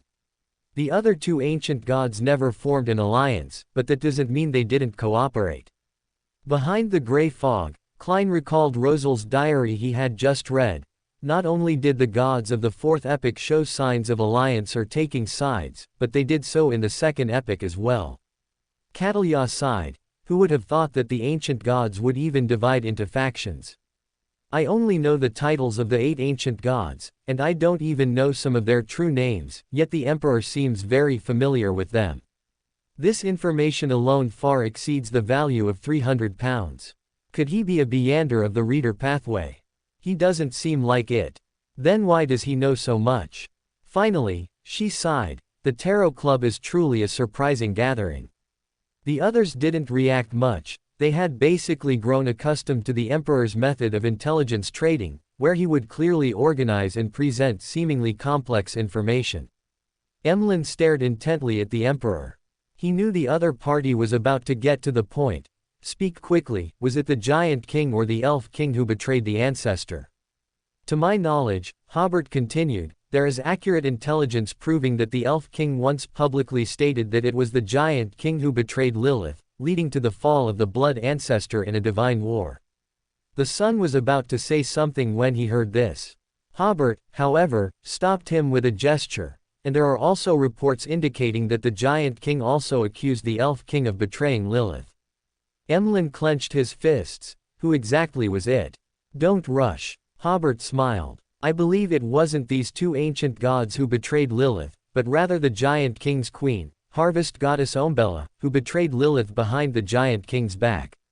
Everyone was slightly stunned, then one by one, they stared intently at the Emperor. Hobert said, this is my conjecture, because there is currently not enough evidence to prove it, but it is a reasonable conjecture. First, we all know that the elf are a very irritable race. This is partly due to the potions they consume, and partly because the Elf King himself is quite irritable. For such a race, such an ancient god, if he truly betrayed Lilith, his most likely reaction would be to openly admit it. Another important piece of evidence is that goddess of beauty Olnea, after Lilith's fall, defected to the Elf King, which basically rules out the Elf King's faction as suspects. And although the giant race also has a nature of madness and brutality, they have always valued honor. Without sufficient motive, they would almost never commit betrayal. The only one with a motive is the harvest goddess. Emlyn immediately asked, why did she have a motive? Because her pathway is adjacent to Lilith's pathway. Hobert said. Everyone suddenly realized, this is the biggest motive. The other members were already basically accustomed to the Emperor's description style. Only Catalya was surprised. This requires knowing enough ancient god history, and only rich Beander knowledge can lead to such a conclusion. Still the same question, why does the Emperor know so much? And why does everyone else not feel surprised at all? Emlyn, however, was still not very clear about the information regarding adjacent pathways. What does that mean? Audrey briefly explained a few sentences to Emlyn, then continued to ask, Mr. Emperor, do you have detailed information about the process of this betrayal? Furs also looked over with eager eyes, and Catalya was also clearly a bit moved. Hobert seemed to see three eager, gossip hearts. Relatively speaking, Klein behind the gray fog fell into contemplation, and Alger was not very interested in the details after knowing the answer. The son frowned tightly. Although Silver City had long since broken away from the rule of the giant court, most of his companions were beyonders of the warrior pathway. Hearing that the Giant King had betrayed other ancient gods, his first thought was disbelief, and his second thought was to refute it. Fortunately, it wasn't the Giant King who betrayed Lilith, but it was still the Giant King's subordinate god, the harvest goddess, who betrayed her, which still left the son feeling a bit heavy. Besides that, the world didn't react much, and Emlyn was also very eager to hear the details. Hobert said, as for the details, most of them are my conjectures. I'll just say them, and you can just listen. As I said before, the first blasphemy slate occasionally appeared during the second epic. It's highly probable that the harvest goddess saw the first blasphemy slate at that time and learned about the relevant information of the adjacent sequences. And after the harvest goddess made many efforts to become a god within her own sequence without much hope, she thought of a way to jump to an adjacent sequence to achieve godhood. This conjecture is relatively the most reasonable and the most likely thing to have happened. That's why Lilith had the chance to replace the harvest goddess. Otherwise, if the harvest goddess had always stayed in the giant court, the Black Knight goddess and the ancient sun god would have found it difficult to complete the subsequent operations without anyone knowing. It's highly probable that when the harvest goddess went to retrieve the uniqueness and sequence, one extraordinary characteristic of the moon sequence, her fate was stolen. Without her fate, the harvest goddess couldn't return to the giant court and eventually could only return to the Silver Kingdom, that once believed in her, like a lonely ghost, and ultimately perished there. Of course, it's also possible that Lilith maintained a half-dead state, waiting for the ancient sun god to awaken and Ammonizes to become a god. After the ancient sun god defeated the giant king and the giant court disintegrated, the harvest goddess perished, leading to the series of operations that followed. But if that were the case, the harvest goddess would most likely have perished in the giant court. In short, the Black Night goddess and the ancient sun god together helped Lilith target the harvest goddess. Besides them being adjacent sequences, there must have been other reasons. Otherwise, the ancient sun god could have stolen the fallen mother goddess's contamination from the moon sequence's extraordinary characteristic and given it to others. This way, Lilith could have reascended to godhood. Why would she need to go through such trouble to become a god via an adjacent sequence? The mother sequence, or rather, the cultivator sequence, is as susceptible to the fallen mother goddess's contamination as the moon sequence. What was the point of Lilith making such a jump? As for whether the ancient sun god, who only possessed the uniqueness, could successfully steal the contamination of an old one's Beander characteristic, Hobert believed there shouldn't be any problem. Klein, a sequence 6 Beander, could even steal the true creator's mental contamination at the true god level using a sequence 6 Tinder glove. The ancient sun god, possessing the uniqueness of the error sequence, should be able to steal old one level contamination. However, Hobert was also unsure about these thoughts and conjectures, and they couldn't be announced for the time being. So, he could only speak vaguely here. Hobert's explanation allowed the 3 female members to imagine the game between 2 female deities in the second epic. After listening to the Emperor's explanation, Emlyn asked again, what happened next? What happened to our ancestor? Hobert said, Lilith received some help, so she can occasionally respond to you all. Emlyn then asked, what about the harvest goddess? Did the harvest goddess receive her due punishment later? If my conjecture is true, this is a conspiracy triggered by an extraordinary characteristic, Hobert said. What exactly happened to her? Seeing that he couldn't evade the question, Hobert could only say, it is said that she perished at the end of the second epic, but no one has ever seen her corpse or the extraordinary characteristic she left behind. Emlyn said somewhat anxiously, Mr. Emperor, can you give me a definite answer? Hobert said helplessly, I can only answer this question up to this point. Emlyn then said, I can pay you more money. This isn't about money. Emlyn opened his mouth, unsure how to continue asking. The world suddenly asked the Emperor in a hoarse voice, I remember you said before that the uniqueness of the moon sequences with the Black Night goddess. Just now, Klein had fallen into contemplation precisely because he thought of this.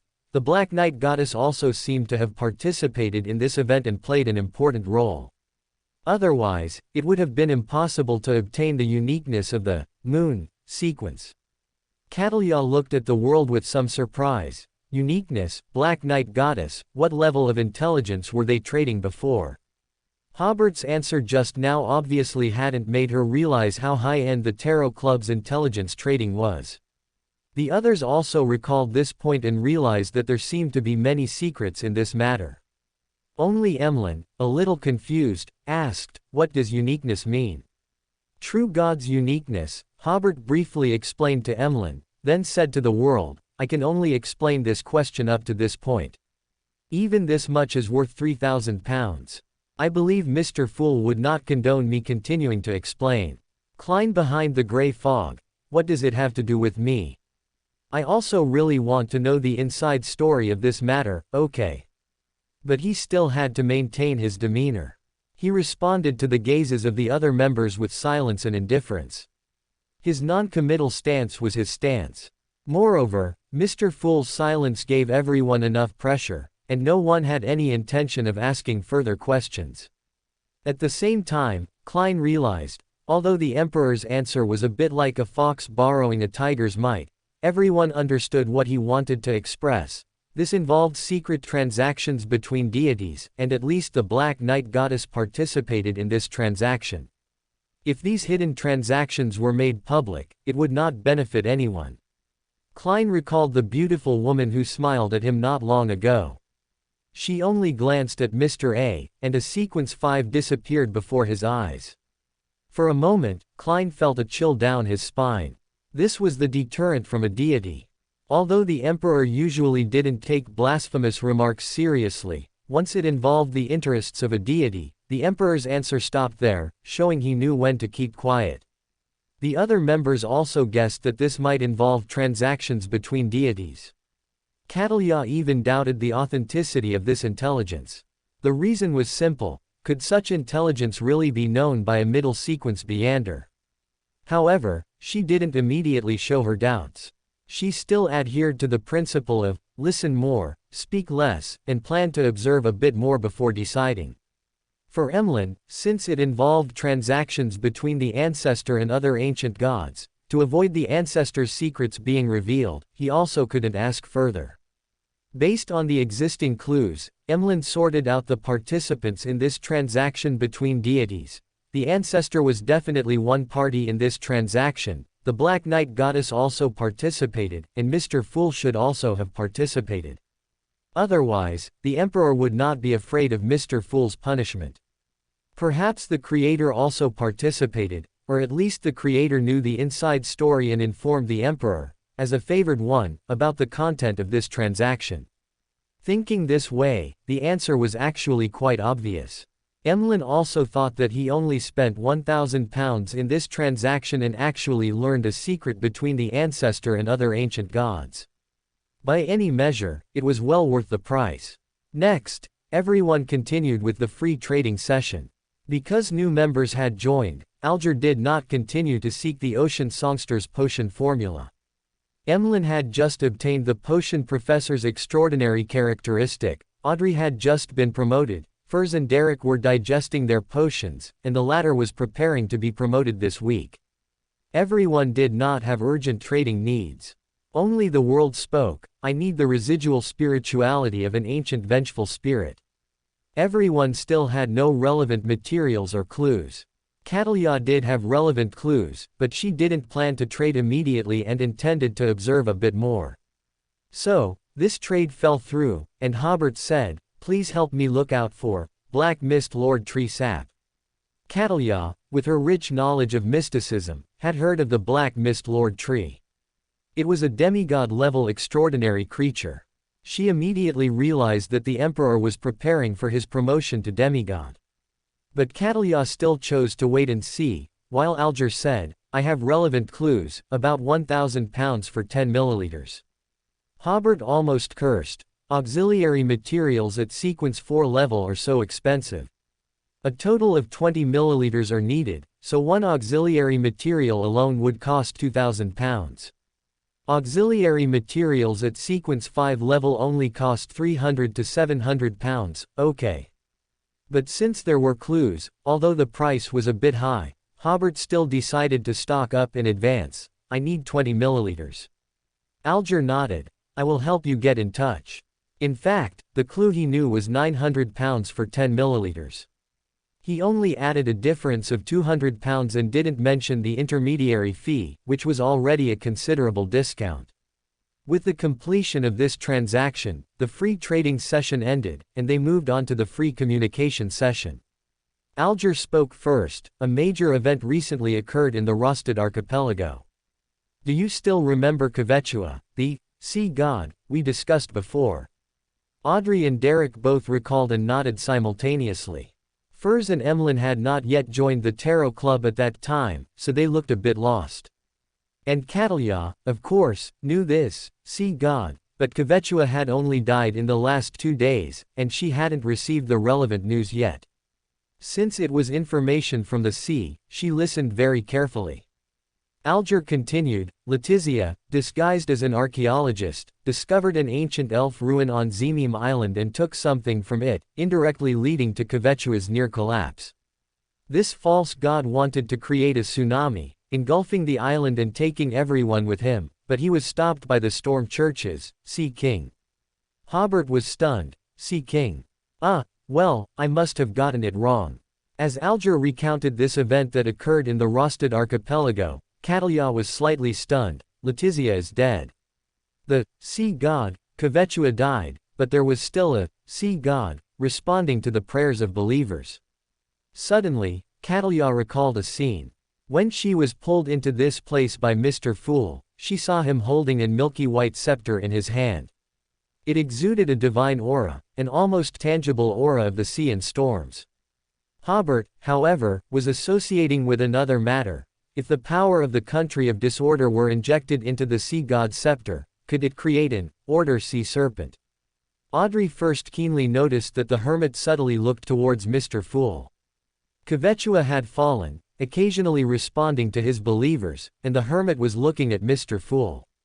Audrey's eyes lit up, and she subconsciously made a guess. Could it be that Mr. Fool is now responding to believers in place of Kvetua? Does the hermit know something, which is why she reacted this way? Alger had actually guessed this point as well. He brought up this matter mainly to observe the hermit's reaction. Because there were rumors that Star Admiral had close ties with the Moses Ascetic Order, and Leticia was a member of the Moses Ascetic Order, Alger was using the opportunity to probe the hermit. Unexpectedly, he found that the hermit looked towards Mr. Fool, and only then did Alger realize that the hermit should also know the inside story. As for Furs and Emlyn, they simply listened as if it were a story, and Little Sun didn't pay much attention either. Alger, Audrey, Hobert, and several other members, either having some conjectures, wishing to verify something, or feigning ignorance while knowing the truth, all looked towards Mr. Fool. Mr. Fool, obscured by the gray fog, seemed to not take it seriously and leisurely said, Kvetua became a demigod by relying on the relic of calamity, Gosinum. Furs, realizing that the atmosphere was a bit off, then understood. They were consulting Mr. Fool about the sea god. Catalia, Alger, and Audrey, however, had already understood Mr. Fool's implied meaning and were certain that the sea god, currently responding to believers, was Mr. Fool. Catalia realized that this might be a game between gods. Alger, on the other hand, began to exercise his excellent ability to piece things together, believing that Mr. Fool was seizing the authority of these wild gods to strengthen his own power and free himself faster. At the same time, he recalled that he had just discussed Gosinum with the Emperor last week, and unexpectedly, this week he encountered a more advanced clue. Audrey was simply happy that Mr. Fool and the Tarot Club were becoming stronger. Hobert said directly, "Congratulations, Mr. Fool. I think that if we encounter disaster at sea in the future, we can pray to Mr. Fool." Klein nodded slightly, without giving a specific response. Emlyn was stunned. What's going on? Mr. Fool obtained Kvetua's authority. I was clearly listening carefully just now, but why do I feel like I missed some important information? Furs had similar thoughts and sighed. How did they figure that out? Why did I not realize it at all? At this moment, the world suddenly said, "Respected Mr. Fool, I wish to communicate privately with the Emperor and the Hermit." Klein feigned a nod and created a private communication space for the three. The world said, "I have a stomach with Kvetua's spiritual residue to sell." He believed that the target customers for these items were only the Emperor and the Hermit, and initiating this transaction would only expose his identity as Mr. Fool's dependents. Klein had been cultivating this identity for the world for some time, and the Hanged Man already knew this through their joint hunt for Blood Admiral's second mate last week. And Klein planned to take Star Admiral's ship to find the mermaid, so he had no intention of hiding it from her. As for the Emperor, Klein estimated that Hobert had long suspected something.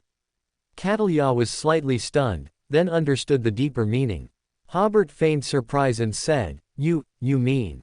The world said in a hoarse voice, "That's right, I played a part in seizing Kvetua's authority."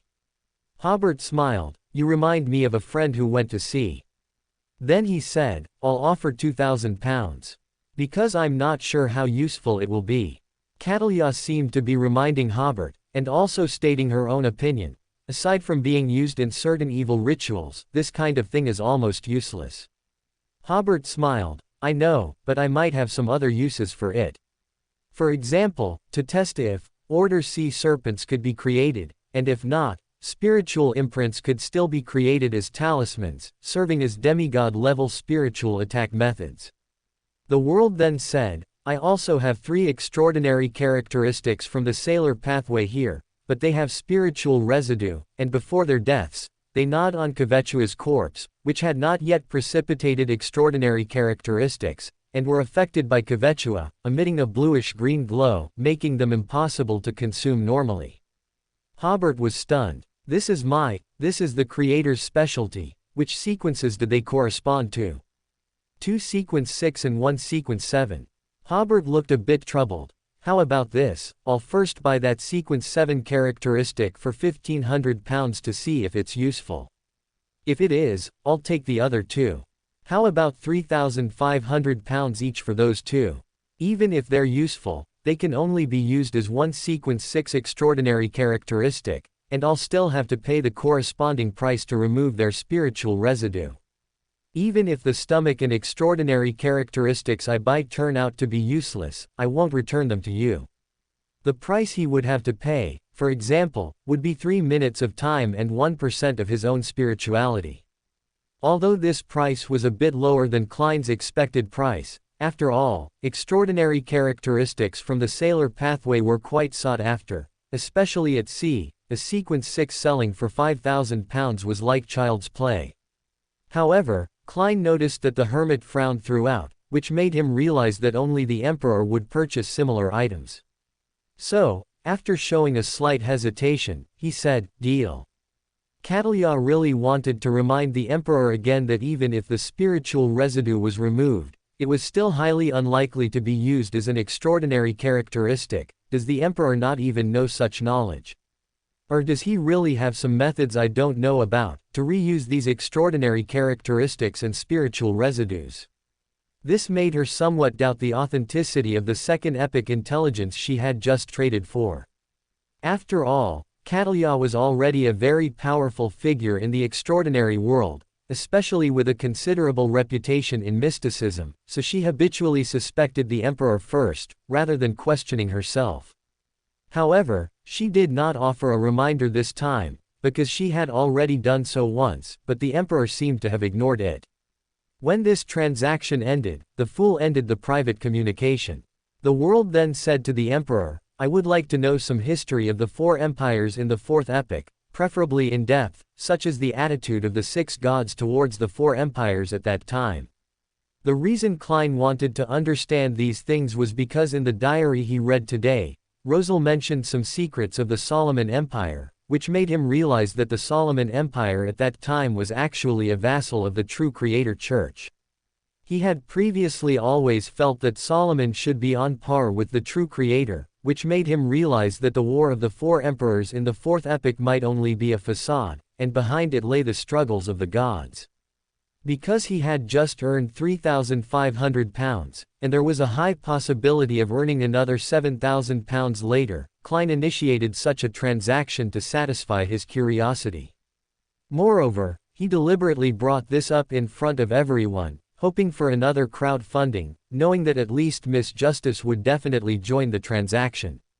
As for exposing himself as Mr. Fool's dependents and then trading intelligence with the Emperor, there was nothing wrong with that. The hanged man was still a member of the Storm Church, wasn't he still trading intelligence with the Emperor? The Fool, after all, was a god, so it was impossible for every minor matter to require consulting the Fool. Hobert pondered for a moment. £5,000. Because some information is interconnected, mentioning one point might pull out many related pieces of intelligence.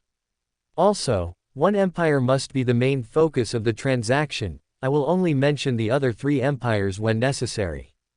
The world nodded. All right, as the initiator of this transaction, I am willing to contribute £1,500. Is anyone else willing to join this transaction? Me. Audrey was the first to raise her hand. I'll contribute £1,500. This would allow for multiple opportunities to ask questions. Alger, who had just earned over £1,400 last week by helping Hobert collect a bounty, readily offered £500 without any pressure. Emlyn, who had saved £2,000 in the previous intelligence transaction, followed suit without hesitation. Furs and Derek, as usual, one was willing to contribute £500, and the other was willing to contribute 2 extraordinary materials to join the transaction. Catalia didn't want to be too special, so she also contributed £500 to join the transaction. This made the reward for this transaction £5,000 plus 2 extraordinary materials. Hobert said to the world, as the initiator, you set the focus. Klein already had an idea, he manipulated the world to say, the Solomon Empire. Alright, let's start from the founding of Solomon, Hobert said. I have already released some information before. The state religion of the Solomon Empire was the true creator church. Emlyn thought he had misheard. Wasn't the true creator an evil god? Did he ever have a church? But seeing that no one else looked surprised, he didn't dare to ask. Catalia was also hearing for the first time that the true creator had a church, and that it was once a state religion. The emperor's intelligence was always so incredible, even somewhat absurd, but this intelligence also seemed not to be fabricated, because fabricating intelligence of this level required a lot of advanced knowledge. And if the emperor knew this advanced knowledge, he would most likely know the truth of these histories. The other members, having already known this, did not feel surprised. Hobert continued. Actually, it wasn't stated too clearly at the time, but about 100 years after the Great Cataclysm, Solomon, with the support of the true creator and the Rose Redemption, became the Black Emperor. Please wait a moment. Catalia couldn't help but interrupt. Excuse me, what is the Rose Redemption? The thoughtful Audrey said, the Hermit, I can answer your question, so you can save your question opportunity for a question you'd rather have answered. Seeing that the Emperor had no objection, Catalia smiled and said, you are truly a thoughtful lady, thank you for your answer. Audrey politely replied before saying, according to some information released by the Emperor, the Rose Redemption is an organization loyal to the true creator. Catalia naturally guessed, similar to the Aurora Order. No, much more advanced than that. According to the Emperor, at least 2 angel kings are members of the Rose Redemption. Excuse me, what does Angel King mean? Catalia hadn't felt so ignorant in a very, very long time. She even began to seriously doubt whether her knowledge base truly qualified her to participate in the Tarot Club. Audrey patiently explained, that's information we obtained in a previous transaction with the Emperor. There are a total of 8 Angel Kings. If you're interested in the specific information, you can initiate a transaction with the Emperor. She said with a sense of accomplishment, the Rose Redemption members we know are, Angel of Fate, Ouroboros and, Red Angel, Medici. After Medici fell, Ouroboros became the de facto leader of the Rose Redemption. Alger, across from her, looked at Catalia, who was still somewhat puzzled and lost, and smiled, thinking, what about being a pirate general? Isn't she still just as ignorant? Since the beginning of this gathering, Alger had felt as if he was being overshadowed by the Hermit. Now he finally breathed a sigh of relief, as if he had regained his confidence. Catalia, having not heard Little Sun's description of falling into a loop, still had only a partial understanding of the nature of the Rose Redemption, but it no longer hindered her understanding of the Rose Redemption's significance. She said to the Emperor, please continue. At this moment, the world suddenly asked, so, it was the true creator who supported Solomon in becoming the Black Emperor, and not Solomon who supported the true creator church in becoming the state religion, is that correct? Hobert nodded slightly, that's right. Theoretically speaking, the true creator and Solomon had a relatively strong mutual trust and a relatively solid alliance. Alger was the first to understand the meaning of this question and answer. In other words, Solomon was more like the true creator's spokesperson in the secular world. Or rather, there was a subtle hierarchical relationship between them. Catalia's thoughts were very clear when it came to her area of expertise. Similar to the present, secular power was largely limited by the power of the church. The others also successively understood the meaning of the world and the emperor. Furs thought, this once again overturns my understanding. I always thought that the protagonists of the fourth epic were the 4 emperors, but now it seems that's not the case. Little Sun, meanwhile, was thinking, when the Almighty God watches over this land, I wonder if anyone helps him manage these secular affairs. Emlyn, on the other hand, was thinking, I really want to trade intelligence about the Terenzost Empire with the Emperor. I wonder what kind of role our blood race played in that empire. Hobert then said, I also previously released information about the angel family loyal to Solomon. Even now, those families still play a significant role in the extraordinary world.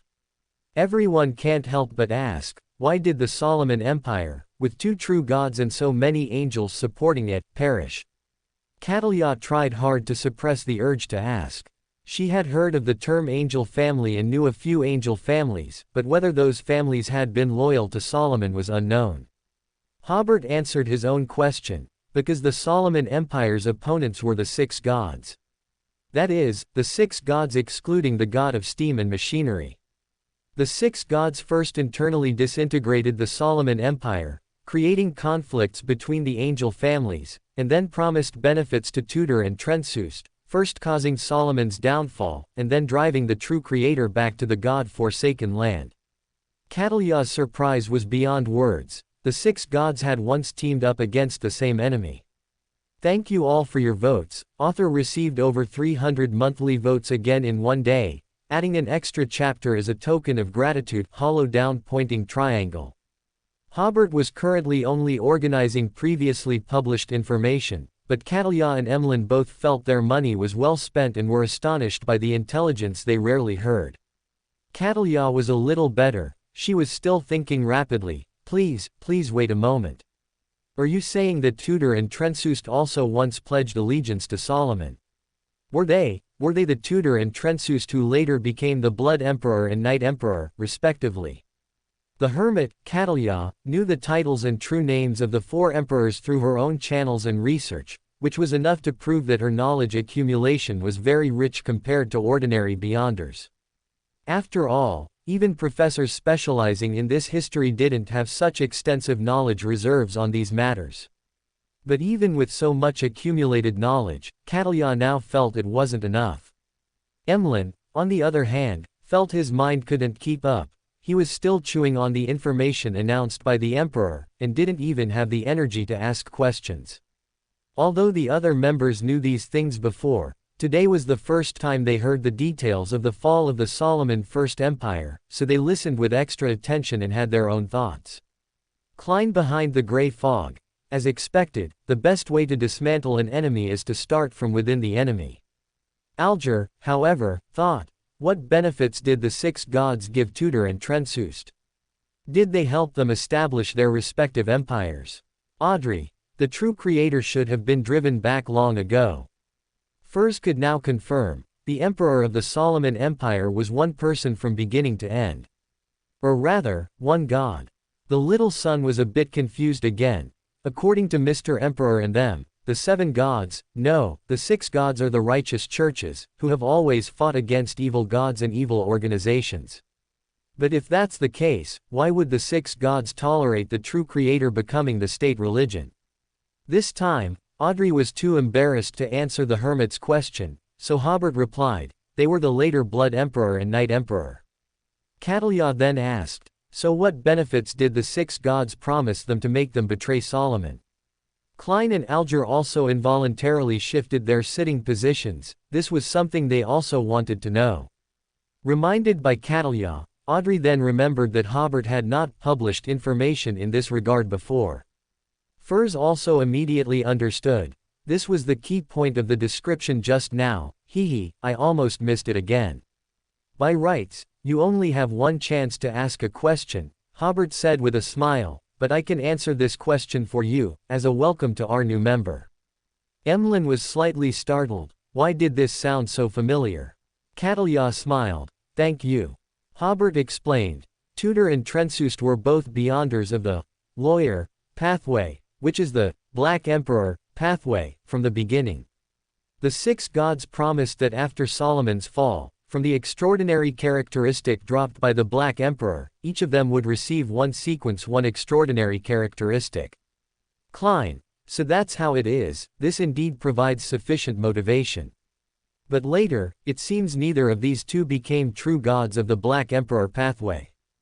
Alger nodded slightly. That's right, becoming a sequence 1 is a sufficient temptation. Catalia frowned and thought for a moment before saying, sorry, I'm not questioning your information, but according to reliable sources of obtained, the Night Emperor is a true god of the judge pathway. I don't know what pathway the Blood Emperor is a true god of, but it's definitely not the Black Emperor pathway. The Night Emperor's situation still involved jumping to an adjacent pathway, but what happened with the Blood Emperor? Hobert smiled. Want to know? Catalya nodded reflexively. Detailed information about the Blood Emperor is also worth 5,000 pounds. Klein behind the grey fog couldn't help but smile. The same tactic, the same rhetoric, I just wonder if the hermit will fall for it. Alger took a deep breath. The hermit knows a lot of 4th epic history. If I hadn't joined the Tarot Club, my knowledge reserves would be less than a third of hers.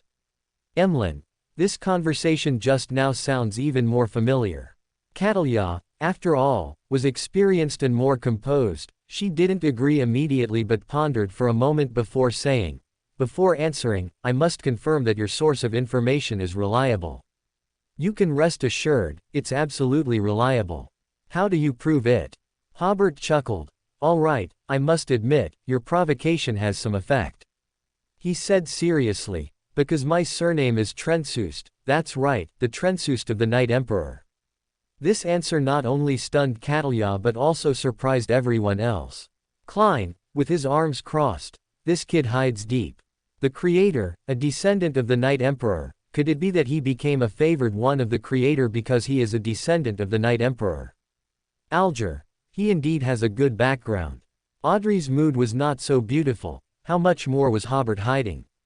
Emlyn leaned back in his chair. No wonder I felt a sense of closeness to him. It turns out that in the 4th epic, our ancestors were allies. If we go by seniority, I might be his grandfather or great-grandfather. Vampires are a race with long lifespans. Furs sighed inwardly. This is the first time I've felt that the history of the 4th epic is so close to me. The little son, however, was pondering. Mr. Emperor's background is similar to Silver City's. Both are very much like survivors of history. Hobert spread his hands and asked Catalya, are you satisfied with this answer? He had never taken his identity as a Trentsust descendant too seriously, and wasn't afraid of exposing this identity. There were no members of the righteous churches in the Tarot Club. Alger could only be considered an peripheral member of the Storm Church, and he had a disloyal heart, so there was no need to worry about them arresting him. I apologize. Catalya apologized generously. I hope I haven't caused you any inconvenience. This time, she firmly believed Hobert's information.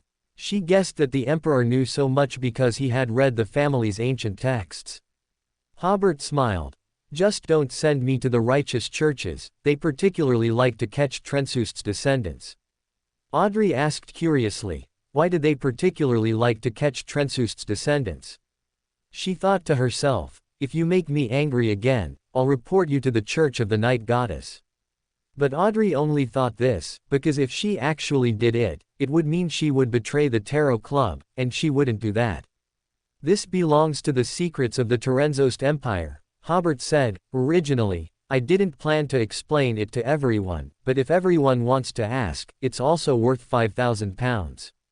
Klein suddenly understood. The Emperor's group buying sales model, after being broken by justice with crowdfunding, is now doing pre-sales.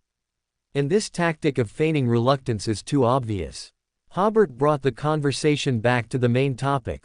Let's continue with the issue of the Solomon Empire. Perhaps everyone has a question. Why didn't the 6 gods unite against the true creator when the true creator and Solomon were not yet fully established, or rather, when Solomon had not yet become a god and had not gathered so many angel families?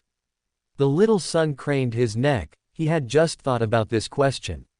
The others also knew that the key point was coming and began to watch the Emperor attentively. What I'm about to say is one of the places where this question holds significant value, Hobert said. I only briefly mentioned it before, but very vaguely. At the beginning of the 4th epic, there were considerable contradictions among the 6 gods. One of the root causes of the contradictions was their severe lack of trust in each other. As for why there was a severe lack of trust, this is a historical issue left over from the 3rd epic and is not part of this answer. The second root cause of the contradictions is the issue of adjacent pathways. Why are the Lord of Storms, eternal blazing sun, and God of knowledge and wisdom still in a hostile state? Because they are adjacent pathways. Similarly, the God of War and the Black Knight goddess are still in a hostile state because they are also adjacent pathways. And the Earth Mother and the later God of Steam and Machinery temporarily have no God-level, adjacent pathway enemies. Although some countries resist these two faiths, they have never had churches that are like mortal enemies. Even the Earth Mother Church and the Church of Knowledge and Wisdom, which previously accused each other, although their relationship was very bad, it did not escalate to the level of mortal enemies, precisely because their two gods are not adjacent pathways to other gods. Furs was first slightly surprised, then sighed, so this is how the contradictions between churches came about. This is the true appearance of the extraordinary world. Before this, I had only seen the surface of this world. Emlyn had similar thoughts, although he still didn't quite understand what adjacent pathways meant. At this moment, the world suddenly asked in a hoarse voice, I have a question about adjacent pathways. For example, the Storm Church and the Eternal Blazing Sun Church have conflicts. This is understandable, after all, their pathways can be interchanged. If one switches to the other's pathway, it's equivalent to compressing the other's potion space. But at the true God level, they have already become gods. Is interchange still meaningful? Why would there still be such intense contradictions? Or is it that the churches of both sides have accumulated enough hatred to deepen the contradictions between the gods, leading to hostility? Alger, Audrey, and other members familiar with the knowledge of pathway interchange were all slightly startled. They had all more or less thought of this question before, but it was only after the world's reminder that they realized this should also be a very crucial question. Hobert smiled. The fact that Mr. World can discover this question proves his very sharp thinking. As everyone thinks, this is a very crucial question, and it is the ancient sun god's greatest contribution to the extraordinary world. But I cannot tell you now. If other questions involve it, I will tell you then, but I cannot go into detail, only give a general idea, because its value is too high. If any member becomes a Sequence 2 angel and still wants to ascend to godhood, I can tell him the details for free. Klein's eyes narrowed behind the gray fog, the ancient sun god's greatest contribution to the extraordinary world. The little son also really wanted to know, what exactly was this contribution? Then everyone almost simultaneously realized that this question was so high level that those below the angel level were not qualified to know. But everyone looked at the emperor. Why do you know then? Hobert seemed to have seen everyone's thoughts and smiled. My situation is quite special. Let's return to the topic of the six gods. I mentioned before that the six gods united because they disapproved of the true Creator Church's doctrines. I must admit, this reason is the most trivial factor for the six gods, or rather, it's merely a slogan for an alliance and doesn't explain much. The main reason, in fact, was the rapid expansion of the true Creator and the Solomon Empire's faction, which made the six gods feel threatened. Especially the angel families who ostensibly served Solomon and had close ties with the true Creator. For example, among them were angel kings like Adam and Ammon, who were only one step away from becoming true gods. Because they inherently possessed uniqueness, they were fully capable of fighting a true god. Although they couldn't win, it was also difficult for a true god to eliminate them. There were also many angels who had hopes of becoming gods, such as Mr. Dor, who was only one ritual away from godhood, and Medici also had hopes of becoming a god. Even Antigonus, on the surface, had hopes of becoming a god, but he would always be just a little short. If one or two of them became gods, the true Creator's faction would have enough power to hunt any deity, and at the same time, have the strength to temporarily block support between the six gods. This was exactly the answer Klein had hoped for. He took a deep breath. Indeed, some seemingly complex problems, the power struggles behind them are not that complicated at all. Audrey recalled a famous saying from the Hall family, what often unites oneself and one's enemies is an even more powerful enemy. Catalia, on the other hand, sighed with emotion. The records of the Trentsust family are too detailed. In some of the documents I've read, when encountering similar problems, there would only be one or two vague descriptions, with the rest relying on my own conjectures to fill in. Furs and the other members had all entered the story listening phase, and would inwardly exclaim, "True history is even more exciting than stories." Everyone quietly listened as Hobert continued. The first to feel threatened were the storm of Lord, the eternal blazing sun, and the God of knowledge and wisdom, because the true Creator's pathways were also neighboring theirs. Thus, the three deities with the deepest conflicts temporarily put aside their hatred and collectively pointed their spears at the true Creator. Alger suddenly said, "Excuse me, Emperor, may I interrupt you for a moment? We previously discussed the abilities of a shepherd. So, can a shepherd at the true God level, can he? He took a deep breath before saying, "Can he shepherd other deities?" Catalia immediately felt a chill run down her spine. This question is simply too blasphemous. Emlyn almost stood up. Pour holy water on him. Drown him in a tub full of holy water. Or pierce his heart with a wooden stake and hang him up. How dare the hanged man have such thoughts? Furs was only briefly surprised, but quickly calmed down. She was already getting used to such remarks. Derek looked at the Emperor, and because of the existence of a shepherd elder, he also really wanted to know the answer. Audrey and Klein were already used to it, and even the fool didn't think these were outrageous words, but rather marveled at the hanged man's novel thinking. In fact, some information Klein had seen in Rosel's diary this week had already given him a vague answer. Rosel once mentioned that members of the Twilight Hermit Club were full of hostility towards the Solomon Empire and the true Creator, the reason being that some members suspected the true Creator had the ability to shepherd deities, which was the greatest blasphemy against deities. Now, after hearing Hobert's description, Klein believed that whether it was blasphemy or not was secondary. The most fundamental reason was that the true Creator and those members were on neighboring pathways. Klein remembered that Rosel had described in an earlier diary that the main members of the Twilight Hermit Club were from the Sailor, Singer, and Reader pathways. The true gods corresponding to these three pathways were the Storm of Lord, the Eternal Blazing Sun, and the God of Knowledge and Wisdom. This perfectly matched the Emperor's description. Thinking of this, Klein immediately focused his attention and looked at the Emperor, awaiting his reply. Hobert pondered for a moment before saying, "I'm not familiar with the true Creator either, so everything that follows is my conjecture. Theoretically, it is possible to shepherd deities, but there must be many limitations, and it should even have significant negative effects on oneself. After all, a deity's spiritual imprint is not as easy to remove as that of an ordinary Beander. Otherwise, the true Creator could simply kill all of his powerful subordinates and then shepherd them. This way, while the true Creator becomes incredibly powerful, he could also effectively avoid betrayal from his subordinates. But the true Creator did not do this, which shows that the negative effects of shepherding deities must be extremely great, so great that the true Creator would not dare to do it easily. In the future, if you become enemies with some demigods, you will understand how formidable a deity's spiritual imprint is through the demigod-level spiritual imprint. According to my conjecture, if one chooses to shepherd a fallen deity without dispersing its uniqueness and extraordinary characteristic, then the shepherded deity should easily revive. And a revived deity would definitely be the true Creator's sworn enemy."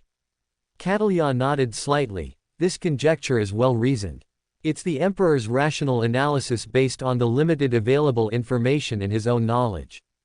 In this regard, the depth of the Emperor's extraordinary knowledge is beyond my imagination.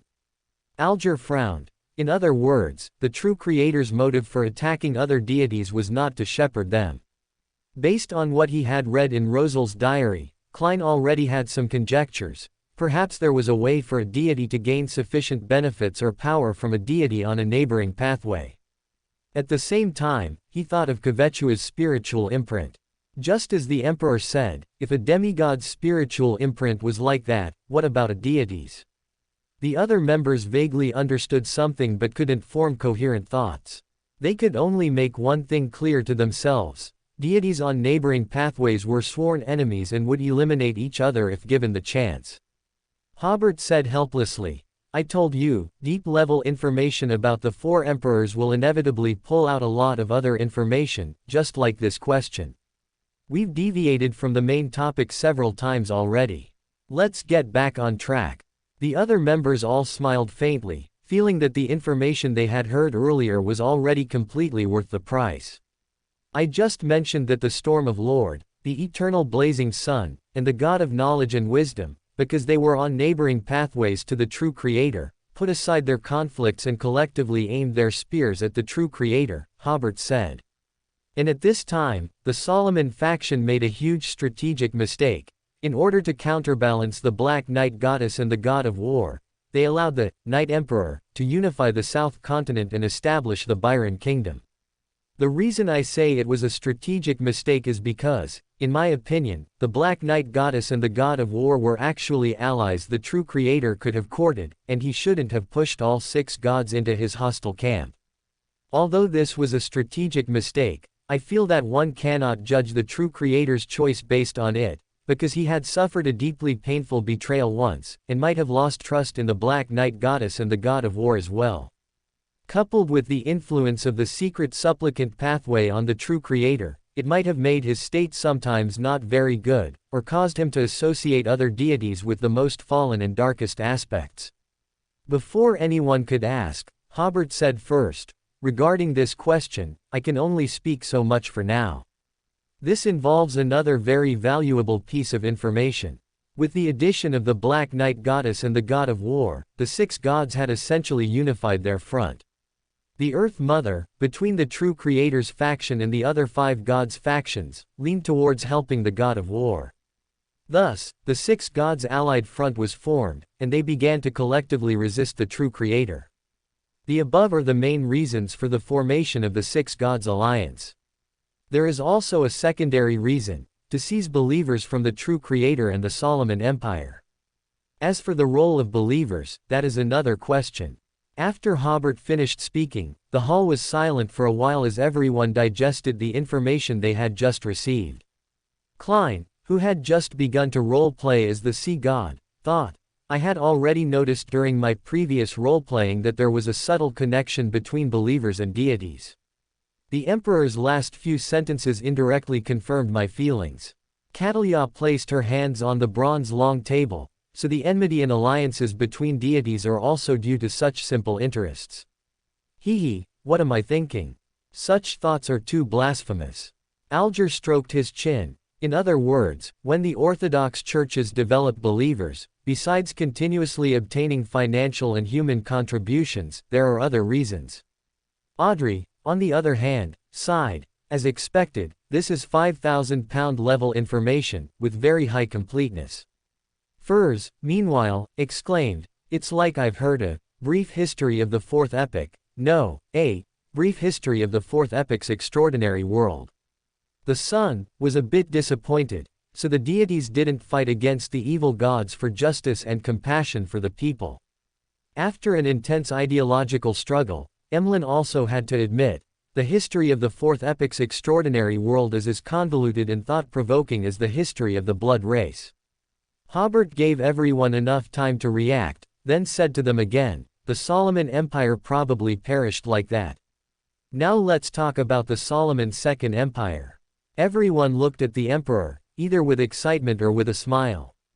In fact, the information they had just received had already satisfied them greatly, and they hadn't expected to hear information about the Solomon Second Empire as well. Hobert said, when the Solomon Empire perished, Solomon also fell. But because of the special nature of his pathway, he revived after a period of time, and thus established the Solomon Second Empire. The hermit Catalia almost jumped out of her chair. The 2 Solomon empires were actually established by the same person. Hobert's words were like a heavy bomb dropped on the bronze long table. Alger immediately realized, this is secret intelligence about the divine level, or rather, specific abilities of deities. I've only seen such descriptions in the confidential version of the Book of Storms, but that contained exaggerations and embellishments, making it difficult to distinguish which were the true abilities of a deity. The emperor's description was much more direct, stating outright that the Black Emperor could revive at least once. After his initial surprise, Klein immediately thought of his own resurrection experience. The abilities of the Black Emperor pathway are a bit like those of the Diviner pathway. No, only the result is somewhat similar, the feeling is completely different. Rosel's diary described Cheritu's explanation of the sequence of the miracle inventor for the Diviner pathway. Rising from the dead is a miracle. These two pathways give a different feeling. Catalia leaned back in her chair. What kind of gathering have I joined? Why does the Emperor have such a deep understanding of the Black Emperor? His code name is the Emperor, so is he a Beyander of the Black Emperor pathway? Even if so, it doesn't explain why he knows some secrets of the true god of his own pathway. Do the Trensust family's ancient texts even contain such descriptions? That would be too chaotic, and the Emperor is even more chaotic, actually revealing this information just like that. She then thought for a moment before realizing that the Emperor had only stated the result, but not the details of the resurrection. She also recalled some of the mysterious Queen's words and actions. This makes sense, yes, many things make sense now. It turns out she has always been searching for the Great Emperor, because the Great Emperor also has the ability to resurrect. Audrey quickly returned to her spectator state. Mr. Emperor, how did Solomon resurrect? Why could he resurrect again? Hobert smiled. This involves a great secret of my own pathway and the Creator. Unless absolutely necessary, I will not disclose the detailed information in this regard. Catalia nodded. As expected, the Emperor will only tell us the result. Wait, the Creator. What does this have to do with the Creator? Is it the Creator who severely wounded the Rose School in the South Continent before? She carefully observed the reactions of the other members and found that, apart from herself, the other members had no reaction. What connection does the Emperor have with the Creator? Everyone knows this. If they didn't know about the Creator, someone would surely ask. The Emperor's identity is very complex. Audrey nodded after hearing the answer. I understand. The others also chose to understand, with no intention of asking further, though everyone couldn't help but have their own associations. Klein and Alger realized that at the level of a deity, there must be many incredible abilities. Catalia, on the other hand, was still considering the connection between the Creator and the Emperor. Little Sun and Emlyn couldn't help but imagine, did the Almighty God and the Blood Ancestor have similar abilities? Furs, meanwhile, sighed. I'm still only sequence 8, yet I've learned so much about the abilities of deities. But such high-level intelligence is like an addiction. The more I hear, the more I want to hear. While everyone was lost in their thoughts, Hobert continued, after Solomon's resurrection, the North-South continent entered the Four Emperors era, but soon, Solomon fell again. I think this shouldn't be difficult to understand. Although the true Creator was driven back to the God-forsaken land, he was, after all, once the Emperor of the six gods opposing faction. The six gods would naturally support other emperors, thereby causing Solomon to fall again. As for another reason why the Solomon Empire was the first to perish, I believe you also noticed when trading information about the Angel family that the Angel family loyal to the Solomon Second Empire were only the Zoroaster and Cheritu families. The high-end combat power of the Second Empire was also far inferior to that of other empires.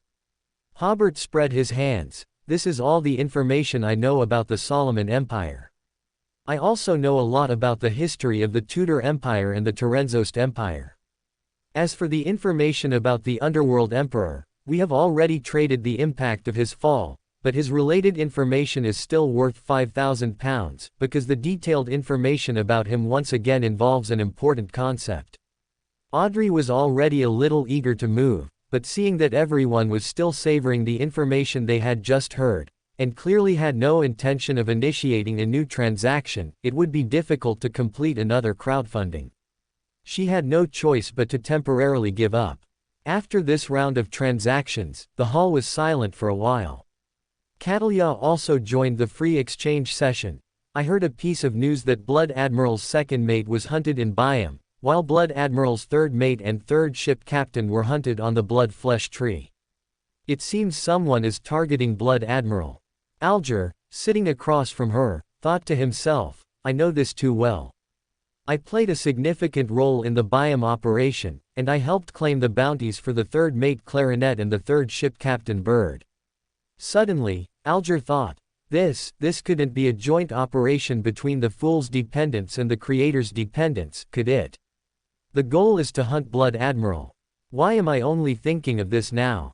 Hobert and Klein merely felt a faint sense of pride in their hearts, but showed no other reaction, as if this matter had nothing to do with them. Audrey noticed the hanged man's abnormality. She didn't understand why he had such a strong reaction, but she didn't ask the hanged man directly. Instead, she turned her head to look at the hermit and said, "The hermit, why do you have such a guess? This is clearly a premeditated action."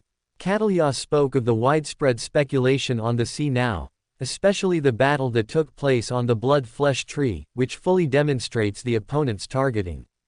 And after killing someone on a pirate general's flagship, still being able to leave calmly, this is enough to prove the opponent's profound background. Such a background is fully capable of organizing other members to launch a hunt in Byam the next day. Audrey nodded, then looked across and asked, "Mr. Hanged Man, have you heard of this?" Alger gave a wry smile and was about to look at the Emperor and the world below, but Hobert spoke first. "I hunted Blood Admiral's 3rd mate and 3rd ship captain." There was nothing to hide, and Hobert also wanted to show off a bit. This surprised Audrey. Why? Catalia was also surprised. She had originally intended to use this news to test the hanged man, who seemed to be a member of the Storm Church, but the case was solved directly. She realized, the Emperor's strength is formidable. I'm not even confident I could kill someone on the blood-flesh tree and retreat unscathed. Of course, it doesn't rule out other helpers, but from the Emperor's tone, it sounds like he completed the operation alone. Hobert replied, "Because Blood Admiral belongs to the Rose School's faction." Audrey nodded. "I see." Everyone else also understood, it all made sense now. Only Catalia was still guessing. Because Blood Admiral was from the Rose School, a targeted attack was launched. This once again reminded me of the Creator, who had conflicts with the Rose School. The Emperor must have intricate ties with the Creator. Audrey then asked, "So, was the hunt in Byam planned by you?" "That was a coincidence." Hobert smiled, "But I can probably guess who did it now." As he spoke, he glanced at the world. The world also openly admitted, "That's right, I did it, and the reason is also because the other party is a force of the Rose School."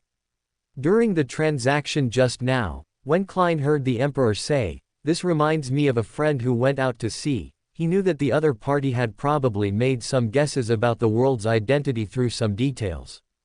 And such a guess was exactly what Klein wanted to create for the other members, so he simply admitted it openly. "Alger, and you say you didn't plan it? With your interaction, it's impossible there wasn't a premeditation." Catalia asked, "Then do you have any further actions planned?" Hobert said, "It depends on the situation." Klein, having already made a cooperation agreement with Iceberg Vice Admiral, had nothing to say at this time. Catalia nodded and said nothing more. At this moment, the world coughed, pulling everyone's thoughts back. Then, with the Fool's help, the world materialized a portrait and showed it to both sides, asking, "Does anyone here recognize her?" The portrait depicted a beautiful and handsome lady with striking red hair. Catalia said, "Red-haired Irene, with Intis Sorin family bloodline, a fallen noble lady. She used to be a sea merchant, and later, it is said, she was captured by diseased Lieutenant General Tracy." After the world thanked her, Klein had some thoughts. Hobert had even more thoughts. Kay's cross-dressing show is coming. As the discussion of this question ended, Audrey also introduced the new members to the Tarot Club's unique sacrificial and bestowal trading methods, and this week's Tarot Club came to an end. Raging Sea, on the future. Star Admiral Catalia, back in reality, looked at the ornaments on her desk, her thoughts still replaying what had happened at the Tarot Club just now. The Emperor's speech still left her feeling shocked. She had never encountered such a situation where a secret history was laid out so systematically before her. This made her determined that in next week's Tarot Club, she would trade information about the Tudor Empire with the Emperor. She had always enjoyed pursuing such secret histories. Then Catalya thought of the emperor's background, and his possible connection with the creator, which always made his identity seem complex and full of secrets. Moreover, he seemed to enjoy the process of trading these secret pieces of intelligence with everyone, which was a good sign. At the same time, Catalya also realized that the emperor's strength was not weak, not only because he could retreat unscathed from the blood-flesh tree, but also from the confidence in his words and actions. Finally, Catalya thought of the fool, who could read Rosal's diary. He was hidden deep within the gray fog, difficult to see, difficult to fathom, and she wondered what he was plotting. Catalya was silent for more than 10 seconds, then took out paper and pen and carefully wrote, "Someone has recently been consciously collecting the great emperor's diaries."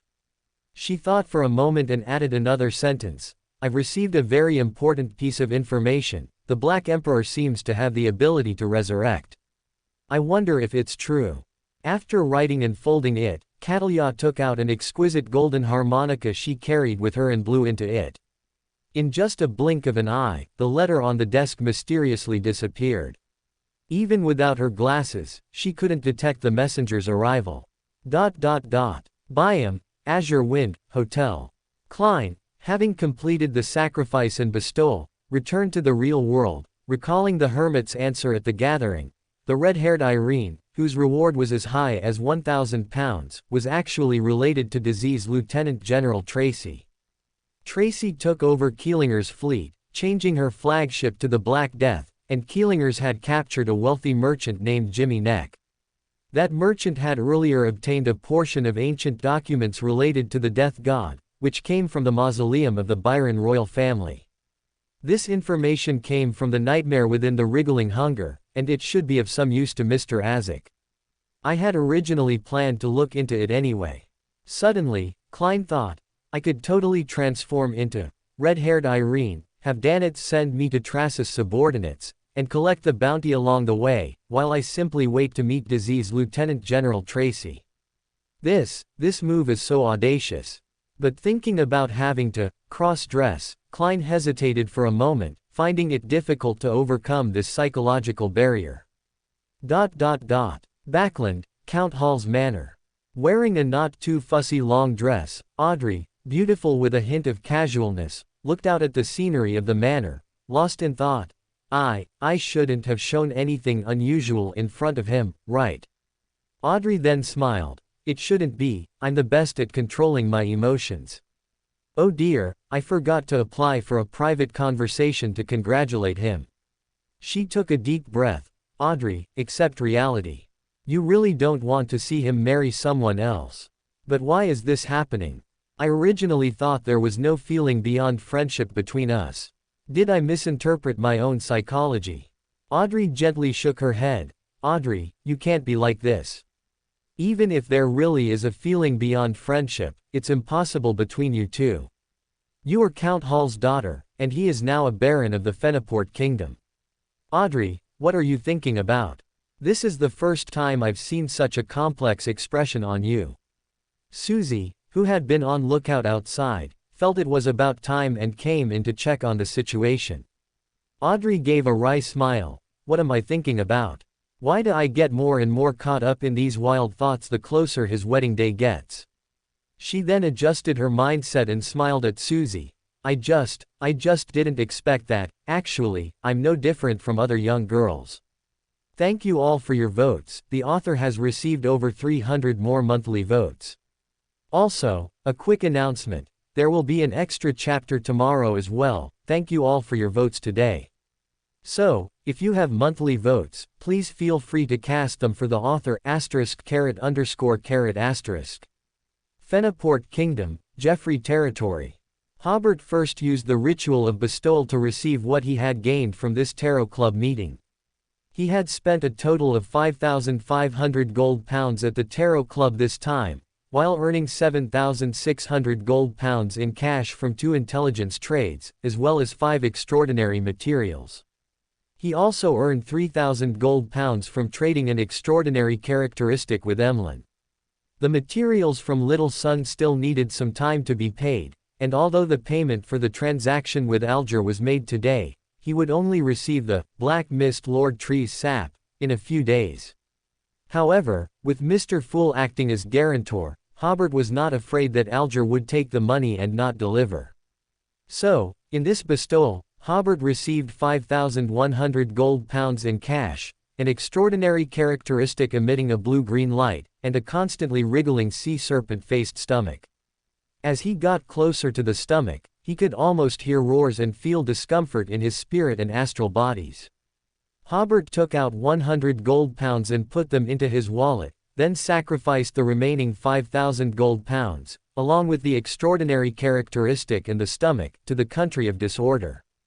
Placing the gold pounds on a stone platform specifically for banknotes, Hobert eagerly used chaos power to crush the extraordinary characteristic that glowed with a blue-green light.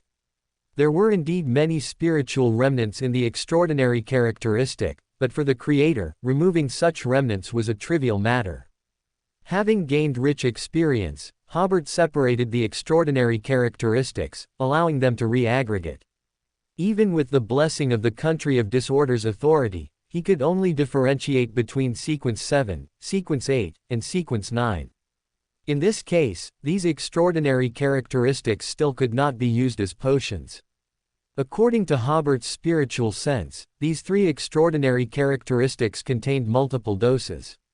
This meant that the split sequence 7 was likely a state where 2 or 3 doses of sequence 7 were mixed together. If consumed as a potion, it would be equivalent to chugging 2 potions at once during advancement. This was tantamount to seeking death, because at the sequence 7 level, even in good condition, taking a single potion carried a considerable risk. And if 2 potions were consumed at once, there was only a very small chance of not losing control. Even a sequence 2 angel could only go this far. This was precisely what Star Admiral Catalya had always wanted to remind Hobert about, the problem of further splitting extraordinary characteristics of the same sequence level. Extraordinary characteristics in this situation seemed only suitable for making magical items. But this did not stump the creator. Hobert's current technique for separating extraordinary characteristics was so proficient that he could distinguish the dosage of sequence 7, sequence 8, and sequence 9 purely by feel. So, Hobert began manual operation, splitting the sequence 7 extraordinary characteristic with multiple doses by feel, and he actually managed to split it into 2 sequence 7 extraordinary characteristics. Of course, it wasn't exactly 2 portions. Hobert just felt that 3 portions were not enough, and 2 portions were a bit more. Each portion's dosage would be slightly more than a normal extraordinary characteristic, but not less, because less might lead to failed advancement. Just being a little bit more was completely at the safe to consume level. Then Hobert further separated 3 portions of sequence 8 and 3 portions of sequence 9 extraordinary characteristics. Although the entire operation took over half an hour, which was longer than he expected. But the harvest was also greater than expected. It was equivalent to spending 1,500 gold pounds to obtain 2, navigator, 3, raging people, and 3, sailor, extraordinary characteristics. It could be said, he made a huge profit, shedding tears of joy. After placing the now normal extraordinary characteristics on the stone platform, Hobert picked up the sea serpent-faced stomach again. Outside, just by getting close to the stomach, one could clearly feel the discomfort originating from the spirit and astral bodies. But in the country of disorder, the sea serpent's face was very obedient, constantly moving but with almost no audible roars. Hobert took a deep breath, felt no spiritual warning, and so he tried to inject the power of the country of disorder into the stomach. Suddenly, the power of the country of disorder materialized and enveloped the stomach, frantically drawing power from its surroundings. The materialized power began to shape itself, and in a short while, an enormous, pitch-black sea serpent appeared before Hobert, occupying about a quarter of the hull's space. Its head was different from a typical sea serpent, similar to the jowl in Hobert's impression, with some erect fleshy membranes behind its head, covered in mystical symbols with an elf flair.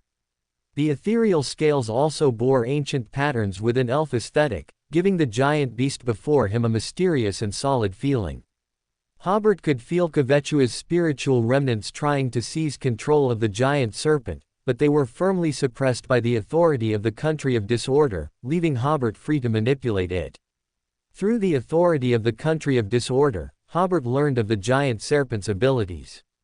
Firstly, it possessed its inherent abilities of devour, lightning, storm, and small tsunami. At the same time, it had the abilities of order, distortion, and chaos, bestowed by the country of disorder. In terms of overall strength, Hobert believed it was stronger than the Ox Demon King and comparable to the Black Hound Spirit Beast. If it were at sea, it could exert significantly more influence than the Black Hound Spirit Beast. It was a pity that this was only a spiritual remnant. Just like the two horns of the crow-feathered golden-horned evil creature, this stomach had usage limitations. However, it could be used more times than the Ox Demon King, a total of 12 times. Hobert was very satisfied with this result. He only spent 2,000 gold pounds and happily gained a saint-level combat power. Finally, of course, was the naming process.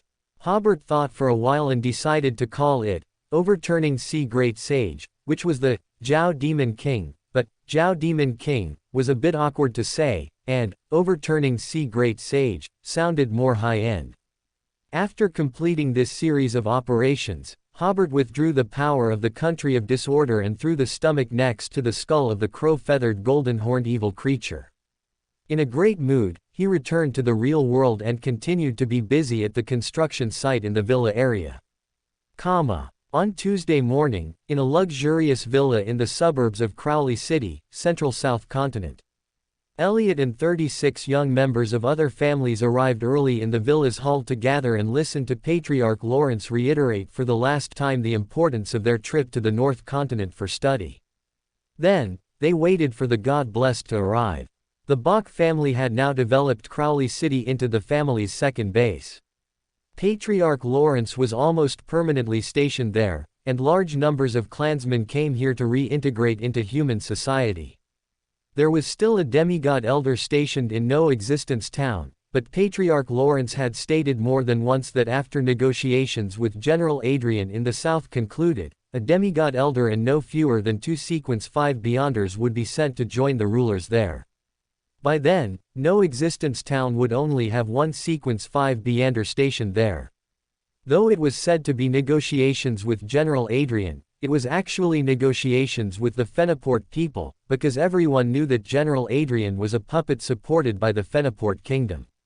After the previous battle with the Rose School, the Fenaport governor proactively expressed willingness to accept the Bach family's extraordinary powers. How could they not accept? That was a local Beyonder family with angel-level combat power. General Adrian's territory was right next to General Anthony's. Unless they wanted to be annexed by General Anthony, it would be better to quickly contact the Bach family, cede certain powers and interests, and reach a compromise to maintain the current situation. All members of the Bach family, of course, knew that the family was able to gain so many benefits all at once thanks to the Creator's protection. As a result, almost all members of the family had already become followers of the Creator. At 8:58 a.m., the God-blessed, wearing a black crystal mask, dressed in ruin-style clothing, and a trench coat, arrived as scheduled. Hobert, behind the mask, appeared carrying a door. After propping the door upright, he seemed to be full of vigor, pounding his chest with one hand and his back with the other, both arms raised at approximately a 45-degree angle. Praise the Creator. From Lawrence to the ordinary family members, they all followed suit, performing the same action and shouting loudly, Praise the Creator. Just 40 or so people shouting together already created a powerful momentum, making the atmosphere in the hall vibrant. Hobert said, I have entrusted the matters of this study trip to the North Continent to another of the Creator's dependents. You will be arranged by him to study at 5 factories currently using the most advanced steam engines. During your study, I require you to conceal your identity as Beyonders. Just consider yourselves ordinary young people who love that work. You must not only learn modern management methods but also go to the workshops and operate those machines yourselves. You are required to master them proficiently and diligently take notes. I don't know if Patriarch Lawrence has such a requirement, but I require you to compile no less than 60,000 words of notes after the study period. Even if you are just recording local customs and traditions, you must fill 60,000 words. Notes should be uniformly written in Ruan script and submitted to me after the study, as I will hand them over to other dependents for inspection. If anyone is found not to cherish this learning opportunity, I will take them to an extraordinary war initiated by the dependents in the North Continent. They must participate in at least 3 battles before being allowed to return. When everyone heard the homework assigned by the God Blessed, they initially looked worried. But upon hearing that the dependents in the North Continent were initiating an extraordinary war, they immediately became excited, realizing that the Creator's power in the North Continent was also very strong. Lawrence, on the other hand, realized that the God Blessed was exerting influence within the family on this matter. If it were anyone else, he would never allow his power to be usurped, but the God Blessed was different. Even if Lawrence realized this, he said nothing. All right, now form pairs and line up. Be careful when entering the spirit world later, do not look directly into the eyes of those creatures. Hobert re-erected the door he had carried in and said in ancient Hermes language, "Connat." Opening the door, the space in the middle of the doorframe became illusory. The members of the Bach family picked up their luggage and, in pairs, entered the space within the door. Elliot was in the first row. As he entered the spirit world, he was somewhat nervous, but his eyes were quickly filled with the complex information that rushed at him, and his few remaining nerves quickly disappeared. After traveling in the spirit world for about 3 minutes, another door appeared before Elliot. Guided by spirituality, he opened the door and arrived in a large hall with almost no decorations. Similarly, a young man wearing a God Blessed mask was waiting there, and behind the God Blessed, there were several well-dressed young men and women. Once all 36 people had arrived, Apton, while marveling at the Creator's powerful influence in the South Continent, took off his mask, revealing a face with black eyes and a high nose. "My name is Apton, and I am a God Blessed of the Creator. The place you are currently in is an apartment in a factory. For the next month, you will all live here together. I have already prepared Ruin-style clothes for you over there. Remember, do not wear South Continent-style clothes when you go out. The 8 people behind me are your life instructors. Soon, you will receive a set of daily necessities from them. They will also be living here during this time, so feel free to ask them if you have any questions. I know that most of you are middle sequence beyonders, and there are even a few sequence 6s, but once you arrive in Connat, you must obey my management. The God Blessed has given me the authority to punish you, and I hope I never have to use that power. All right, young men and women from the Bach family, welcome to Connat. ... Meanwhile, Hobert, carrying the door, appeared in a large warehouse in Connat. Stored here were a high-horsepower locomotive, 8 passenger carriages, and 3 freight carriages. Among the 8 passenger carriages, 2 had been modified into sightseeing carriages according to Hobert's specifications. Hobert used a self-sacrifice method to pull the modified train into the country of disorder. The locomotive and carriages cost Hobert 2,900 gold pounds in total, mainly due to the expensive locomotive. In the early morning, when setting up the traveler's gate array, Hobert had already reimbursed Apton the 900 gold pounds. At dinner that evening, Hobert said to Furs, "Get up early tomorrow, I'll show you something good." Furs, holding her knife and fork, asked curiously, "What good thing?" "You'll know when you get up tomorrow," Hobert smiled mysteriously.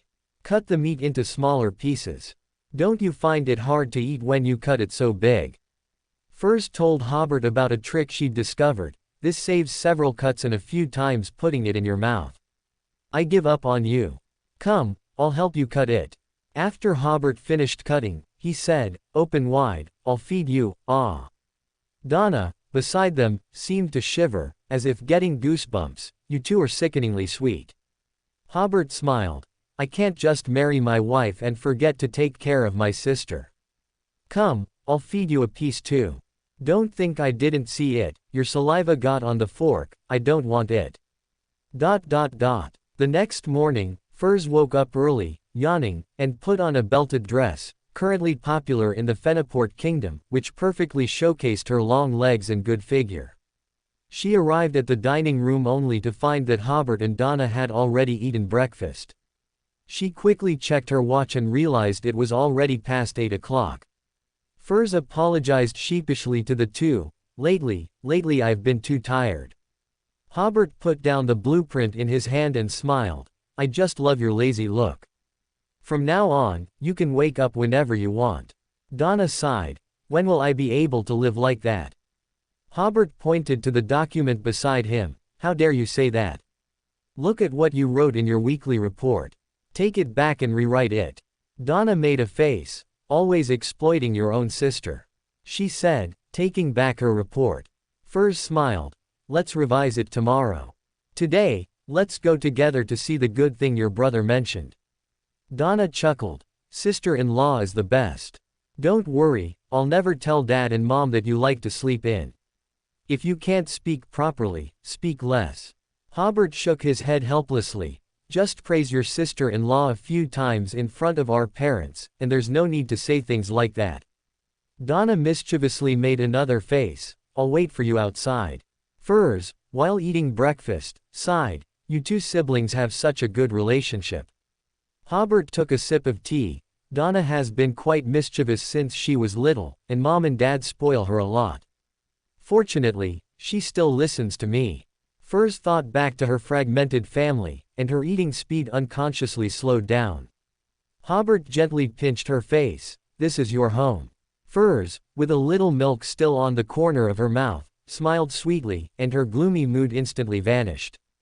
Just as Hobert was about to lean over to kiss her, he heard Donna shout from outside, Sister-in-law. Come quickly and see. Hobert smiled helplessly and had to give up. The next second, an excited Donna rushed in, pulling Furs and heading out. Sister-in-law, come quickly and see. Furs was at least a sequence 8. If she didn't want to get up, two Donnas wouldn't be able to pull her up.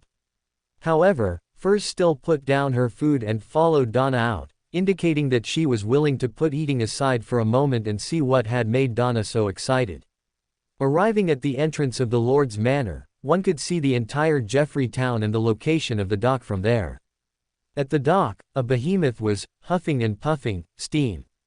Furs even thought she hadn't woken up properly and had seen wrong. She rubbed her eyes and looked again, confirming, a train. She asked Hobert, who had followed her out, wasn't there no train yesterday? Where did it come from? Hobert looked at the crowded dock and smiled. The railway quality inspection was completed yesterday afternoon, and the train arrived overnight. You know time is tight right now, so I arranged everything very compactly. Furs pulled Donna's hand. Let's go, let's take a closer look. The three quickly arrived at the dock, which was already packed with people, as it was the first time the territory's residents had seen a train. Someone wondered, why don't I see any horses? How will they pull so many carriages later? Another person also dared to explain. When the water boils, the horses will be let out. On such a cold day, the horses and people pulling the carriages certainly need to drink plenty of hot water to warm up before they have the strength to work. Everyone thought this made perfect sense and sat together, waiting for the water to boil. Then everyone began to guess how many horses it would take to pull so many carriages. At this moment, Hobert's butler, Dennis, shouted, "Make way for the Lord, salute the Lord." Whoosh! Everyone immediately cleared a wide path and took off their hats, salute the Lord. Hobert's standing in everyone's hearts now had a certain legendary quality. In just a few months, their lives had undergone earth-shattering changes, and all of this was bestowed by the Lord. Hobert also waved to everyone in salute. Coming closer to the train, he asked Corwin, who had arrived there early, how's the debugging going? The train driver had been recruited by Corwin from out of town in advance. Currently, this train temporarily belonged to the Lord's Manor. Hobert only planned to transfer it to the town government after a cultural tourism night was available. Corwin had just asked the train driver, it can start at any time. Hobert said as he boarded the train, "Open all the doors and let everyone try the feeling of riding a train. From today onwards, the train will run 2 trips around the territory daily. For the first 3 months, residents of the territory can ride for free. After 3 months, residents within the territory can enjoy a 70% discount on tickets with their household registration book." "Yes," Corwin said. "I'll find Conrad later and ask him to issue an announcement." Hobert nodded and went to the rear of the carriage, where there was a small grandstand-like structure with an excellent view. More than 20 minutes later, Corwin organized everyone to board the train, filling all 8 passenger carriages. Of course, not everyone could get on. Too many people had come to the dock to watch the excitement, and only about a third made it on. Woo! With the sound of the whistle, the train slowly started moving. Many people found it quite astonishing, as they truly hadn't seen where the horses pulling the train were, so how did the train start moving? Hobert, at the rear of the train, pointed and gestured, introducing the progress of the territory's construction to Furs and Donna. With nearly a month of construction work, the buildings around the train station, that is, around the dock, were largely completed. Although the interior decoration had not yet been finished and they could not be used immediately, the buildings, with their strong Phenoport modern style, were still refreshing.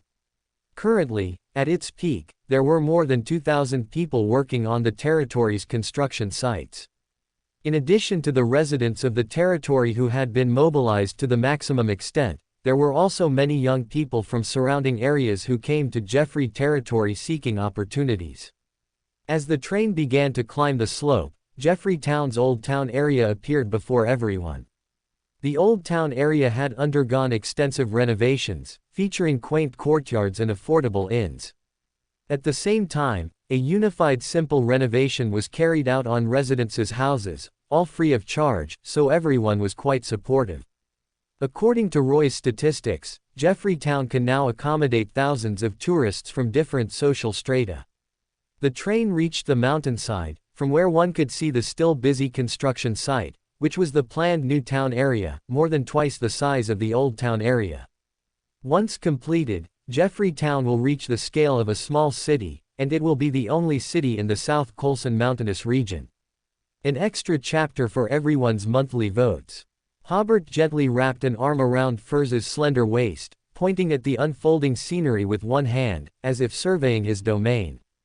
Donna also beamed with pride. This was her brother's territory, so she naturally felt proud too. Furs had either been writing her book or busy digesting her potion recently, so she hadn't noticed such significant changes in the territory. The appearance of the train made the villagers stop and watch, marveling at the colossal machine while discussing where the horses and donkeys pulling it were. After the train ascended the mountain, rural scenery unfolded on both sides. The weather was warming, and everyone was preparing for planting. The fields presented a hopeful scene. The full view of Full Moon Lake gradually appeared in the trio's sight. The rippling lake waters gave this enormous mountain lake a unique color. Ever since the pollution from the fallen mother goddess was sealed, the surroundings had gradually returned to a normal winter appearance. However, the area around Full Moon Lake remained lush and green, showing no signs of early spring. From above, it looked like a green jade belt encircling Full Moon Lake. When the train reached the peak of the highest mountain, it arrived at the best viewing spot. This mountain peak must be the highest in the vicinity. The uppermost part became steep, so the railway was routed to pass in front of it. Of course, Hobert didn't waste this mountain. Besides setting up a station here, he also enlisted several cultivators from the Earth Mother Church to help with the arrangements. From here, one could overlook the entire town and Full Moon Lake, creating a magnificent vista. Distant mountains, rivers, and lakes, a bustling town in the middle, and closer still, scenery with rich natural characteristics. Below this position, roughly at the mountainside, there was a busy construction site. This was the planned hotel and villa area. 5 villas had already been completed and were mostly furnished. The Phenoport architectural style, combined with abundant, grand wooden decor, created an aesthetic that was beautiful yet distinct from typical Phenoport architecture. A hard-surfaced road, currently under construction, extended from the port to the villa area.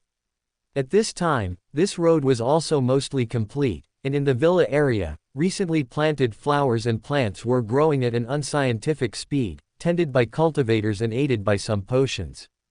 These flowers and plants would conceal the traces of construction, making these 5 villas truly resemble resort buildings.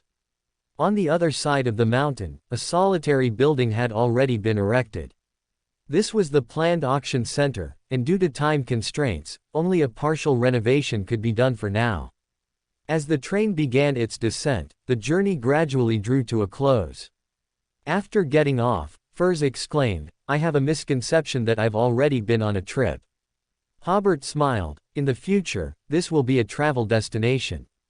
Right now, there are construction sites everywhere, which spoils the atmosphere a bit, but in 2 months at most, with the completion of most projects, it will look like a proper scenic area." The three discussed the scenery they had just seen as they returned to the Lord's Manor. Upon returning to the Lord's Manor, Furs went to try on her dress, and Donna went to rewrite her weekly report. Soon, Hobert was left alone in the study. He took a sip of tea, planning to rest for a moment before heading to the construction site. Just then, he had a sudden inspiration and saw a messenger emerge from the spirit world, placing a package on his desk. Opening the package, Hobert guessed it was from Jessica, because inside were a rectangular and a square wooden box, along with 3 weapons tied together. He opened the letter inside the package. It was indeed from Jessica. The 2 wooden boxes contained extraordinary weapons made by Kelly using the extraordinary materials Hobert provided, as well as 3 unsuccessful attempts. Hobert opened the rectangular wooden box and glanced inside. It was a sharp, silver-white dagger. The square wooden box contained a steel crossbow faintly glowing red. Reading Jessica's letter, the dagger was made from the main materials of the assassin pathway Hobert provided and had 2 abilities. The first ability is that the wielder's movements become lighter, and they become proficient in killing techniques. The second ability is that there's a 2% chance in combat to make the enemy quarrel with their companions. Hobert remarked, "This is a very good dagger. Even without the probabilistic ability, just adding speed and agility is already quite good." Looking at the description of the crossbow, Jessica first mentioned Kelly's attempts. The extraordinary characteristics of those extraordinary materials could be used normally. This meant Hobert had expanded his business opportunity even further. Previously, Hobert had estimated that roughly 1 extraordinary weapon could be produced from every 3 extraordinary materials, and 1 extraordinary weapon could be exchanged for 15 extraordinary materials. Adding the material cost paid to Kelly, this meant a net profit of 3 extraordinary weapons, with a profit margin of 60%. This profit was already very substantial. Now, 15 extraordinary materials could theoretically produce 15 extraordinary weapons. Aside from murder, robbery, and playing with leverage, there weren't many businesses in the world more lucrative than this. It didn't matter if it couldn't be mass-produced. If it could be mass-produced, Hobert would actually have a headache, because with his current abilities, it would be difficult to protect the enormous profits this kind of windfall would bring. This crossbow also had 2 abilities. The first ability is that even someone who doesn't know how to use a crossbow will easily hit an enemy after picking it up. Someone proficient with a crossbow will have 100% accuracy. The second ability is that there's a 3% chance for the arrow shot to hit the enemy's vital point. This weapon was also very good, and Hobert planned to sell it soon. The last part of the letter was Jessica's congratulations on Hobert's wedding, stating that these 2 weapons did not require any material fees and were her and Kelly's wedding gifts to Hobert. That was fine. When they came for the wedding, he could discuss future cooperation guidelines with them. After all, they would be engaging in long-term cooperation regarding extraordinary weapons. After putting away the extraordinary weapons, Hobert continued to be busy. With 3 days left until the wedding, Christine and Monliza arrived in Jeffrey Town with Tyrone. Hobert held a grand welcoming ceremony at the dock. Christine was the first Earl to visit this land, and naturally, the dock was once again packed. To the sound of the band playing, Christine and Monliza slowly descended the gangplank. Hobert and Donna stepped forward. Father, Mother. Furs, wearing a dark long dress, said, Uncle, Aunt. Donna laughed. Sister-in-law, it's time to practice your new address. Furs's face flushed slightly. Under Hobert's encouraging gaze, she softly called out, Father, Mother. Christine laughed heartily with joy. Monliza pulled Furs closer and presented her with an exquisitely crafted, gem-encrusted necklace. The necklace looked expensive. Taking it out of its wooden box, it seemed to radiate a golden glow. Monliza smiled. Try it on quickly. She had originally planned to give it to Furs during the ceremony, but she was so happy to hear, Mother, that she gave it to her early. If Furs and Hobert were still in a contractual marriage, she would never have accepted such a valuable gift. But it was different now. She smiled and thanked her, then put it on over her dress. It looked very good indeed. Christine wanted to walk to the Lord's manor, and Hobert, of course, stayed to accompany his father. Monliza, Furs, and the others returned by carriage, with Furs in charge of entertaining them. Along the way, many people bravely greeted Christine, who smiled and responded to each one. This made many people exclaim, The Lord's father, Earl, is as amiable as the Lord himself. Christine also remarked, The residents of Jeffrey Town have excellent morale. Just from this, you've been a very successful lord. The two walked, stopping occasionally, as Hobert told his father about the changes he had brought to the territory and his plans for Jeffrey Town's future. From the dock to the Lord's manor, the two actually took 2 or 3 hours. During this time, Christine became animated in conversation, recounting many of their past experiences governing in the South Continent. Hobert, of course, realized there was some exaggeration, but it wasn't without gain. The biggest takeaway was, ruined soldiers never treated the natives of the South Continent as people. The living conditions in the Lord's manor were far inferior to the newly built villas, but Christine's family would certainly stay in the Lord's manor. After lunch, everyone rested for a while. Christine then called Hobert to his study. I'll take you somewhere. Hobert was slightly taken aback. Do we need a carriage? No need. Christine took out a pendant with a South Continent style and gripped Hobert's shoulder. A bronze door appeared before them. Christine reached out and pushed it open, and the two entered the spirit world together. Hobert knew this wasn't the ability of travel, it was very much like how Beyonders of the Death Pathway entered the spirit world. After a dozen seconds of spirit world travel, the surrounding scenery suddenly became richly colored and quickly formed the appearance of the real world. Hobert found himself and Christine deep in a mountain, surrounded by ancient trees as far as the eye could see.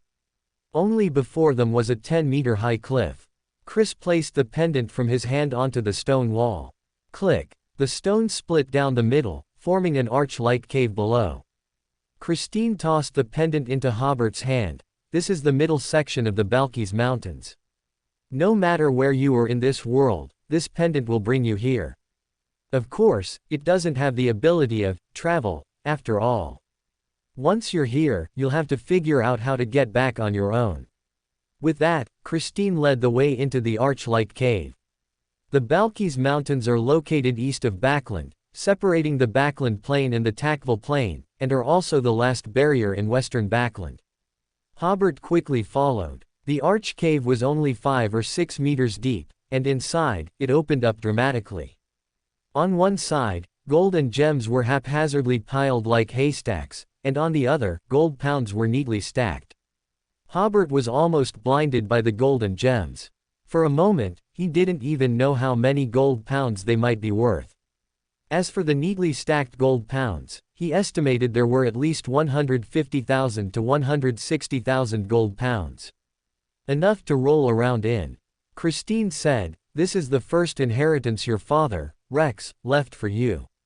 Most of it consists of valuables he seized in the South Continent and proceeds from handling war spoils. There are also a few extraordinary characteristics and sealed artifacts on the stone platform over there, but they are not of high sequence. Your father's will stated, if you chose to live your life as an ordinary person, these assets would be enough for you to live like a rich man your entire life. But if you chose to become a Beander, this inheritance would be yours upon your marriage. Hobert swallowed hard. All of this is mine. In the country of disorder, he currently had over 30,000 gold pounds in cash, but it was nowhere near as impactful as seeing 150,000 to 160,000 gold pounds piled together. It's all yours. Christine smiled. Oh, right, and these two documents. Hobert glanced at them. These are actually transfer contracts for Brandon Law Firm and Oslan Barton Law Firm. Christine smiled. As you can see, both of these law firms were your father's property. Your family has been accustomed to establishing law firms to digest potions for a long time. Generally speaking, barbarians and bribers can also complete their digestion through the legal profession. Your father merely expanded this endeavor. However, before he passed away, he gave most of the law firm's income shares to Barton and others, so he only received about 8,000 gold pounds annually from both law firms combined. I've saved the income for the past 23 years for you, totaling over 186,000 gold pounds. I'll give it all to you shortly. Hobert said. No, that money. Christine raised a hand to interrupt. I am not short of money. Hobert said. Oh, and didn't refuse again. He had never imagined he would suddenly inherit over 300,000 gold pounds in assets. This was equivalent to, it seemed equivalent to Audrey's inherited wealth. No, even more, Hobert forgot to count the gold and gems. Just from this fortune, Hobert could imagine how well Rex and Christine had lived back then. But what Hobert never expected was that today's surprises weren't over yet.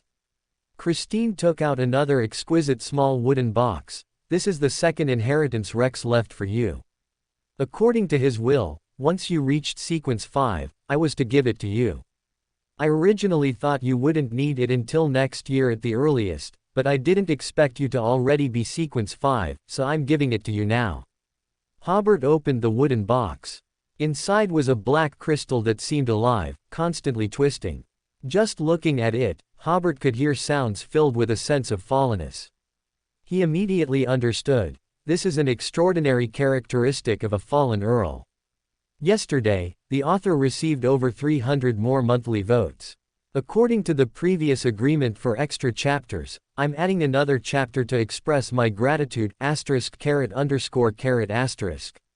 Hobert held the fallen earl's extraordinary characteristic, a mix of emotions swirling within him.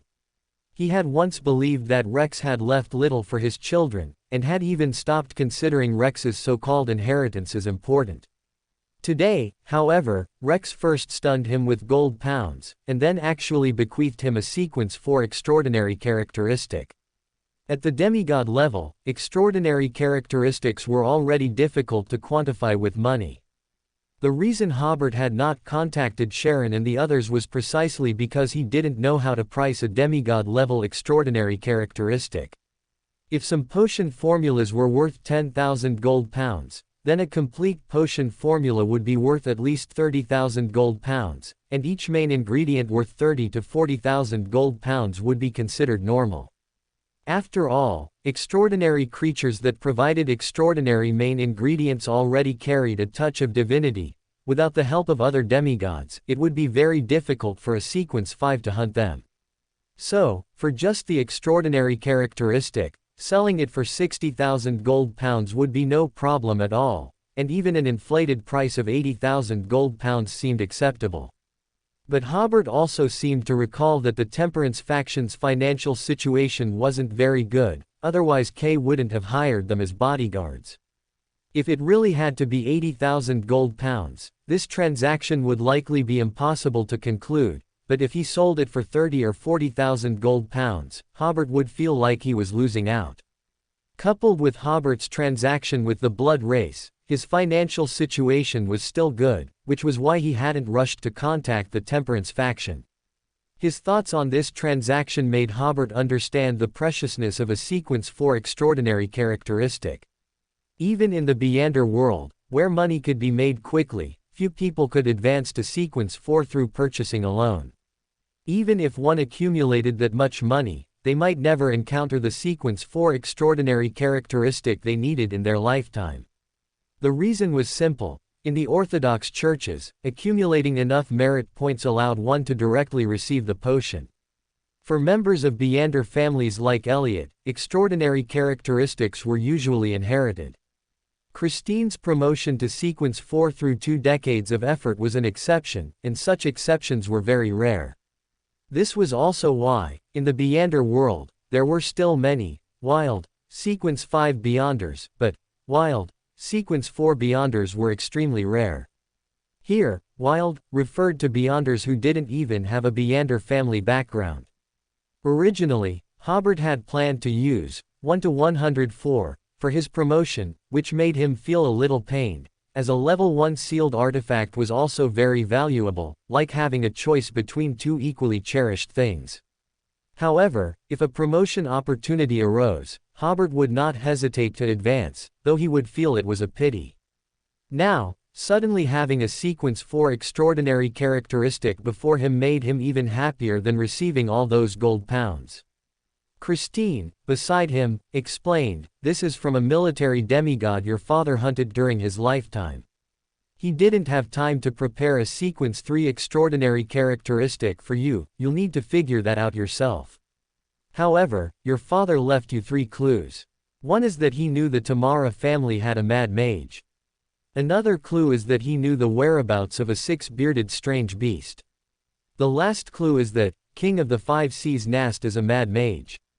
If needed, I can help you hunt the Tamara family's mad mage or the 6-bearded strange beast. Nast is the last option. If he were so easy to kill, the Angels of Ruin or Fenaport would have dealt with him long ago." The complete brain of a 6-bearded strange beast was one of the main ingredients for a mad mage. At this point, Hobert recalled that he also had a clue. The Solomon family actually had 2 mad mages. The other mad mage appeared during the Backland Smog event and was most likely imprisoned in Mist Town with the Blackhound spirit beast. If needed, I'll ask for your help. Hobert then thought, how did Rex advance to sequence 3? I mean, how did he complete the ritual?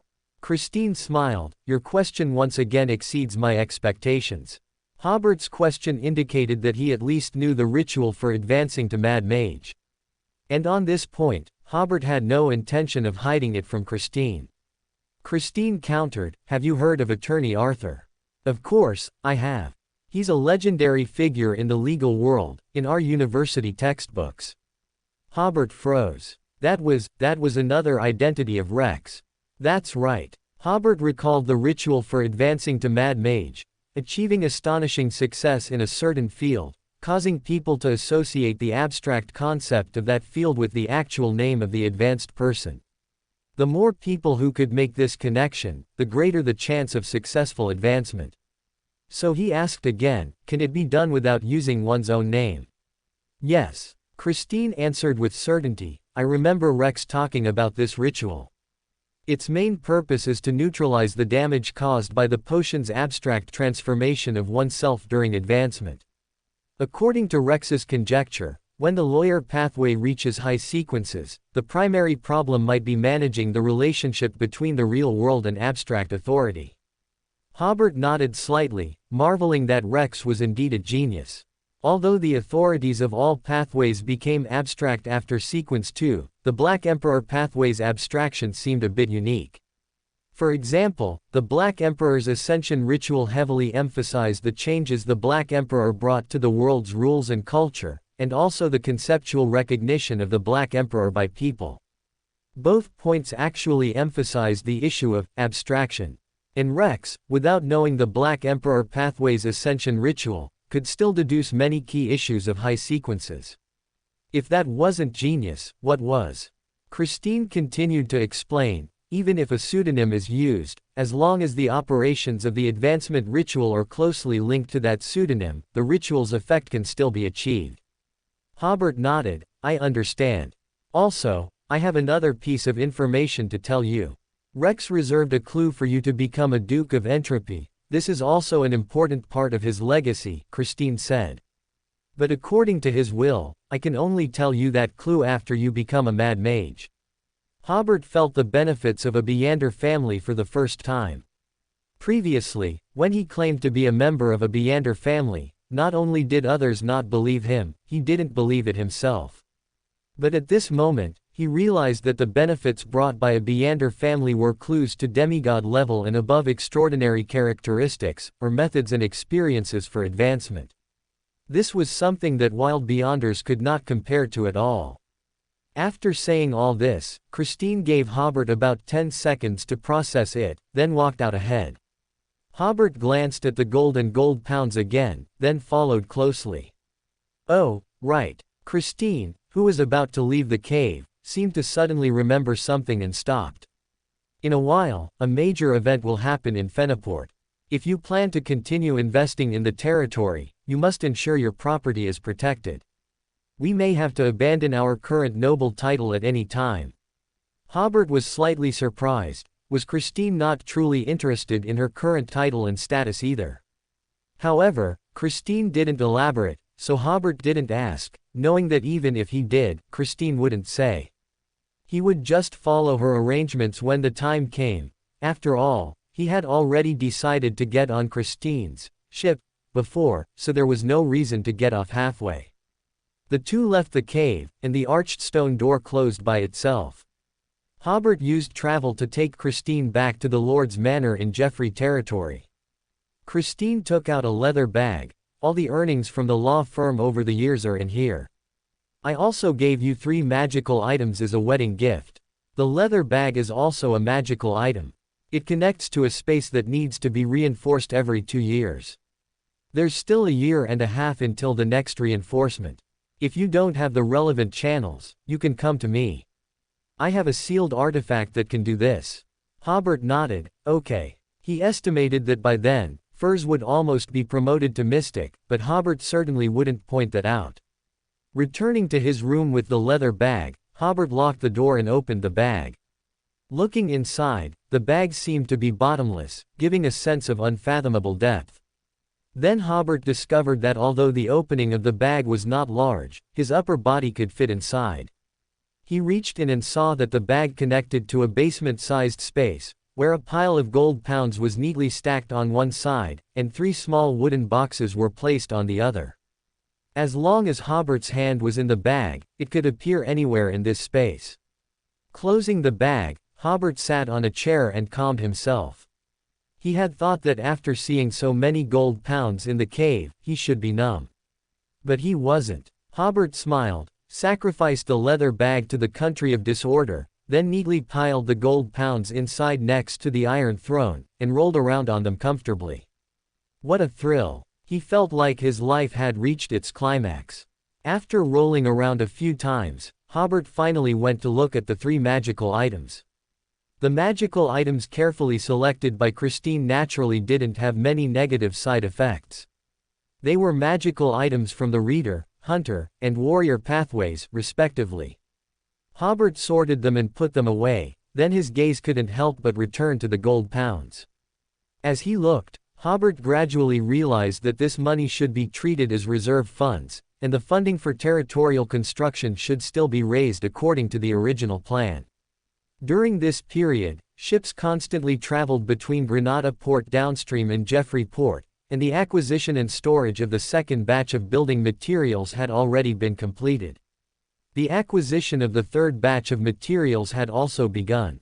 For instance, the new construction project in Jeffrey Town, which started first, had already entered its second phase. The second and third batches of materials for railway construction, originally on the list, had also been acquired and used ahead of schedule, and the railway was now even completed. Recently, the Lord's Manor had been spending money like water, and all the gold leathers Hobert had earned before had long been spent. He had Philip go to banks in other ports to exchange 10,000 gold pounds for 12,000 gold leathers, which was just enough for the workers' wages and the Lord's Manor's daily expenses during this period. This was the financial situation of the Lord's Manor, even with Christine bearing all the wedding expenses. Even so, Hobert had to give Philip 10,000 gold pounds a few days ago, asking him to exchange them for more gold leathers. Because Hobert now only had gold pounds left, and the gold pounds he had painstakingly earned over the recent period amounted to only about 32,000 gold pounds, which might barely cover the payment for the third batch of materials. Hobert also planned to visit Miss Sharon after the wedding, and while he was at it, visit the Twilight Admiral and the Blood Admiral. For Hobert, there were still many ways to make money, so there was no need to spend this savings. The key was Christine's last words in the cave today, which made Hobert feel he should keep a sum of money to deal with any potential changes that might occur later. As for protecting the property within the territory, Hobert had long planned to tie his interests with the Earth Mother Church. However, Hobert now felt he needed to change his plan. He might not have time to slowly bind interests, but rather to pay out more interests at once to ask the Earth Mother Church for protection. Hobert already had some ideas on this point, but now was not the time to act on them. Having thought through these issues, Hobert returned to the real world. He still had a lot to do today. The most important task was to pick up Serena in Tingen City. Hobert had expected to see a scene of a tearful farewell, but Serena had already packed her luggage by herself and was waiting in her room, having only left a letter on her desk. Serena didn't cry this time, and even smiled as she said, "In the letter, I told them I was going to pursue my dreams and would come back to see them often." Hobert nodded. His experiences at Bocklung Manor had made Serena mature quite a bit. Back at the Lord's Manor in Jeffrey territory, Hobert had Serena share a room with Freya. Freya was very happy to finally have a companion. Serena also breathed a sigh of relief. She hadn't expected to still have classmates, and she saw the familiar faces of the cheerful Donna and the always shy Tyrone. This greatly eased Serena's mind, as she had been prepared to face a completely unfamiliar environment. As the wedding day approached, more and more nobles and wealthy individuals arrived in Jeffrey territory in advance. Hobert greeted them one by one according to the previous rehearsal. Christine's family arrived 3 days early, on the 25th. Some nobles and wealthy individuals who had a good relationship with Christine, or thought they did, arrived on the 26th. The peak of guest arrivals was on the 27th. Besides most nobles and wealthy individuals arriving that day, Princess Ethel's naval fleet also arrived around 10 in the morning. That's right, this girl actually came to Hobert's wedding with 3 warships. If this were in a country on the West Continent, such an act would be very rude, almost like showing off power. But in Fenaport, everyone felt that the royal family was giving Christine a lot of face. Normally, for a baron's wedding, the royal family would only send a court viscount to bestow a gift at the ceremony. No one expected a princess to come, and the powerful Princess Ethel at that. This was even more shocking than a prince coming. Hobert naturally still greeted her with the highest etiquette, including music, salutes, a review of the honor guard, and ceremonies where children from the territory presented flowers. What honor guard did Jeffrey territory have?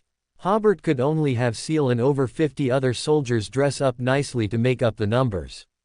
Ethel was not wearing a court gown today, but a military uniform. Her short hair was neat and sharp. Though a slight smile played on her pretty face, it made people dare not meet her gaze.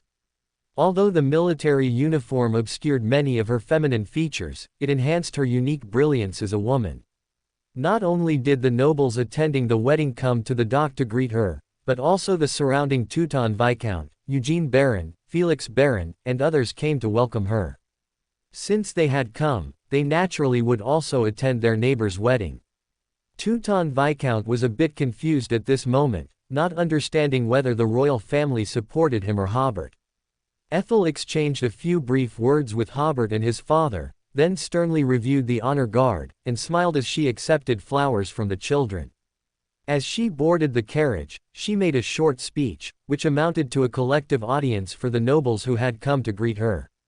Only Hobert and his father escorted the princess to the villa area halfway up the mountain. The princess's large retinue of servants had already arrived yesterday and had prepared a villa according to some of Ethel's habits, even replacing all the furniture and furnishings in the princess's bedroom, dining room, and living room. Upon entering, Ethel glanced at the villa's decor and frowned slightly. But her brows quickly relaxed, and she warmly received Hobert and his father in the living room. After a few words, Ethel casually asked Hobert, "I heard that your territory still has a small number of troops. Are those the ones I just reviewed at the port?" Hobert smiled gently and said, "Thank you for the reminder, Your Highness. When I first arrived in the South Colson region, bandits were rampant here, and public order was very poor. To protect myself and the safety of the people, I had no choice but to form the Lord's Manor's Guard. They are members of the security team, not an army. Ever since the royal families of the North Continent began to centralize power, nobles with fiefdoms having their own private armies gradually became an illegal act. However, small-scale guard teams were allowed for personal safety." The reason Hobert thanked Ethel for the reminder was because he understood the implicit meaning in Ethel's words. "Someone said you're building a private army, give me a reasonable explanation." So after thanking Ethel, Hobert provided a reasonable explanation. Ethel looked at the decor in the living room. "I've never seen this style of decoration before. At first, it made me feel a bit uncomfortable, but after a few glances, I found it increasingly solemn. What region is this style from?" These decorations already looked very mature, not something done on a whim. Hobert answered vaguely, "This is a gift from a great figure."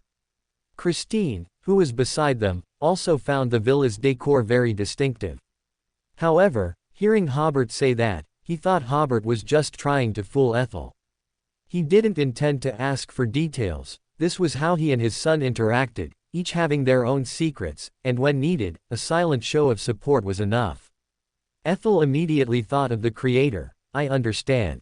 Then she continued, as if casually, "Your huge investment in the South Colson region has made many people envious. Be careful to protect yourself and your property." Christine's expression was somewhat odd as he glanced at Ethel and Hobert. He wasn't sure through what channels Hobert had managed to invite Princess Ethel. However, Christine thought that Princess Ethel must have come to the wedding out of respect for a certain great figure. But Princess Ethel's reminder went beyond the enthusiasm of merely attending a wedding as a formality, it was more like a friend's warning. This made Christine wonder when Hobert had developed a personal relationship with Ethel. Hobert thanked Ethel again for her reminder, stating that he would definitely pay attention to it. Ethel then ended the conversation, citing tiredness as her reason. On the way back, Christine invited Hobert to ride in the same carriage with him. After the carriage left the villa area, Christine said, "Princess Ethel is a special existence within the royal family. Her mother is the current queen. The queen is not in very good health and has only given birth to one son and one daughter for the king. That prince, upon birth, had the first legal right of succession to the throne. Unfortunately, that young prince died at the age of 3. Some say he died in a palace intrigue, others say he died from an assassination by an enemy nation. In any case, after the young prince's death, Ethel and the sons of several concubines all gained legal rights of succession in order. I heard that this struggle for the crown prince dragged on for over half a year, and only then was the current crown prince decided. This was because Ethel had withdrawn from the struggle for the crown prince early on, which allowed the matter to be resolved so quickly. According to a well-known political compromise, Ethel will inherit the title of her maternal grandfather, Duke Charles. Because, coincidentally, Duke Charles only had one daughter, the Queen. The royal family originally intended to merge Duke Charles's territory, wealth, and power by marrying Charles's daughter. However, the young prince's death occurred, and Fernando II had no choice but to compromise, allowing Ethel to inherit her maternal grandfather's title and status. But even now, many ministers, due to their vested interests, still hope that Ethel will become the crown prince. Hobert listened quietly to Christine's explanation. He hadn't expected her to be such a special and powerful princess. Christine merely stated the facts without making any comments. He believed Hobert should be able to handle his relationship with Princess Ethel well. Hobert continued to greet the nobles arriving for the wedding at the dock, or the envoys sent by nobles, such as butlers, to offer congratulations. In just one day, Jeffrey Town was already packed. A baron or a wealthy person with property under 300,000 gold leathers could only be assigned a relatively spacious suite with a servant's room, while the large number of servants they brought, apart from personal valets or maids, could only stay in cheap inns. But such accommodation conditions already exceeded their expectations. They had originally thought they would have to stay in tents in a poor, remote place like South Colson. An extra chapter for everyone's monthly votes. What surprised Hobert was that the Tudor family branch of Christine actually sent a demigod to attend the wedding. This made Hobert sigh inwardly. What a brilliant move of initial suppression followed by elevation. The other party's attitude was very enthusiastic, so Hobert also greeted them with enthusiasm and provided them with accommodation equivalent to that of a baron. However, the reaction of this demigod named Darnell once again exceeded Hobert's expectations. "We are all family, why stay in a hotel? I'll stay at your lord's manor." Hobert realized that the other party must have come with a mission, so he readily agreed and had Dennis arrange for him and his attendants to stay at the lord's manor.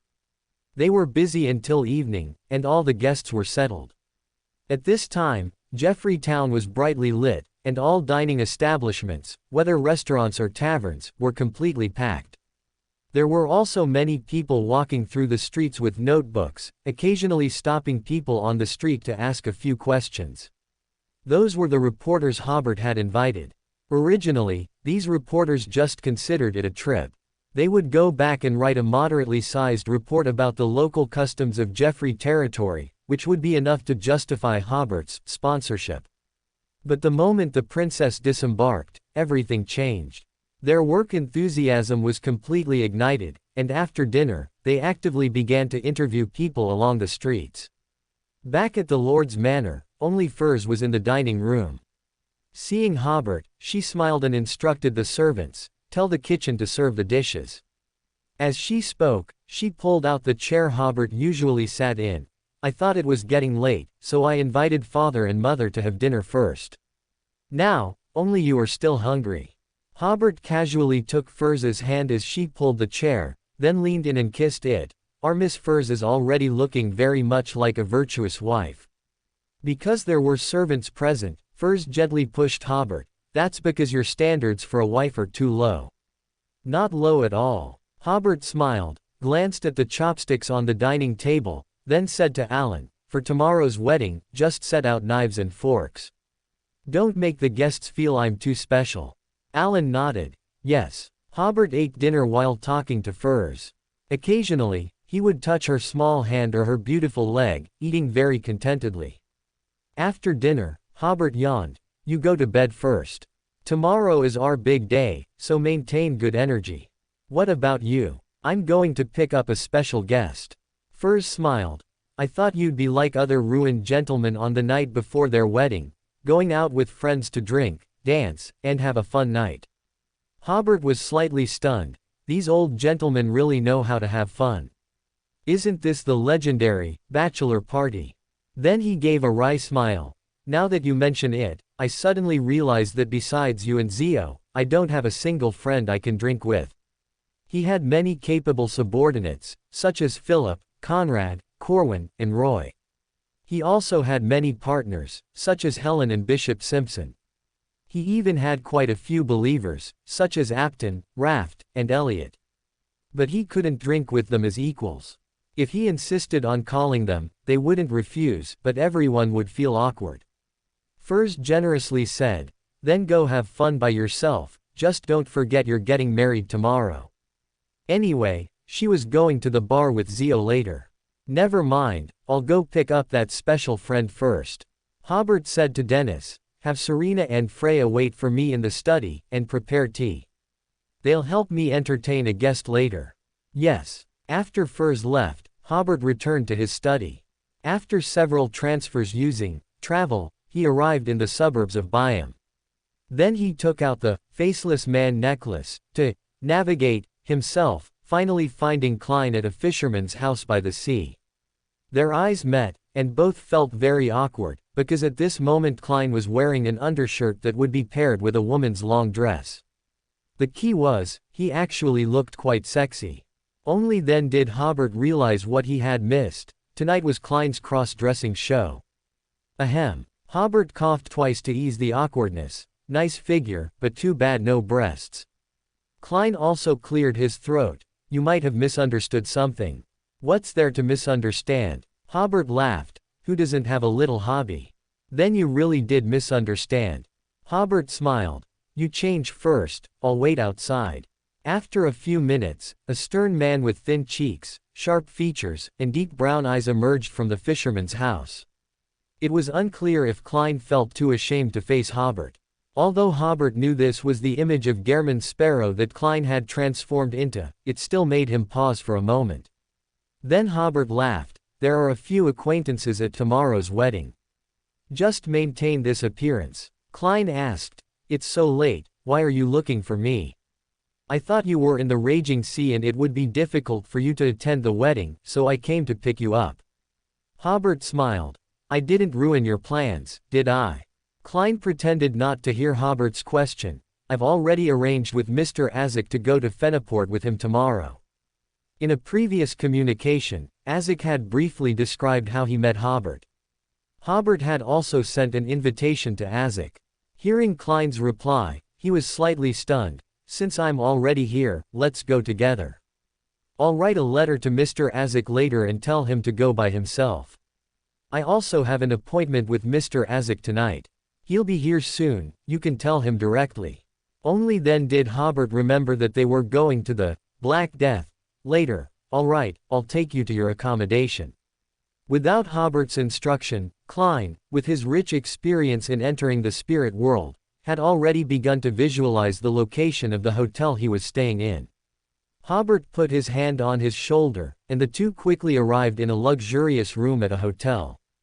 Klein changed into his clothes, and the two chatted casually, the content being nothing more than how the preparations were going, and knowingly asking about the bride's hometown and similar topics. About half an hour later, the colors of the space in front of them suddenly became richer. Mr. Azek, with his bronze skin and gentle features, emerged from the spirit world. He was visibly stunned when he saw Hobert, but then smiled and said, "Congratulations." Hobert smiled. "Thank you." Azek sighed. "It's been a long time since I attended a wedding. It's quite exciting." Klein also stepped forward and said, "Good evening, Mr. Azek." "Good evening." Azek said. "Sorry, I just saw your letter and came in such a hurry. I should have knocked first." Then he asked, "What exactly is going on with that batch of death-related documents?" Klein did not avoid Hobert and explained all the clues he found by releasing the souls from the wriggling hunger, and then described his assassination of Tracy. He kept glancing at Hobert as he spoke, as if saying, "You really did misunderstand me, didn't you?" To his surprise, Hobert, after listening to the story as if it were a tale, smiled and said, "No wonder Emperor Rosal said everyone has a second personality.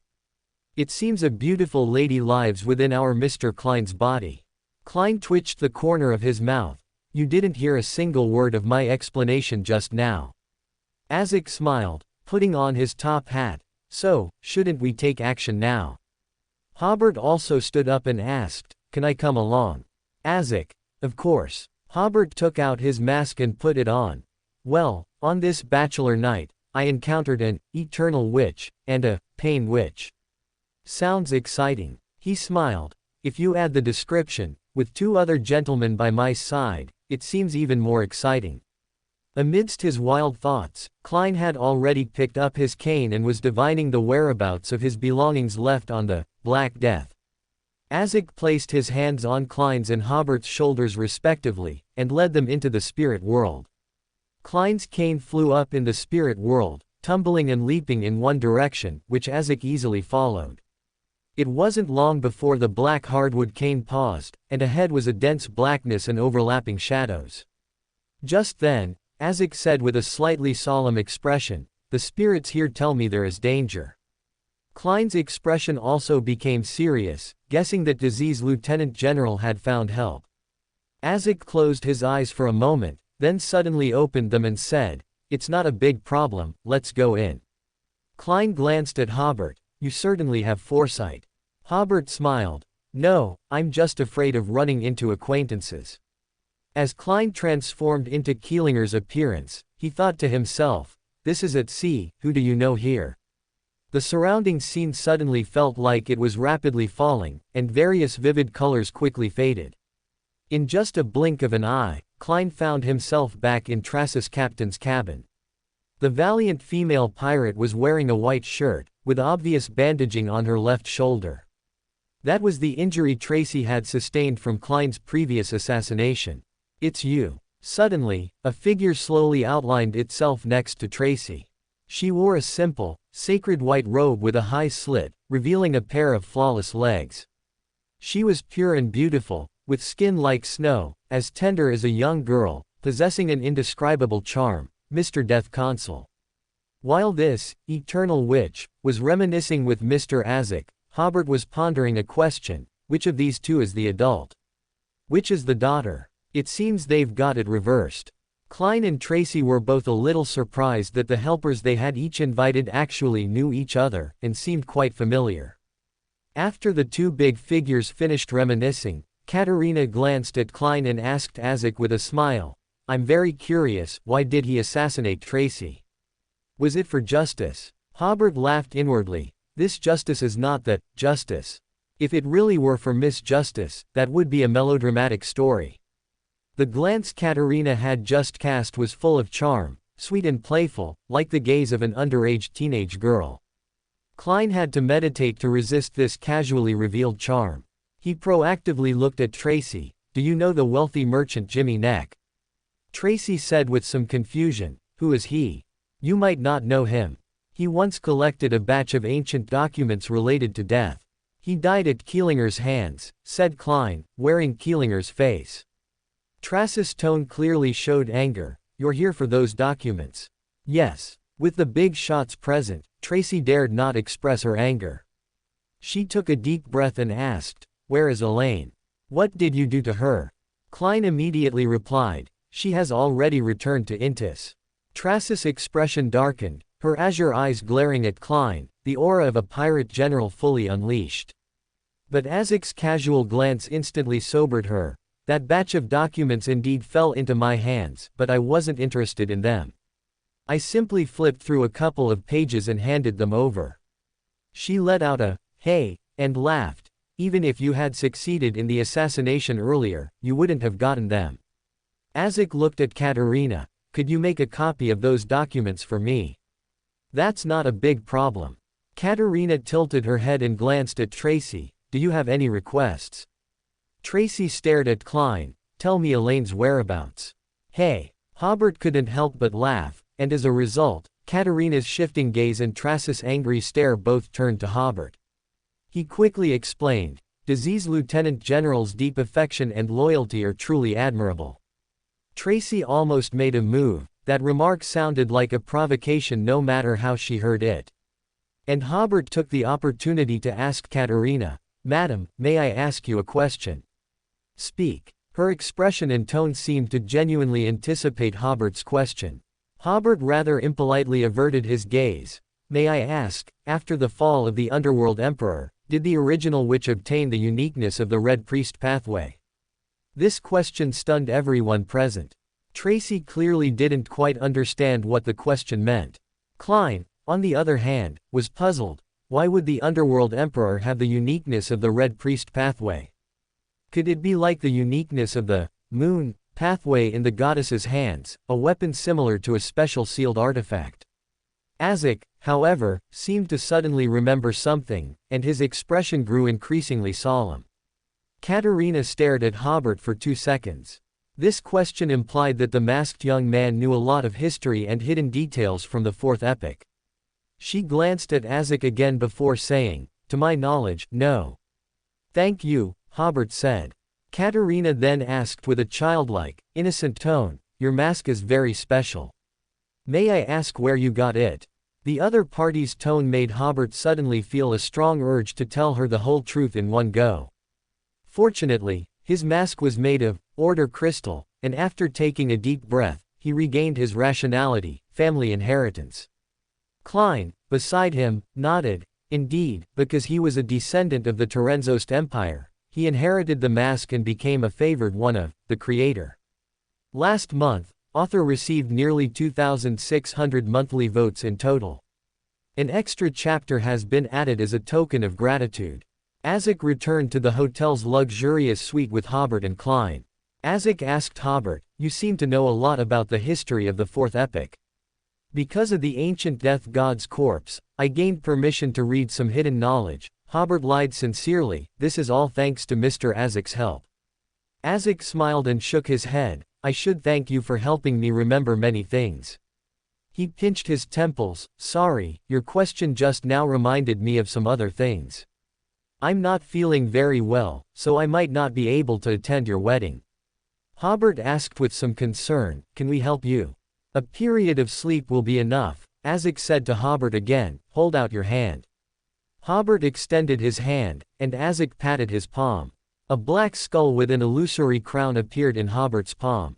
Before Hobert could examine it closely, the pattern vanished, as if seeping into his skin. Azek explained, "I just granted you the ability to enter the underworld and to mobilize a portion of its power. In the South Continent during the Fourth Epoch, this was a supreme honor." He shook his head with a self-mocking smile and added, "It's a pity you're not a Beyander of the Death God sequence. This mark won't be of much help to you. However, at certain times, you can also use it to make some undead enemies submit, or to make undead creatures feel enough goodwill towards you that they won't actively attack you. This is my wedding gift to you. When I wake from my slumber, I will come find you again." Hobert looked at his palm and smiled brightly, "Mr. Azek, thank you for the gift. This gift is too precious, I love it." Azek also smiled, then gave Klein a few instructions, before entering the spirit world again and disappearing from the room. Hobert took a deep breath and looked at Klein. "All right, it's getting late, let's go." The two arrived at the Lord's Manor in Jeffrey territory, Hobert's study, where Serena and Freya were already almost asleep from waiting. Klein was slightly startled to see the two young girls, but quickly returned to normal and thanked Freya, who was pouring him tea. After a few casual words, Hobert told the two girls to prepare a guest room for the visitor and then go rest. Only the two of them remained in the study, and Hobert explained, "Freya is one of the two people I rescued from the Great Smog incident. I heard she knows Detective Sherlock." Klein took a sip of tea, "Her mother and sister. I was a step too late when I rescued them. Her mother's body was already on the verge of collapsing from exhaustion. I was only a few seconds too late and couldn't save her," Hobert said. "Her sister is still studying in Backland. And Serena. At the beginning of the year, Serena encountered an extraordinary incident." Hobert briefly described the encounter at Backlung Manor, concluding, "And the potion I consumed at the end of last year was called Chaos Mentor, which requires several students." Klein nodded. Serena's enthusiasm for the extraordinary world and mysticism made her a suitable student for Hobert, and she would be safe with him. Skipping that topic, Hobert added, "Get up early tomorrow and help me receive guests." Klein was slightly taken aback. "Am I not a guest?" Hobert picked up the teapot and poured Klein a cup of water. "Am I not hosting you right now? Besides, who says a guest can't host other guests? Help me out, and there will be a surprise tomorrow." Klein smiled. "Lawyer. On January 28, Backland, 1920 Buanley Street, Factory District. This was an abandoned factory, but today it suddenly became lively. First, a group of people in strange clothes emerged from the factory and tidied up the weeds in the yard. Then the factory gate opened, and at the entrance of the office building, two busy young girls appeared. One was Serena, with striking red hair, and the other was Freya, who was not talkative but very capable. Around 9 o'clock, the first carriage drove into the factory. Several elegantly dressed gentlemen, whose demeanor didn't quite match their attire, stepped out of the carriage. They looked somewhat confused at the empty, abandoned factory. Had they come to the wrong place? Serena stepped forward and greeted them. "Are you here for the wedding?" The leading gentleman nodded. Yes, we are. Please show your invitation." Serena glanced at the invitation. "Hello, Mr. Austin, please come this way. This is my companion Freya, she will lead you to the wedding venue." The newcomers were Austin and others who had previously robbed a tomb with Hobert. If that had been their only connection, Hobert would not have sent them an invitation. Later, when the mercenary club sent 3 elite teams to assassinate Hobert, Austin took a huge risk to warn Hobert through Jessica. Therefore, Hobert also invited them to his wedding. Freya took a few deep breaths, trying to appear poised when facing strangers. Please follow me. She led Austin and the others into the office building. On one side of the spacious hall, there was a closed door. This door was not as dilapidated as the others, and it was quite clean. Following her teacher's earlier instructions, Freya focused all her attention on the doorknob and, with some difficulty, said in ancient Hermes language, Jeffrey territory. As the door opened, the doorframe revealed an illusory space. Please enter. Austin and the others exchanged glances, hiding their surprise, and followed closely. After a while of traversing the spirit world, another door suddenly appeared before them.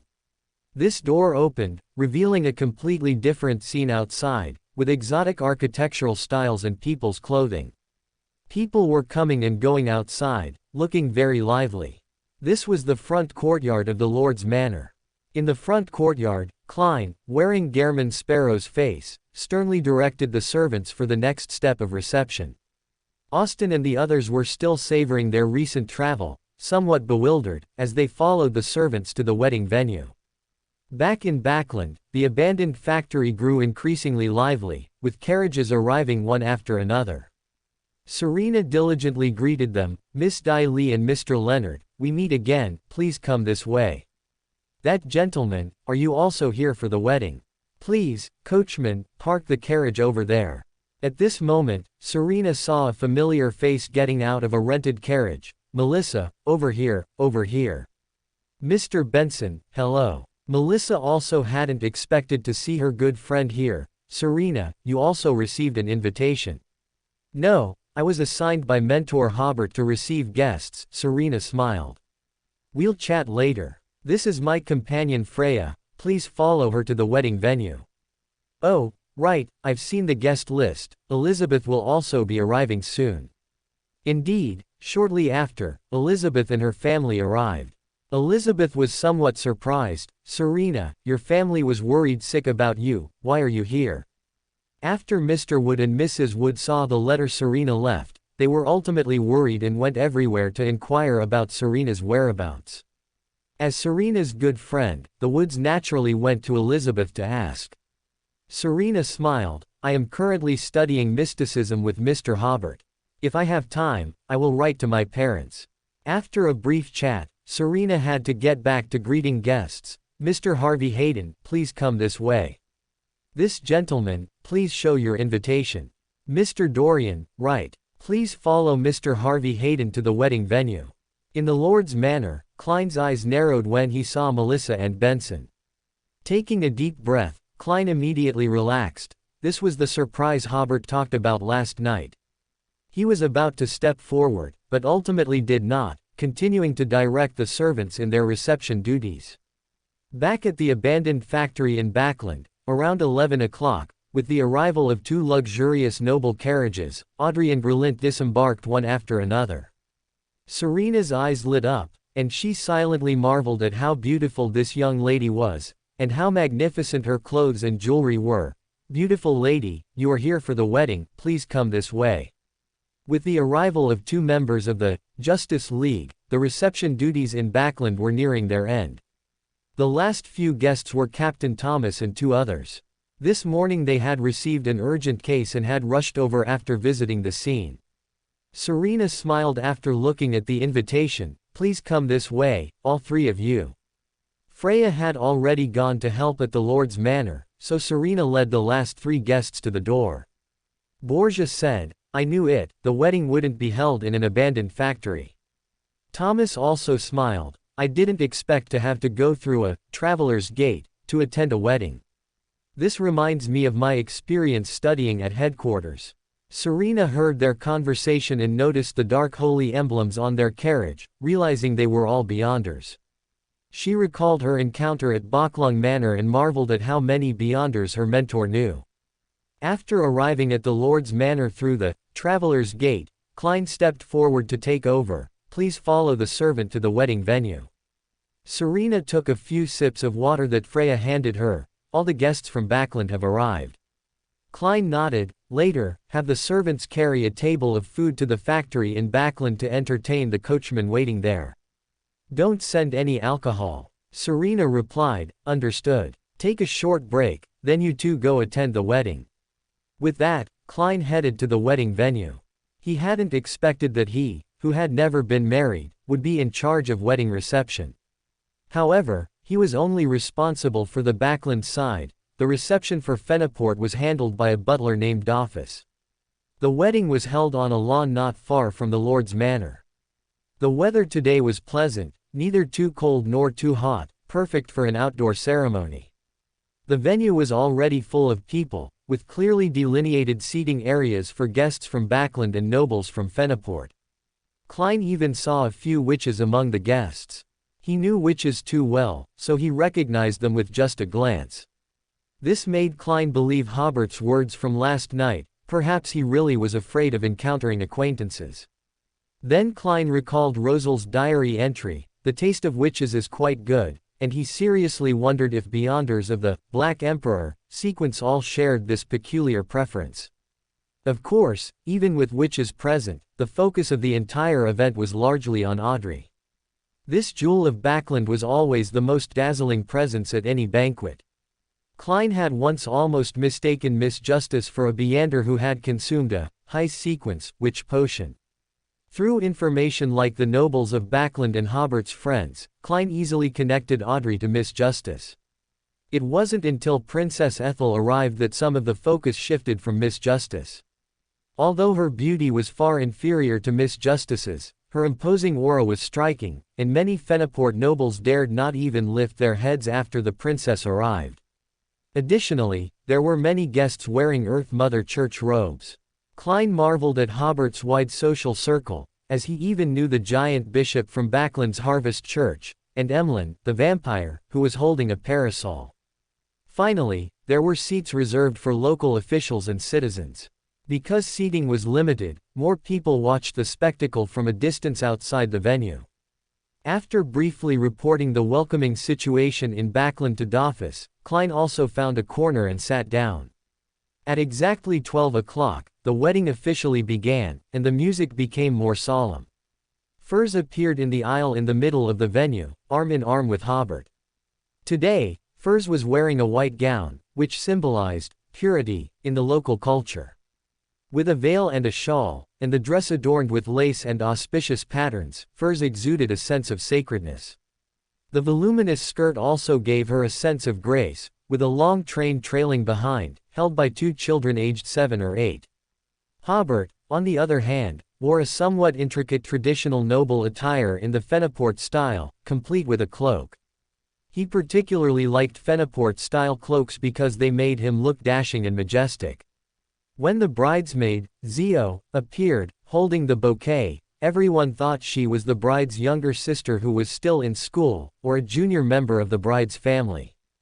According to local custom, Hobert and Furs jointly carried a wooden box. Inside the wooden box was a new dress, symbolizing a new beginning. There was also an old-looking pocket watch, symbolizing their past.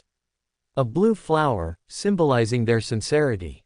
A somewhat crude bowl, borrowed from a resident of the town, symbolizing harmony among neighbors. And a pair of gemstone earrings gifted by Monliza, symbolizing the care of family members. As soon as Furs entered the venue, she saw her friends from medical school, many writer friends, and her mother's family members, all waving at her and offering early congratulations. After a brief moment of surprise, Furs glanced at her fiancé beside her. Hobert looked straight ahead and smiled. I've already hypnosed them. They will overlook the process of coming here and going back. But I listened to you and indeed didn't bring your father over. Yes, I contacted your uncles through your classmates and, learning that they all very much wished to attend your wedding, I invited them all. Seeing her grandmother's kind smile, Furs herself broke into a joyful smile. It's enough that they could come. She had long been unwilling to associate with her father's side of the family. Especially for a wedding held in a foreign land, she naturally hoped to have her own relatives and friends present, and even more so, wished for their blessings. Furz's grip on Hobert's arm tightened a little more. The two slowly made their way to the front of the venue, captivating everyone's attention. Christine looked at the newlyweds with satisfaction, feeling that she had not failed her old friend's trust. Monliza also shed tears of joy, and Donna cried even harder, as if her brother was getting married today. Audrey watched it all with a sweet smile, while others like Dai Li, Leonard, Melissa, Elizabeth, Philip, Conrad, and the rest, looked at the bride and groom with blessings in their eyes. As for Ethel and the group of nobles, although they also appeared very focused, their somewhat numb smiles revealed that while their bodies were there, their minds had long wandered elsewhere. Bishop Simpson was already in position. After Hobert and Furze arrived before him, the music stopped, the cheers and jeers gradually ceased, and Bishop Simpson began to bless the newlyweds. The first part of the blessing involved the bishop recounting descriptions of marriage from the Life Bible, and exhorting the husband and wife to take responsibility for each other after becoming a couple. The Earth Mother Church, much like the Church of the Night Goddess, highly respects women's rights. Relatively, women's responsibilities are also more demanding than those of the Storm Church or the Eternal Blazing Sun Church. This part was somewhat dry and boring. The two little children holding the train of the dress might have been too bored. One dropped the train and quit, while the other wanted to find his mother. This caused a burst of laughter among the guests. The second part of the blessing was the bishop's well wishes. May the Lord of the earth, the benevolent mother, bless you too. From this day forward, under the witness of the mother, be of one heart and mind, and walk with the mother. May you be safe and happy, love each other, share joy and sorrow, and never be separated. Listening to this, Furze's eyes welled up with tears, feeling that just for this blessing, she should convert to the Earth Mother and regularly pray at the church. The blessing ceremony ended here. There was no part where, you are willing, he is willing, and needing everyone's consent. However, there was a ring-wearing segment. The ring Hobert prepared for Furze had no gemstones or diamonds. It looked ordinary, yet also very extraordinary. Many people had already noticed that it was an extraordinary ring. Indeed, this was the fighting ring Hobert had worn before. He had resealed it, and its negative effects were now very minimal. This ring would compensate for Furze's weakness in combat. The moment Furze put on the ring, she immediately felt its effect, which surprised her somewhat, as this ring was far superior to a diamond ring in terms of both value and practicality. This was the second surprise Hobert had given her today. She had initially thought that the wedding, which had been rehearsed twice, would just be a formality. After Hobert put on the ring, he gently kissed Furze's hand, which seemed to bring Furze back to her senses, and she smiled as she gently caressed Hobert's face. Hobert leaned in, and amidst the guests' cheers, they entered the passionate kissing segment. Although this segment was brief, everyone enjoyed watching it. Afterwards, everyone could come forward to congratulate the newlyweds. However, with Princess Ethel present, she was naturally the first to offer her blessings. Princess Ethel, with her short hair, who looked very heroic despite wearing a court gown today, stood up. From an open wooden box handed to her by her aide, she took out a pre-prepared scroll of parchment and held it high above her head. I bring the king's blessing. The nobles immediately stood up respectfully. The guests from Backland, thinking this was a local custom, also followed suit and stood up. Princess Ethel stepped forward, came before the newlyweds, and, with a powerful voice, read out Fernando II's lengthy blessing that almost made Hobert yawn. After several minutes of reading, there was finally some substance. Hobert is a model among barons, who, by his own efforts, redredged the navigation channel of the Tati-Gia River and greatly improved the public order in the South Kholson region. These achievements are well known to this king and the Fenaport government, and therefore, all of the former Light Viscount's territory is hereby granted to Baron Hobert, with the hope that Hobert will continue to enable more citizens to live peaceful and happy lives. Bless this couple, 1,000 words here. After the king's blessing was read, enthusiastic applause still erupted, with many nobles even shouting, "Long live the king!" After Hobert invited Ethel to return to her seat and rest, he loudly announced to everyone, "My wife is a best-selling author. She has written a book about my experiences and efforts in South Colson, and a copy will be given to every guest shortly, as a small gift from us. His Majesty the King just said in his letter that I am a model among barons, an exemplary noble. You can tell the story here to your friends who couldn't come when you return. Let's carry out His Majesty's wish to establish a role model. Long live the King's will is our will. Everyone echoed, long live the King's will is our will. Furs smiled and shook her head, listening to her husband's distorted interpretation of the King's blessing. Ethel, who had spent several years in the army, couldn't help but curse under her breath, donkey F'd. When did I ever say you were an exemplary noble, or a role model the King wished to establish? But it was clearly inappropriate to stop him now, so she could only let Hobert lead everyone astray. After a few slogans, the wedding returned to its normal proceedings, and everyone came forward to offer their blessings. The guests from Backland, with explanations from Serena and Freya, also understood the meaning of this segment and, after the nobles, also came forward to offer their blessings. Congratulations to you both, Audrey said with a smile. Hobert, you mustn't bully Furs. We are all her strong backing. Hobert's face was almost numb from smiling. Furs is so virtuous, how could I bully her? Virtuous. Audrey's eyes dimmed slightly, but she maintained her smile and completed the blessing. Zio, standing nearby, wondered how Furs could be considered virtuous. At this moment, the citizens who couldn't enter the venue shouted, "Bless the Lord and Lady." Initially, only a few people shouted, but then their voices gradually converged, creating a magnificent momentum. Hobert and Furs also waved back at everyone. Ethel watched Hobert's interaction with his subjects, with a hint of worry in her eyes. The blessings from the surrounding crowd grew even louder, and some happily exclaimed, "Look, the Lord is waving at me." Nonsense. The Lord is clearly waving at me. After the blessing segment, it was time for the cake cutting, a unique Fenaport custom. A huge 8-tiered cake was wheeled in. According to custom, the bride and groom would contend for the right to cut the cake. Whoever held the knife to cut the cake would be the head of the household thereafter. Of course, this was a custom to liven up the wedding, and the outcome had no legal or moral binding. The way to contend for the right to cut the cake was for the bride and groom to see who could first remove one of the other's shoes. Whoever did so would get to hold the knife. Both the bride and groom could try to remove each other's shoes, and the best man and bridesmaid could also join the battle. Even any young person present could join in to help the groom or bride grab a shoe. In the next chapter, some of author's descriptions were too detailed, so it was censored once, and even the chapter title was removed. I didn't dare to change it after it was released, because I was afraid of sending it for review again. I hope it won't affect everyone's reading experience. For more thrilling fanfiction stories like this, check out my channel Fanfic Audiobook. Dive into epic adventures, mysterious realms, and legendary journeys brought to life through immersive storytelling. Don't forget to like, share, and subscribe for more amazing audiobooks.